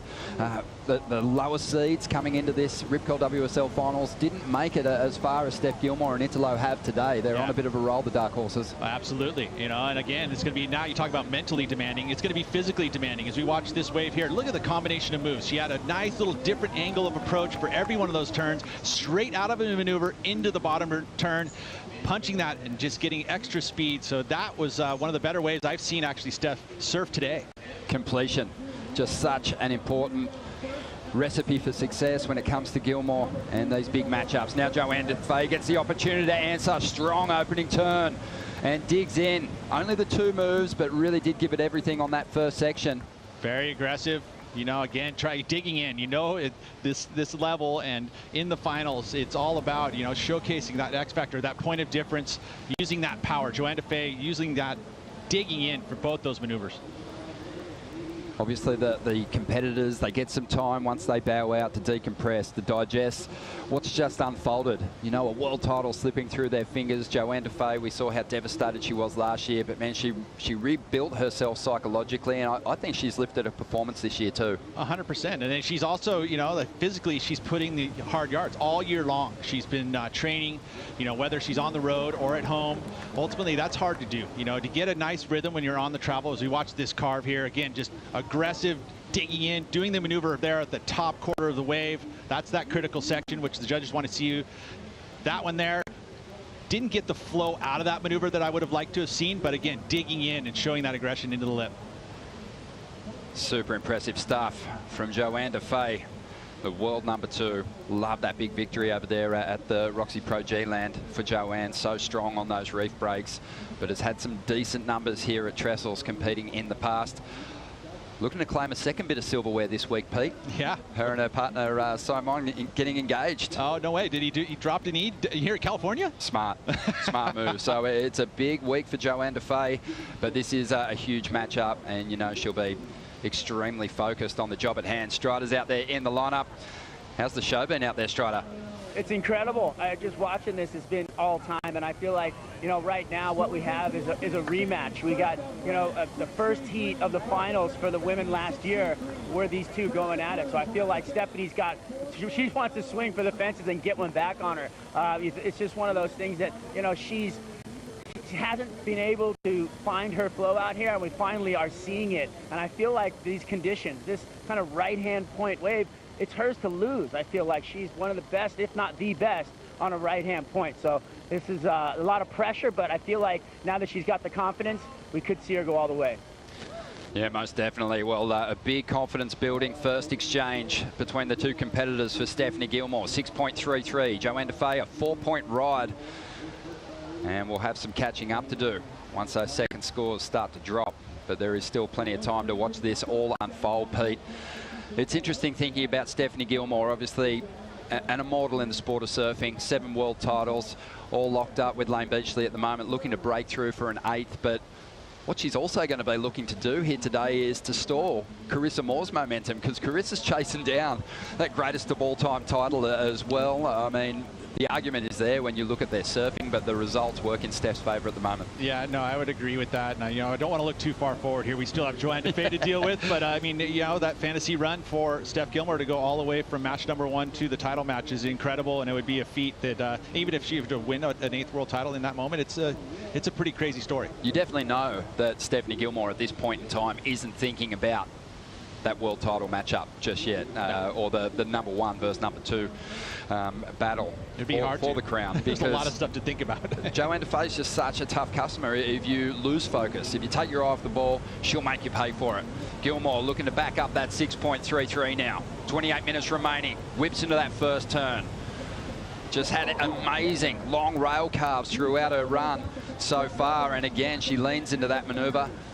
to rack up a second score. This is on its way to being a sensational number, and really paying attention to finishing off this wave well. Great variety so far as she drifts that tail and does hang on for the finish, gets the completion. Unbelievable. I mean, now momentum is definitely with Steph, and we talked about having that low seed, the 4 or 5 seed, building momentum through the heats, and it really feels like, to me, that's exactly what Steph is doing. She's building momentum. This is a way better start than she's had in her first 2 matches. She's going to get her best number maybe of the day. Already surfed a wave up in potential with that 6.33.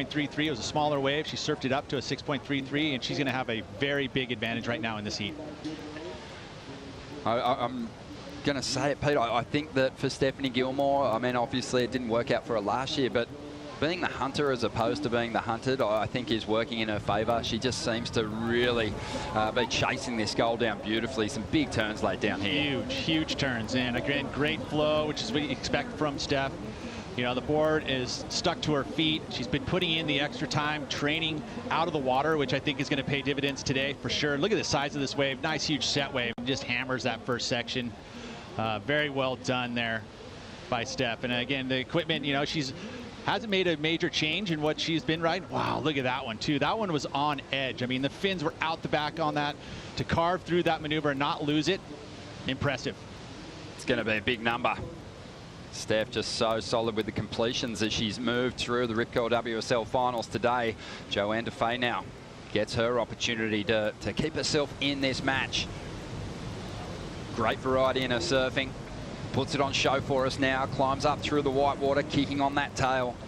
Really has a lot of thump, a lot of punch in her surfing, Joanne. She rides this one right through to the inside. Doesn't really get the big finish there. Strider watches our competitors paddle on by. Just a steely focus in Steph's eyes at the moment, Strider.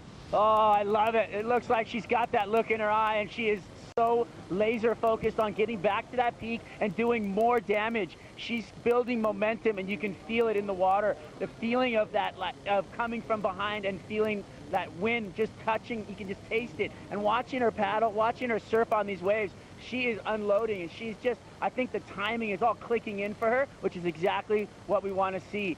Joanne surfed that last wave really well, but she looked a little out of pace on the prior wave, so let's see if she can settle in and get her pace down as well. At the moment, Steph has the upper hand. Peter, I mean, obviously thinking about any matchup, you know, you want to really strike a blow on that first exchange. But against Stephanie Gilmore and Carissa Moore, over time, it's proven to be really the key to getting the jump on those two competitors, mentally more so than even performance-wise. If you can drop a big number on these multiple champions, you know, they can fall apart at times. But Steph Gilmore, have a look at that score, 8.83. And she has left Joanne Defay with a lot of work to do. So much work, and you're right, because that's exactly what you need to do. But we saw Tati drop an 8 going left, right, in the very beginning of that heat, but it didn't phase Steph. She was able to get a quick answer, which was very helpful in that matchup in wet match number 2. Yeah, thinking about what we watched unfold last year here at the Rip Curl WSL Finals in that matchup between Tatiana and Carissa Moore. The first one that went Tati's way, she got the big number early. In the following heats, it was Carissa putting the big score up in the opening exchange and really taking the edge going into the back half of those heats. But this is a massive start for Gilmore, and you know, you just wonder if Carissa's down here now starting to prep and whether she's watching this all unfold. You would say that you have to pay attention, right? You want to make sure that you're going to be on time. You know, you don't want to spend too much time, though, soaking it in. But there's also the part of watching what the judges are scoring, right? Understanding what's happening throughout the day. So there's a place of, I guess it's an understanding of how much you want to get involved in it emotionally to understand. But there's a lot of stuff you can learn by watching what's happening throughout the day. Again, she's going to be very fresh, whereas Steph's going to have a little bit of fatigue because it's been, you know, every match has been very difficult, this one included. So if she gets through this one with the next 23 minutes, it's going to be a big showdown for the final match. 23.5 minutes to go here. Joanne Defay mentioned early on that she will always keep an eye on the left here. She has a great backhand approach. That's how she's claimed the majority of her championship tour wins. 5 in total. She brings this one through to the inside, gets a nice clean finish there. One of her better rides now, starting to chip away at that combination.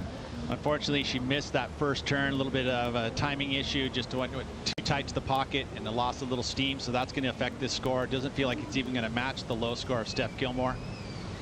But again, she's surfing her way, trying to surf her way into rhythm.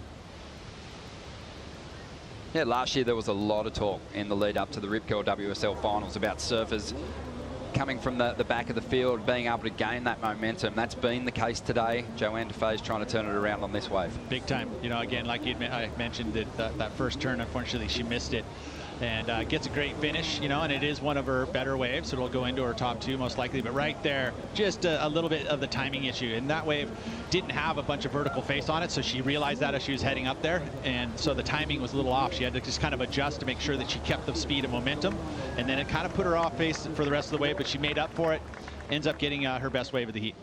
Just been such a consistent performer at the championship tour level over the years. Joanne Defay, since she came on in 2014, never fallen out of the top 10, and has had her best couple of finishes these past 2 seasons, and has racked up a number of CT victories at really difficult locations. And on top of that, you know, you think about sustaining that level and consistency. Like, she has been able to improve each and every season, and she comes in stronger than the next season. You know, a lot of times people or surfers will plateau and maybe even drop sometimes, whereas Joanne Defay has been very highly consistent, and she works on that. And I think that the focus is improving each and every season, you know, whatever it is physically, if you're going to improve on your physicality, if it's going to be equipment changes, which we saw Joanne do in the past. I mean, Kelly's been a magician at that over the years, and refining his surfing ever so slightly. Sally Fitzgibbons spoke with the Ain't That Swell podcast and was interviewed and was asked about Stephanie Gilmore's chances, and did she have the stamina, the endurance to get through all these heats? Because you've got to remember, coming from that first match, you're going to surf more heats to get that world title than what you would in a normal championship tour event for the women. It's very rare that you surf 5 heats in a day. It does happen occasionally when you're forcing it to get done, but ultimately, you know, it could be 6 heats, and 6 35-minute competitive surfing heats is very taxing. Sally went on to say that, you know, as a legend, as someone that's been around as long as Steph, you're not burning yourself out with a big, gnarly training regime. You're basically working on just what you need to do to get the job done, and it looks like Steph's put that work in. Let's head down to the VIP set and check in with a very special guest. Take it away, Chris Cote. Well, thank you so much. Very excited to have Bethany Hamilton here. Bethany, this is your 2nd year down here at the Rip Curl WSL Finals. Tell me about the difference that you're feeling personally here on the beach. You know, all the surfers know what to expect, so what are you seeing this year? Yeah, I think last year it was a big adjustment for everyone watching, but I think the energy is so high. Oh, Steph just went down, but she's on fire right now. So, but the energy is just really high. Everyone's frothing, and it's been after an incredible year, starting the World Tour at Pipe, which I got to be in that event. So that was really cool. And yeah, it's cool. I mean, I replaced Steph in that event, and here she is at the finals. So good on you, Steph. And then finishing the last event at Chopu, and now we're here at Lowers, which is just performance heaven for all the surfers. And so it's really fun to be here and hanging. And I'm not surprised to know that you're an absolute student of the game. You've been down here researching, studying each and every heat. We're talking previously about our women in the lineup right now. Stephanie Gilmore coming from the number 5 seed. What do you think her chances are of surfing her way all the way up to that final matchup?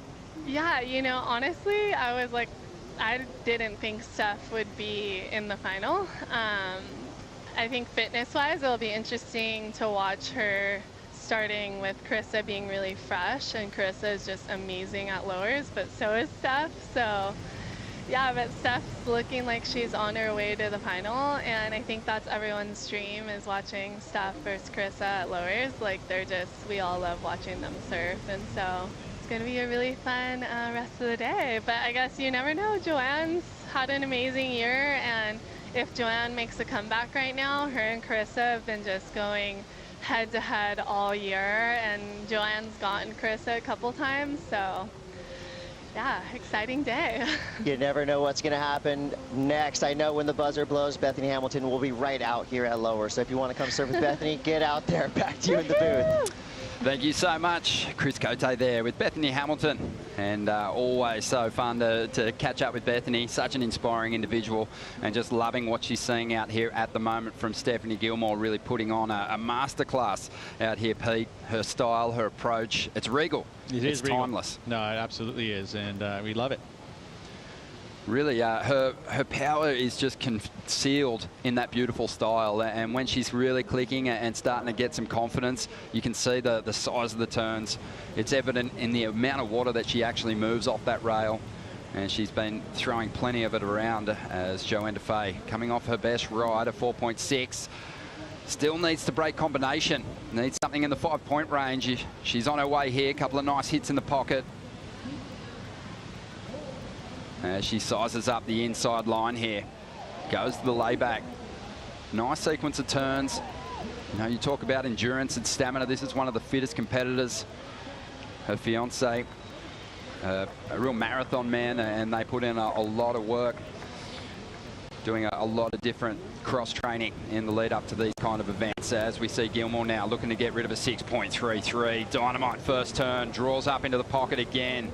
Really starting to place these turns and commit to these maneuvers. Earlier on, when the nerves were there, Steph wasn't getting through those turns. Now she's really busting those fins free. Yeah, building momentum. You know, we touched on it, and we're talking about it. We're watching it happen right now in real time. Steph Gilmore on point.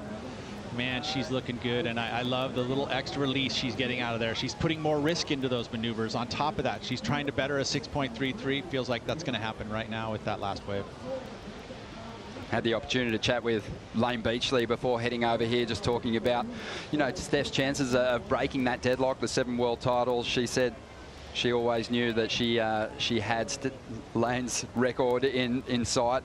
She didn't want to match it, she wanted to smash it. And Lane is more than happy for her to do that this year. And we'll see if she can get the job done. Of course, there's still 16 minutes remaining here. And think back to some of Steph's earlier heats. She turned heats in 14 minutes. So yeah, it's not over yet. No, it isn't. And, you know, you get a couple sets back to back. And that happens as we watch this replay here. Again, just gouging the turn. Great variety. Look at this wave, too. It was a great wave choice. It's actually bending onto the point, which gives you that extra energy. And that lip will actually stand up a little more vertical. And we saw Steph there just smash that end section. This wave tapers off for Joanne, unfortunately. It didn't have the same type of energy. Again, good surfing, though. She's been riding the HT2 from Sharp Eye. That's a round-tailed version of it, you know, but again, that rocker is designed for kind of smaller waves, and she's been rocking this equipment throughout the entire season, and it's looked really good. It sure has. 5.93, her best wave, so breaks combination, but we are still waiting on that last score to come through for Steph. And she's trying to better a 6.33. She might find herself back in combination in the not too distant future. Yeah, we're already starting to see an excellent number here drop for Steph Gilmore. Oh, there it is. An excellent heat score, 16-point plus for Steph Gilmore already. And she has done that a whole lot of times in her career. And what a day to pull one out of the bag, Pete. Well, you think the momentum's just a little bit to shift to Joanne Defay when she gets the 5.93, and then Steph Gilmore gets the gift of a beautiful lowers right, and she just executes 3 solid moves for an excellent number. Wow, it's impressive to see that she's gone through, you know, match 1, match 2, and match 3, and has built momentum through all the way to that final. You know, and if Carissa is paying attention to this, it would probably psychologically play a little bit on your head. We'll see. 14.5 minutes to go. And Italo on the men's side is starting to gather some serious momentum too. And he's going to be marching through to match 3, which is just around the corner. The heat was crazy. One more less for you. How are you taking your break? How are you preparing yourself for the next one? Yeah, I'm not thinking. I'm just want to go surf and have fun, you know. And I just want to say thank you, God, for the opportunity to be here. And yeah, I'm full of energy. So yeah, just surf. You guys saw it. He's just like, he's so ready to go. I'm gonna let him go because you still have a long road ahead. Go for it, Italo. Thank you, guys. Yeah. Let's go. He's psyching. Italo starting to really ramp things up. He's thrown the biggest individual turn of the day so far. And he's also found plenty of release with that amazing backhand approach. Joanne Defay up at the moment. Back in combination. and chasing a high range 6 to break that combination and give herself a shot here in the last 13.5 minutes. Yeah, it's a big hill to climb here for Joanne. I mean, I know she's not going to give up. Obviously, that's why she's so consistently up into the quarterfinals or above. But I love what Italo said there. I got energy. Let's go. Like, he's ready. He's as fit as anyone here. Steph Gilmore already has amassed a heat score total of 16.83. Can afford to throw everything at it now. Yeah, I would also, in my mind, I would start to go, okay, let's manage some energy, right? I mean, I feel like she's already put up a 16.83 two-wave total. At this point, just manage some energy and, you know, save it. The beach is starting to light up here in anticipation of those final matchups as we go to a break. They're having fun in the VIP Turtle Bay Bar.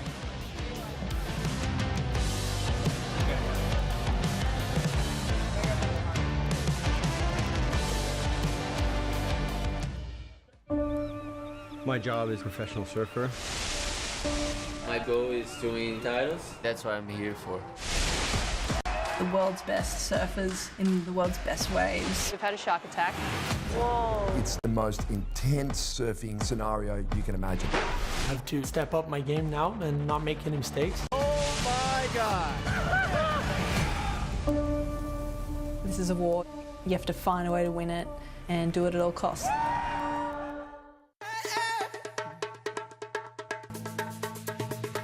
Everything's gonna be alright.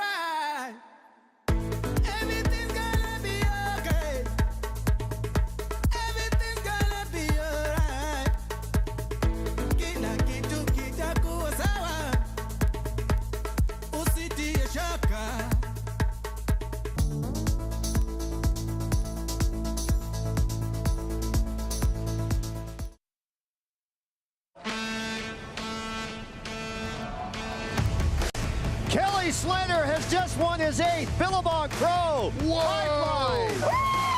Wow. This is the best moment of my life. I never thought I was going to ever accomplish this. Ethan Ewing is going to break through and get his first championship tour win here at stop number 9. One of the most radical takeoffs of the day. McGillivray pulls off the impossible. A perfect 10. Big lunge into the first section. Super deep. At the first ever Rip Curl WSL Finals, Carissa Moore is your world champion.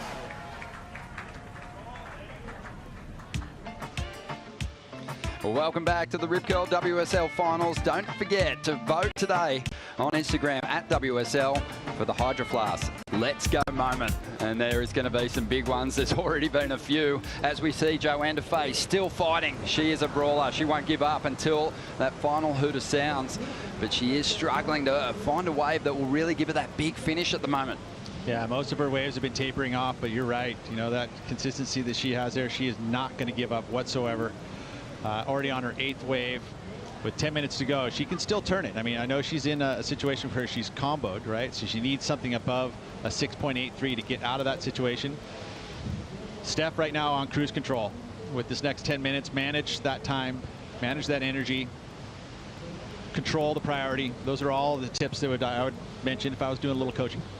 We don't want to dismiss Joanne Defay's chances here, but it is going to be very difficult. That's a monster heat score total. Steph has really set the pace with just the size of her moves and that seamless combination that she has between those big hits. But it is worth rubbing your hands together, just thinking about the possibility of Carissa and Steph matching up for a world title, because even though they're multiple champs, Pete, they've actually never battled for a world title. One's had a slow year, the other one's kind of been on fire, and it's sort of been, you know, Sally Fitzgibbons, Tyler Wright, Lakey Peterson, Courtney Conlog sort of filling that role of fighting for a world title. We haven't seen these two multiple world champions come together in the past. It's so cool to think about, right? I mean, we still have 9 more minutes, but it is it's something that I would say that is, if you're going to choreograph some sort of like storyline today, that would be one of them. You got to marinate on that because it is a really key factor. And, you know, I think when you really consider the other contenders' chances here today against Carissa, I felt like Tatiana maybe had a fantastic shot, but Steph brings a whole different challenge mentally to that final battle if she can survive this heat. So true, it really is. And again, it'd be fun to watch. Ultimately, we still have 9 minutes in this one. That, I would say that, in Steph's moment right here, is control this priority. Strider, your thoughts on just that conversation Pete and I were sharing? Well, I think that, Steph coming into this event had a clear game plan. She's been surfing a long right point up where she's been staying, and she's been on a strict diet, and she's been super hyper focused on her equipment. When everybody else is out riding fun boards and she actually vocalized wanting to ride fun boards, she was just fine-tuning her equipment. So, coming into this, she really understood what she had to do and how long this day was going to be, and she's 100% prepared for the length. We love your insight, Strider, and also loving that jersey out there, mate. It is, of course, a part of Rip Curl's Recycle Your Wetsuit campaign, and what a fantastic partnership it is. Joining up with recycling leader TerraCycle to offer environmentally conscious surfers the opportunity to recycle any surf-branded wetsuit and divert them from landfill, and they're really processing those materials to make great products like soft fall matting in kids' playgrounds. So if you've got an old suit, you want to get rid of it, drop by your Rip Curl store. Love it if it was dry, and maybe washed out with a bit of clean water before you drop it off. But certainly get involved. It's a fantastic movement. You can get more information at ripcurl.com. 7 minutes remaining here. Gilmore holding on to a powerful lead. It's a great position to be in. And Pete, as you said, with a lead this strong, it gives Steph the opportunity to sit out there, really take some deep breaths, and conserve some energy. Yeah. It's exactly the scenario that she would love to have had to unfold. She already had some difficult matches. The first match, a couple falls, beginning of the heat, there's that stress, and all of a sudden there's those chemicals that flood your body. You're like, oh gosh, oh gosh, oh gosh. And then now there's this really content feeling happening. She's sitting with a 16.83 total. She's realized, okay, I'm almost there. I'm almost into the title match, which is now breathe it through. Don't forget about what you're doing right now in this next 6.5 minutes, but ultimately it is a great time to kind of relax. All the women on the championship tour obviously are inspired by other female athletes. We've just seen the retirement of Serena Williams at the US Open, and it was celebrated by the women's championship tour. We're lucky to be in a position where we've got our greatest of all time, Steph Gilmore, still competing and with gas in the tank. She's made the top 5 this year and last year, challenging for world titles still, and she'll be around inspiring the next generation of not just surfers but athletes for a long time to come. So true, and I love it. And I think that there's a lot of changes, and the WSL has been at the forefront of equality for the women and celebrating the women and all of their accomplishments. And this format right here is setting it up. I mean, they are matched with the men, both men and women. You're going to see the world titles, both men and women, decided today in the water, and that is the coolest thing ever. Yeah, I mean, the story moves on, doesn't it? We kind of move on from those contenders that bow out, sadly, but they're processing a lot today. I think they can all look back on their years and really hold their heads up high with some amazing performances and big championship tour victories. But this is a huge one for Steph Gilmore to still be alive in the mix at the moment. And when you think about Steph, you can talk about the stats and the competitive results all day long. She sits well ahead of the rest of the pack with her 33 championship tour wins. That's the second most, man or woman, behind Kelly Slater with his 56 victories. But really, Steph's just a rare breed of athlete, because much like Nelly Korda or Rory McIlroy in the golf, it's not just the results, it's how they execute. It's the style. Roger Federer in the tennis, he just had that beautiful style. Yes, he won multiple Grand Slams, but that backhand was just so beautiful to watch. For Steph Gilmore, it's the forehand approach when she's on. It's just a beautiful thing to watch. And she's so relevant, right? I mean, her surfing is right up there with the best in the world all the time, and to do it as long as she has at such a high level, it's special, right? It's very special. The greatest of all time is a quote that gets thrown out there for a lot of athletes, but this is one woman who is definitely in that category. 4 minutes to go here, and Joanne Defay, if she's going to make her move, she needs to drop a big number now. She's eyeing off this left. She's got a steep wall. Needs to make this first turn count. She does. Gets that vertical. Now goes out on the open face. It is starting to flatten up a little bit, but it'll go again as it hits that inside part of the cobblestones here at Trestles. And a nice little sequence of turns there, trying to get herself a high range 6 at the moment to break combination. and have a shot with just over 3.5 minutes to go. At this size, those lefts, unfortunately, they'll give you that first section, but then it kind of goes into some deeper water and turns back in. So you miss that second opportunity there a little bit, and then it stands back up. But it just doesn't have quite the length that you would see from the rights at this size. So I don't see this going up, and it may factor into her top 2, but it definitely is not going to get her out of combo. And what a recovery for Stephanie Gilmore. She had to put herself back together mentally after bowing out in her first match at the Rip Curl WSL Finals last year. But even this year, Pete, has been a battle. She really scrapped her way into that 5th seed position to get another shot, and she's made it count. Yeah, and that's, again, the resiliency and the championship caliber that she is. She is a world champion, multiple world champion, and have to draw off those moments and not question mentally what she's doing. She's now, again, this is the opportunity. This is the scenario she is visualized for today, is to build momentum from match 1 to match 2 to now match 3, and she is looking the form surfer heading against her title match up against Carissa Moore, because at this point with 2.5 minutes to go, we could start saying, yeah, she's going to get herself that title match. We got another big matchup to look forward to over there in the Red Bull athlete zone. Italo Ferreira, who's just powering through the matches at the moment. He is going to come up against a guy that's just proven to be just so on psychologically as well as with his performance. Jack Robinson's been on fire this year. Yeah, he carries himself. He's carried himself throughout this 22 season better than anyone mentally, for sure. You can just see always looks relaxed and just looks confident. It's not overhyped. It's not, he's just there, going. It talks about it, sitting in the moment, and you can literally see it and feel it when he's just cruising. It's just around the corner. I can't wait for it to go down.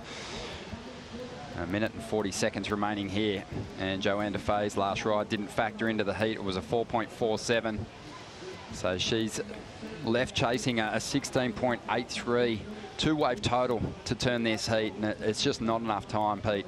No, not at this point. You're going to have to get a nice long right to be able to get at least the 8 points, and that's it. I think we're going to see, like you said, that title match that we fantasized about, was they're finally going to be able to go for a world title head-to-head. It's going to be awesome to watch. Stephanie Gilmore on a magic roll after a dodgy start today at the Rip Curl WSL Finals. She has pieced herself back together beautifully, really started to gather some confidence and executing some big, powerful, stylish carves. And this is the best heat she's had, right? And she's put up a couple 8s already today, but this one here, 2 solid numbers, and did it early. Applied that pressure early, exactly what those champions tend to do. She's had to fight back in her earlier heats or earlier matches today, but not this one, and that's exactly where she needs to be to kind of pace herself. She's going to get another 35 minutes of rest, and then she's going to head into a title match and go for an unprecedented 8th world title, an attempt. Yeah, 2 wins there. We celebrate it. Well, Joanne Defay, she'll be celebrating at some point, maybe not in the next few days, but she's going to finish 3rd on the championship tour this year. She's had the support of her fiance and trainer Simon, her family, mum and dad, her sister Arnaud. They're all back home watching on in Reunion Island, cheering her on to what has been, or through an amazing year, as Stephanie Gilmore brings it through to the beach to the applause of the crowd. What a performance from the 7-time world champion. Really, really cool. And this is, again, the fantasy matchup. I mean, I did my fantasy picks, and this is what I made happen in my my mind. I said that Steph was going to get her chance there. Who's going to win the world title? Well, have a look at that. What a roll from Stephanie Gilmore. Look at the tough customers she's overcome to earn her place in the title matchup. The best of 3. It will be Carissa Moore taking on Stephanie Gilmore. What a heat it's going to be. Yoo-hoo! That's it. This is it. It's so fun. This format has been such a great change to professional surfing in my eyes. It's just been incredible. Well, let's get psyched because we got another big clash coming up. Match 3 on the men's side. Take it away, Chris. This match will decide who will be serving against your #1 seed for a world championship. Wearing the green jersey, 2019 world champion, Italo Ferreira. Surfing out of Western Australia, your #2 seed in the blue jersey, Jack Robinson. Let's hear it for these 2 surfers in match 3.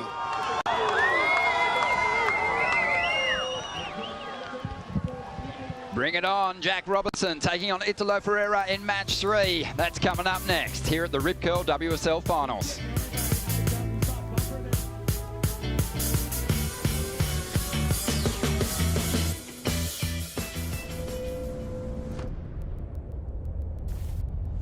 Lisa Anderson, Lane Beachley, and Stephanie Gilmore are 3 rare beings who set their sights beyond simply winning world titles. Sure, between them, they've taken home 40% of all women's world titles ever handed out.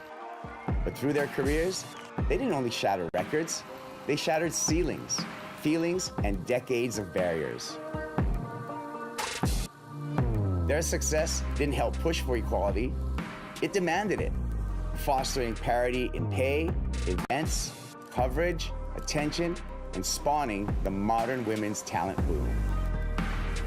Some more. She surprised herself. They made a generation of girls realize women's pro surfing was a viable path and inspired them to follow in their immense footsteps. Their impact will be unmistakable at the 2022 Rip Curl WSL Finals. Here comes Molly Pickle, big straight, big front side hook.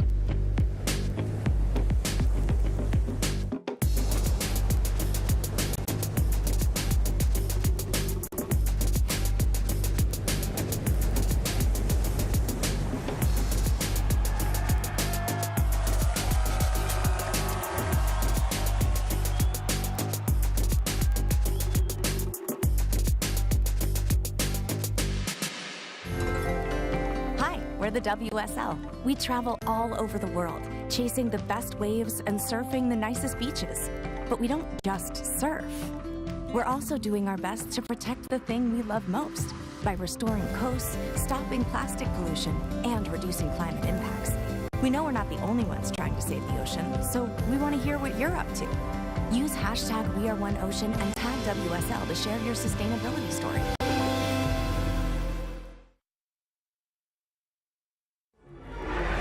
Jack Robinson falling out of the sky, backsided pipe, and comes out. How did he do that? Are you kidding me? Woo! Jack Robinson has won the Margaret River Pro. Now the champion of the Quicksilver Pro G-Land. Takes to the sky, falling from the clouds. Italo looking to really ramp up. He's got that look to him, spring-loaded, tail high, full rotation punt, and it is complete. Ferreira is going to be facing up against the #2 seed, Jack Robinson, in match number 3. Well, this is going to be a whole lot of fun. Match 3 features Jack Robinson taking on Italo Ferreira, who's fought his way through to this position. He's climbing those ranks. He wants a shot at a second world title. But Jack Robinson, he'll be hard to get past.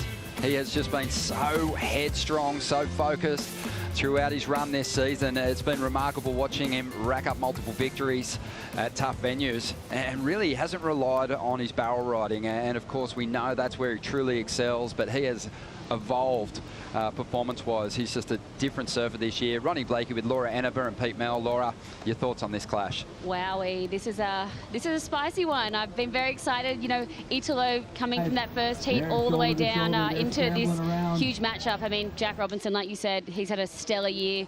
So amazing results in so many different types of waves, and you know, I think we're going to see some fireworks right here. No doubt. Pete, Italo has really turned things on. He's the only surfer, or one of only 2 in the final 10 here at the Rip Curl WSL Finals who hadn't had a championship tour win this season, but he's got his place in this event and he's making it count. And he's going to start things off here with a couple of nice blasts. And Italo just looking energized, looking like the 2019 version of himself, or the gold medal winning version of himself that was just ramped up, hyping, and just ready to throw everything at it. Incomplete on that first ride though. Really cool though, you're right. I think that you think of all the surfers in this draw of the one that's going to have the most physically fit approach would be this man here. So ultimately going through 5 or 6 heats in a day, not an issue for Italo. Best abs on tour. Let's be honest, right? Yeah. Yeah. You could could break your hand with him. But I think I think Jack Robinson, in my eyes, was a bit of a surprise this season, right? We did get to see him take a win last year, so we know that he was capable of those wins. But to be as consistent as he has in all the different venues, I mean, yes, every time we go to Tahiti, Pipeline, Sunset Beach, G-Land, we're going to think about him because it's about big barrels, big left barrels, and he's so accomplished in that style of wave. But ultimately, to see him put the consistency together and sit at the number 2 seed, almost could have gotten the number 1 seed. It was a bit of a surprise for me. Yeah, it was huge. I got to ask you, do you feel like a little bit of surprise? I mean, did you put him as a title contender at the beginning of the season? We'll come back to that, Pete. Okay. We'll come back to that. We've got to break that one down a little bit. But right now, let's hear from Stephanie Gilmore. She is psyching up for a world title clash.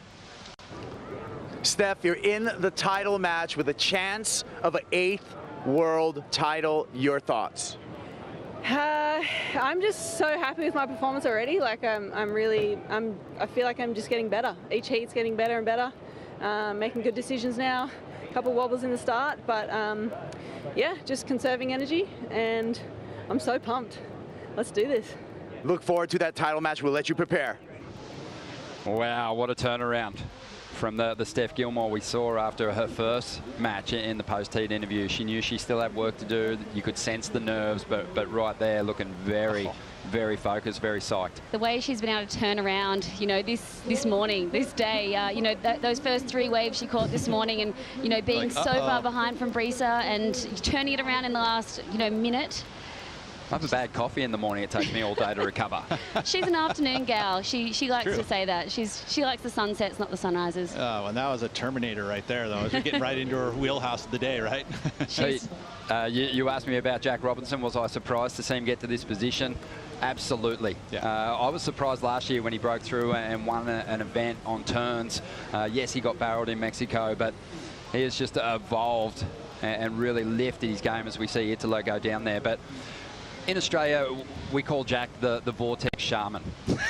He's such an incredible barrel rider. For a long time, he's been considered and talked about in the same breath as Andy Irons, Bruce Irons, Jamie O'Brien, John Florence, Kelly Slater. That's how good he's been. He's right there. He can beat those guys on his day at the toughest barrel riding venues on tour. But when it came to turns and small wave surfing, Jack had work to do. But that was his choice to chase down slabbing waves and travel the world to just really chase down perfection. He was looking for the heavy fun stuff, water. right? Yeah, exactly. That's what got him vibed up. I think since he shifted his focus to competition, put himself in the company of great high-performance surfers, it's been extraordinary, the growth in his surfing. And really, we expected him, if he was going to have a world title shot, for him to do it with his performances at Pipe, at Chopu, and at Sunset. Yeah. So, and ultimately, I think in our discussion, it was like, what was the change, and what is it that he shifted and gave him the ability to get to number 2?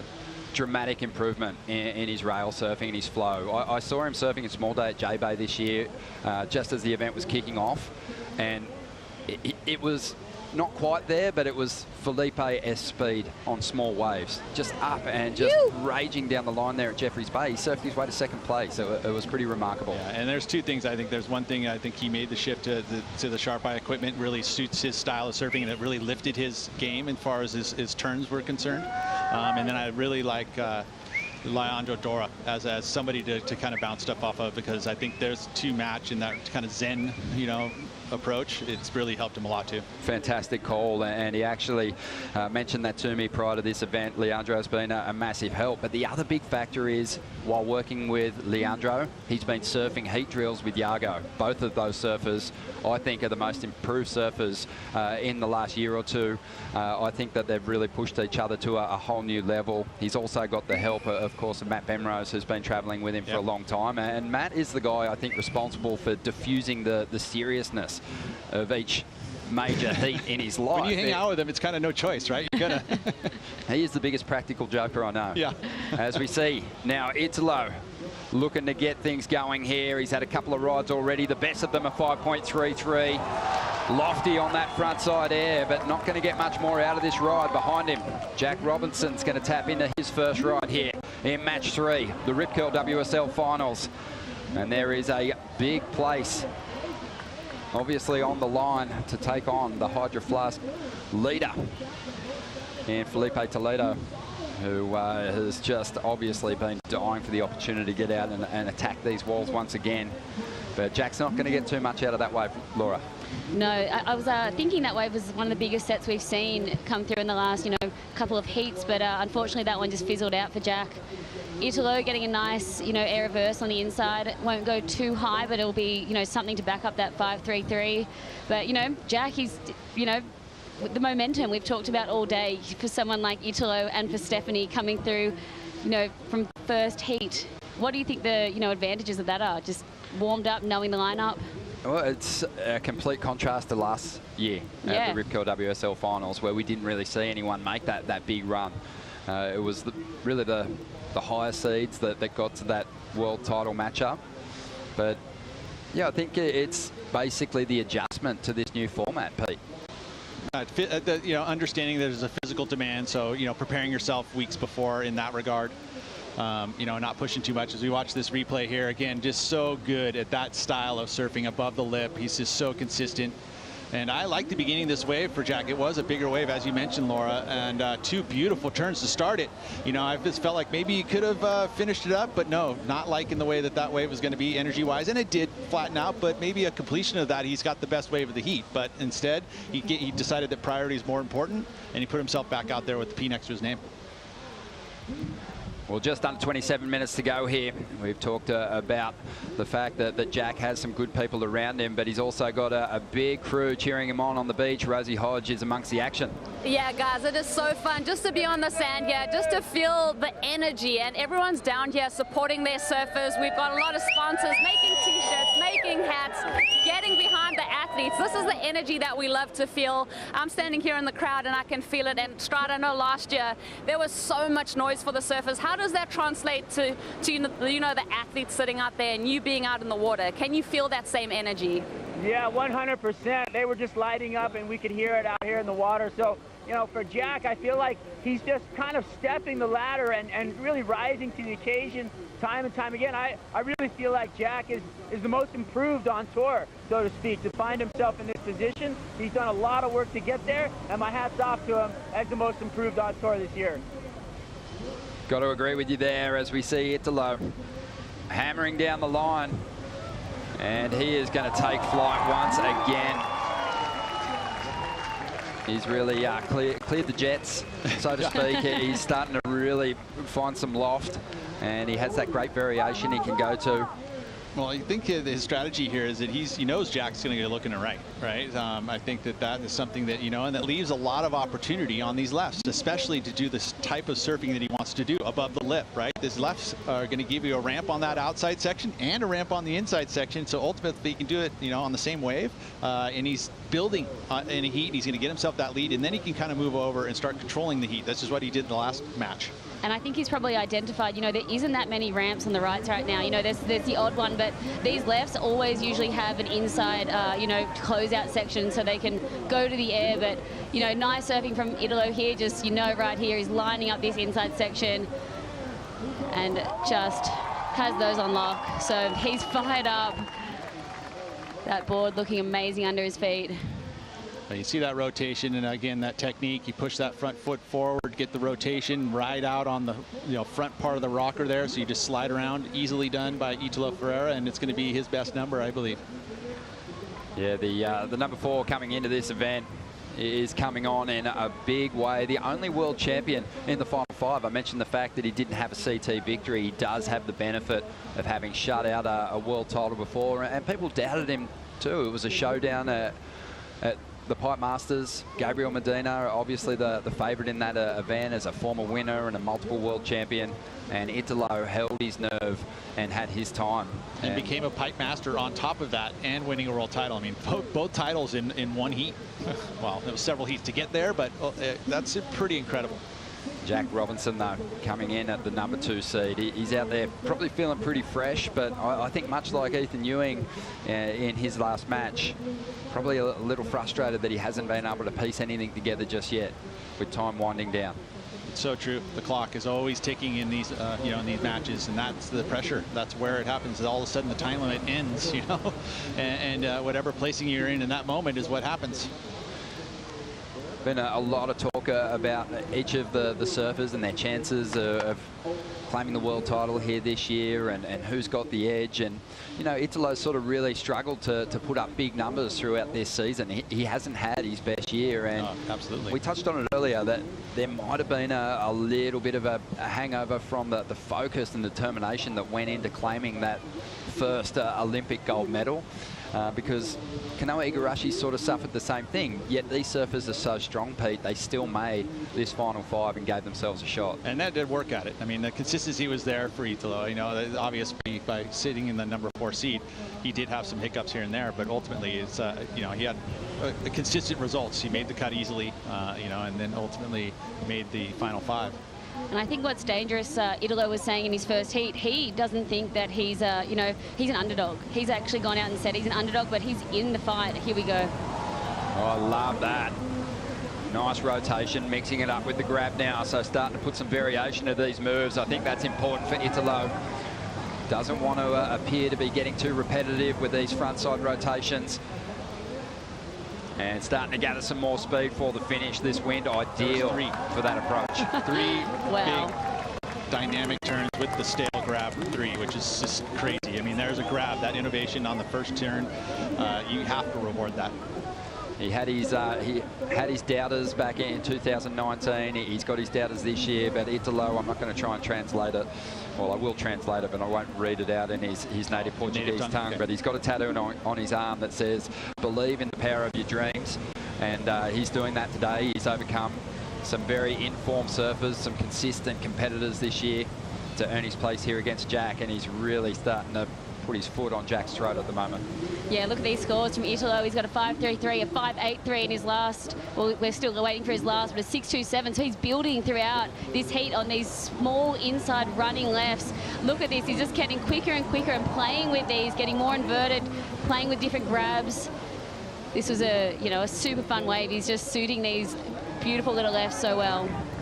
He's really surfed his way into rhythm too, Pete. A lot of competitors, I feel, in the slower conditions today got too selective early on. Italo's taken his chances on some of the insiders and actually just found himself in rhythm and with priority when the sets have come to. Yeah, lowers will do that. Right? You can surf yourself into rhythm. I know ultimately you want to be on the 2 best waves in a heat, but sometimes if you sit too long, which we saw, you know, Ethan Ewing do, it kind of factored into how you're surfing the wave. You know, you ended up being rushed. If you watch this stuff here, I mean, these are lefts. No one's been looking at the lefts more than Italo has, and it's paid off in a big way. I feel like this is, you know, the most dynamic surfing we've seen. Innovation and progression, definitely part of the criteria, and especially here at lowers, and he's showcasing that right now. Classic comparisons to be made between these 2 competitors. Italo, his surfing's jacked up, it's frenetic, it's ridiculous at times, super hyperactive. And Jack Robinson,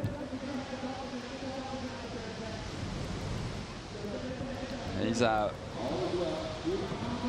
motioning out there. But he has his eyes focused on the approaching set waves at this stage. But yeah, the comparison with these 2 is an interesting one, Pete, because you've got Italo who's so excited and kind of operates in that space, and you've got Jack who likes to quiet the mind and really shut things out. In his post-heat interviews, he's, you know, very reserved. And I think that works for him, right? I think that's part of, you know, something that he's kind of worked into in his life. You know, whatever circumstances that have done that, but also the people that he chooses to be around. You know, Julie, his girlfriend, fiance, right, is, you know, a perfect person for Jack. And then also, you know, again, like I mentioned, Leandro, that was you know, a perfect guy to have. I mean, he's just so even-keeled, super friendly. And it's just he's surrounded himself with some great people. 19 minutes to go here, Strider. What's happening with the conditions? Oh, we're just loving the view from inside. We're inside on the right, and we're watching these lefts come in. The wind is coming up the face, and it's just making it so perfect for those ramps and to go into the air. And watching Italo and his technique at putting his board into the wind and getting that tail up so high above, you know, the lip line and inverted, the scores have got to be dropping for him. It's just insane watching it from this angle. Yeah, 7-point ride for Italo on that last wave. Jack Robinson, he's going to feel the heat now. And something that he's been able to do is, you know, really pull himself out of the fire at different stages this year, Laura. And look at this, you know, Italo, he's got that 7 and that 6-2. He's moving way over to Jack. They've had a lot of distance between them this whole heat, and he's going to make sure that he's going to be nice and tight to Jack now. Just heading into this wind, you just know what the MO is, and somehow he hangs on to this one after almost losing contact with his equipment. Italo just really ramping up, such a high strike rate with those airs. This wave's starting to flatten out. He still rips through it though, as he loads up once again, eyeing down the line, goes to the layback jam, finds some release in that tail and finishes it off. Solid stuff. You know, again, that's what we expect from Italo, and he's delivering, right? I mean, I think that's the style and brand of surfing he wants to bring to us. It's exciting and raw. Yeah, you think back to that performance in the Olympics.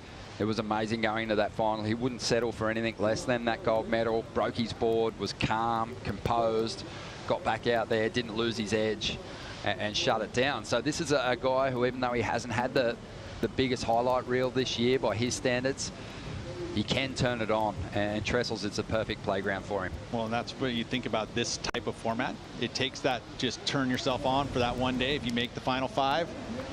As we watch this, just Boomba. Up and over and backwards, rides out, such great control. That's where that switch foot that he's really accomplished at helps him. You know, he rides the board going the opposite direction. No worries for him. It's like it's second nature. And he did work for this inside stuff here just to solidify this score and hopefully build on the 6.27. It'll be interesting where the judges go, because ultimately, you know, in doing those types of airs, as we watch again here, you know, is control. Up and over, he just barely holds his nose. Look at that. I mean, he's literally tippy toes on the tip of that board. And, you know, he didn't get a great recovery, but it was in control. It wasn't like he was out of control in that moment. Love that turn. As we see Jack Robinson looking for answers here now. Needs to make this one count. Sets the fins free, pushes it, forces it out the lip, but doesn't complete the rotation. That's what pressure will do, right? You're feeling like you need to push hard, and in a situation that you push hard and mistakes happen. He's listening to these scores from Italo drop, and he's probably just thinking, these are small waves coming underneath me, and, you know, Italo's going to the air, so Jack obviously thinking he has to do something more than he probably has to. That was a lost opportunity there. Pete, let me ask you, because you've surfed for world titles on the big wave tour successfully, but you've been in that high pressure situation. Is it different to other matchups? Is it different to other heats, the feeling that you got inside when you're out there in the water? I would say that the way that the format is set up now, it's stakes that I've never actually had to feel, to be honest, because you're not surfing for a world title specifically in a moment of 35 minutes. It's a whole different level of pressure. It really is. And Jack seems to be feeling it at the moment, but he's got time here as he glides through an opening carve to set up this section, pushes it, drifts those fins free. He's been really working hard on his airs in the lead up to these Rip Curl WSL Finals, but just isn't really finding those steeper sections and not surfing into the wind like Italo, which obviously helps you take flight. It's going to be so frustrating for Jack. He usually has those, you know, blowtail reverses on lock, and he's just gone for 3 or maybe 4 of them and hasn't been able to, you know, make any of them. So Jack right now is going to have to reset. 14.5 minutes to go. This is going to be, you know, a tough one to see if he can come back. I think we've got some set waves rolling our way too, and Italo is going to be back out there and in position by the looks of things. It's interesting if he's going to decide to keep going left. I mean, at this tide, is those lefts having a little bit more opportunity because the rights seem a little flatter now? And that's what happens at lowers too, is the tides will factor into which direction actually has a better opportunity. And right now it feels like the lefts just have that better opportunity. Italo has now moved over, and this is where he needs to have that heat control, that back half of the heat, come over and start taking opportunities away from Jack. You just can't leave him there to surf all, you know, as many rights as he wants. So a solid set rolling through there, but as you can see, it did flatten out and there wasn't really a whole lot of scoring opportunity. And in the position he's in at the moment, Italo really wants to control the apex of the peak here and not give Jack any opportunities to roam this lineup. 13.5 minutes remaining here. And Jack Robinson, he's after a 2-wave total of 13.7 as we see the Oakley shuttle here and Felipe Toledo. The current Hydro Flask, yellow jersey, leader, gearing up for his world title match.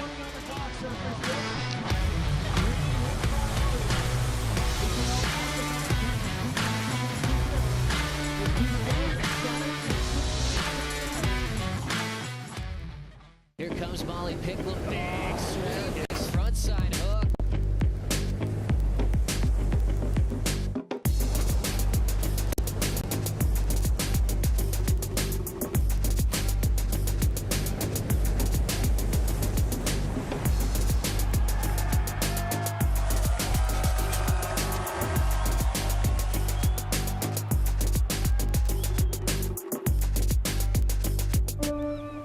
My job is professional surfer. My goal is to win titles. That's what I'm here for. The world's best surfers in the world's best waves. We've had a shark attack. Whoa. It's the most intense surfing scenario you can imagine. I have to step up my game now and not make any mistakes. Oh my God. This is a war. You have to find a way to win it and do it at all costs.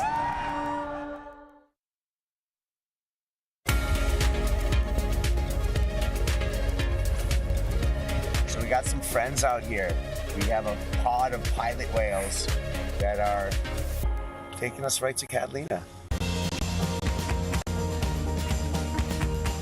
I'm in Avalon on the island of Catalina, and there's so much of the world out there waiting.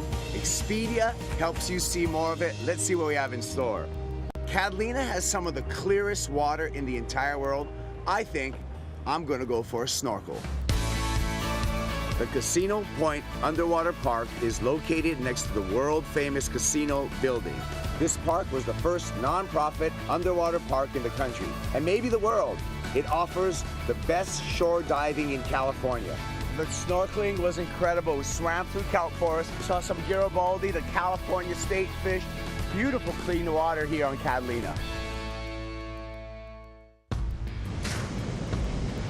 Welcome back to the show. Match 3 out there in the lineup at the moment, and the 2019 world champion Italo Ferreira out in front.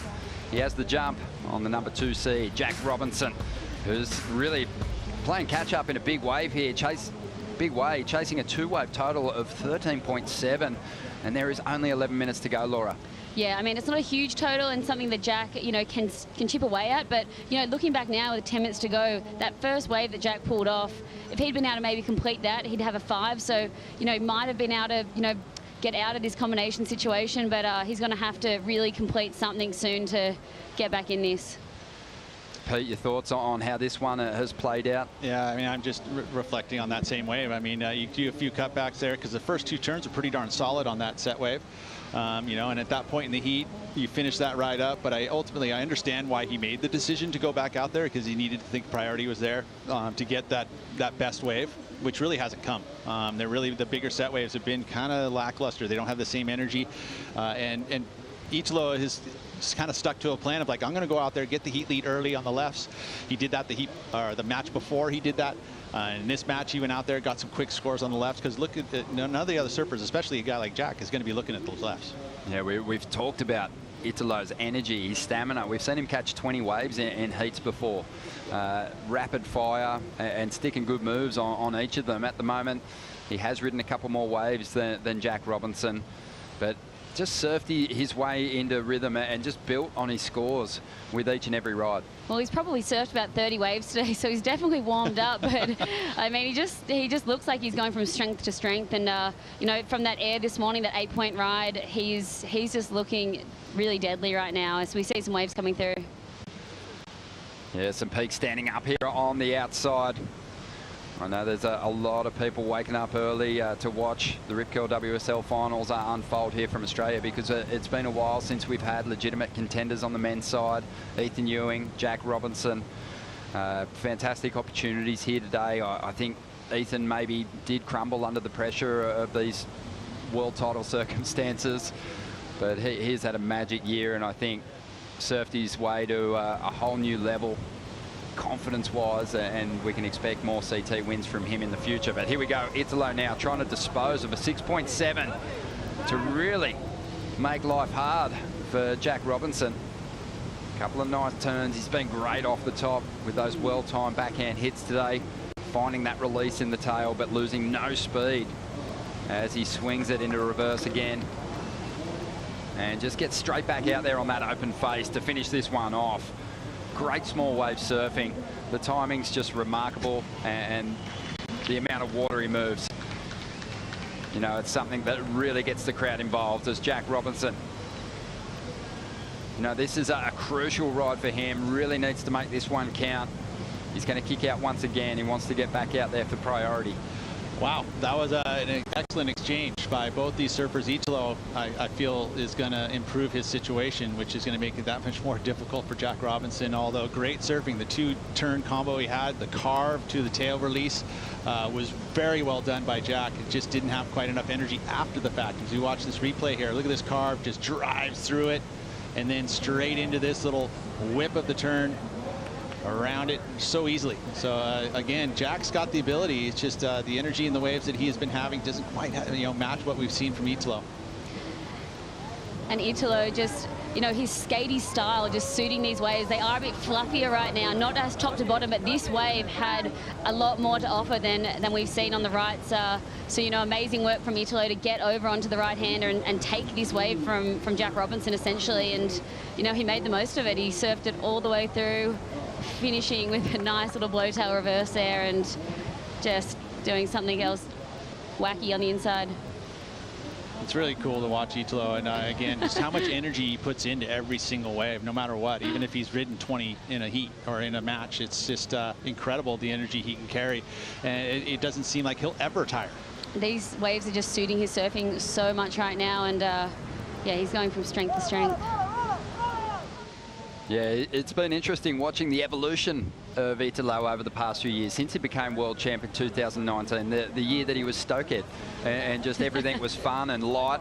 In the last couple of years, he's become a little bit more sort of intense around the event site. Yeah. And, you know, I think one of his true heroes, F1 driver Lewis Hamilton, I think he takes a lot of cues from him and sort of operates in the same manner. I've still been questioning whether that works for him. It seems today he's had some intense moments, but also in his post-heat interviews, you've seen him jumping around and jumping off the stage when he's heading out to a match.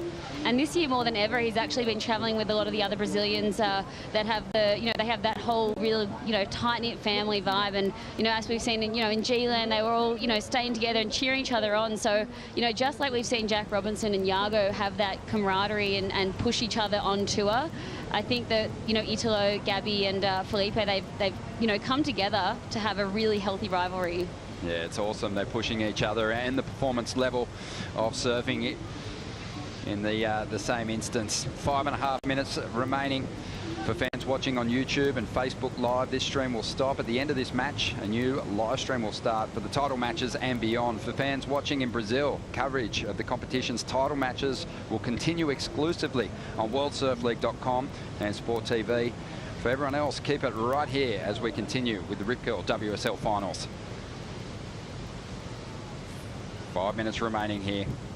And this is kind of getting to that diabolical stage of the match, Pete, for Jack Robinson. Yeah, it definitely is. I mean, again, he's been able to get himself out of combo, which is exactly what he wanted to do, but it's a hefty number needed, a 9.1. You know, and I thought that Italo's wave, as many times as he hit that lip and belted that lip on the right, it didn't fetch much, only a 6.03. I think that just goes to show right now that the judges are loving those lefts. They're obviously, you know, that they have more of that bowly section. So, I mean, I think the surfers will be watching that closely right now coming up in the next heats. Yeah, it's just also the light breeze and those lefts standing up a little more has kind of neutralised that really strong flowing surfing that's got Jack a couple of victories this season. As we see now, gearing up in anticipation of that world title match. Team Toledo. Team Toledo, see the orange shirt. So Pops is here with the orange shirt, but the tide too is taking the energy out of the right slightly. You know, we're going to a little lower tide now, so it's moving off the reef slightly and takes away the energy slightly. Well, Jack takes off, but gets a little caught behind, and now on the outside, something standing up. Italo having a think about it and says, why not? Got more than enough energy in the reserves as he rips into that first turn, up into the pocket. Nice blast there. Just amazing how much water he's moved today. He likes it. Signs the check. He's ready for dessert. That is unfortunate for Jack Robinson there, because he's been on that right the whole time, but that was the wave that stood up the most of the whole entire heat, and Italo was on it. So just, you know, really putting a nail in this at the moment. Four-time world champ Mark Richards, had a chat to him before heading over. He said that he really felt like Jack and Ethan took that open face flowing surfing to a new level on the championship tour this season. He was super impressed with Jack's ability to just enter a Bruce Lee like Zen mode. But it's evaded him out there today. He hasn't been able to tap into that magic. Here's the replay of that last wave. Laura, you'd mentioned the energy level in this wave, definitely more steep on the face. It was cleaned up by the wave previous to. You know, there's still some white water on it, but see how it had bent onto the reef and it moved in slightly. So that gave it that little steeper energy and a little shallower water. And if, yeah, no, Italo just making the most of that. But if Jack was going to go to the air on a wave, that was it. Unfortunately, he went the wave before, so not being able to find a ramp that could give him a 9.1 right now. And that's a bit of that kind of fun that we haven't really seen too much from Italo in the past year or so. So he is really enjoying his time here today at the Rip Curl WSL Finals. I think we can expect a decent score for that last ride. He'll get rid of the 6.7 as we wait for the numbers to roll through. There's a smile. The number one, wearing that Hydro Flask leader's jersey so comfortably for the majority of the season, and just ready to go out there and put on a show. Joe had mentioned earlier today about that he had a chat with Carissa in regards to, you know, this matchup, that if Steph were to get all the way there, because she actually recognized that she's never had to battle for a world title against Steph and wanted to have that moment. And you know what? Her wish is to hear for the offer as well. It's awesome. Well, Jack Robinson goes to one of those big, clean, stylish carves to get things started. This is a bit more like it from the current world number 2 as he looks to save himself and maybe hang on for a title shot. He's going to have to move quickly here as he finishes this one off. That was a strong ride, start to finish. Wow. Oh, glitch free as Italo absolutely punishes the opening section of this ride and hammers the bowl again up into it. A third hit. And he must have heard the crowd cheering Jack on through his ride, because he has answered in kind. That was a great exchange, best exchange of the heat. Wow, just when we thought the waves were starting to fizzle out, that set just comes through, goes onto the reef perfectly, and yeah, we get to see the surfing that we love to see from these guys. I think that's 2 excellent scores right there, but maybe too little, too late for Jack Robinson. Yeah, he needs an outboard, 80 horsepower outboard to get back to the takeoff zone at the moment. Jet ski. Yeah, he put everything into that ride, and Pete, you're spot on. I think this is the best exchange we've seen all day. Yeah, no, this is 2 beautiful waves. I mean, and such great surfing. This is the surfing we expect on the right-hand point breaks from Jack Robinson. You know, again, getting a bit more aggressive when those steeper sections showcased itself, and this was a much easier wave for him to ride. It was coming at him with a great pace, and he executed all of it, and he knows that felt so good, but he's like, wait a minute, we need more time, because all of a sudden he had to watch this. Wow, Italo airdropping out of the sky and then just huge, big, throwing water into the heavens. And wow, Italo just going absolutely mad on this wave. And again, what a way to finish. So cool. Match 3 is in the bag for Italo Jack Robinson. It was a valiant fight in the end, but he's going to drop his best number for sure, but he needed a backup. Yeah, he did. It could have, maybe if it was just that one set wave, we could have thought about maybe a 9-1 there, just to, you know, we had, you know, kinda. But with that last wave for Italo, it's pretty much a slam dunk. He's going to get himself the title match. And how's that?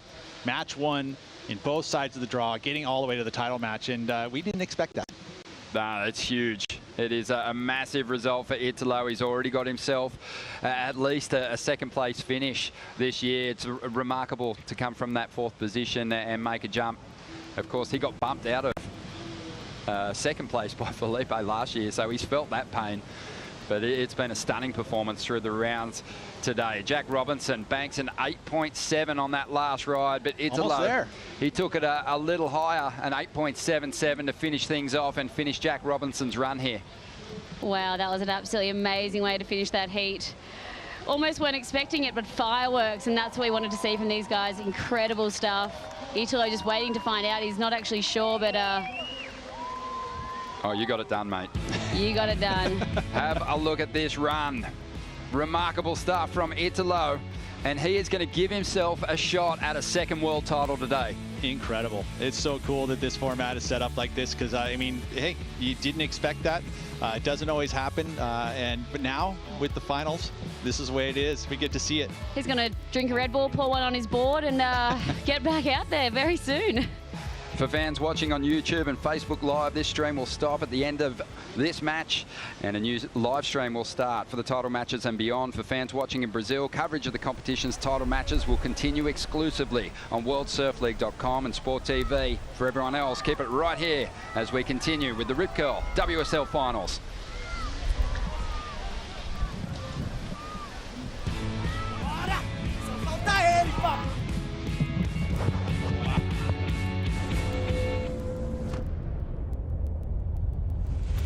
There's no way to talk about world champions without bringing up Kelly Slater, the kid from Cocoa Beach, Florida, who defeated generations of the world's best surfers, holding an unmatched 11 world title.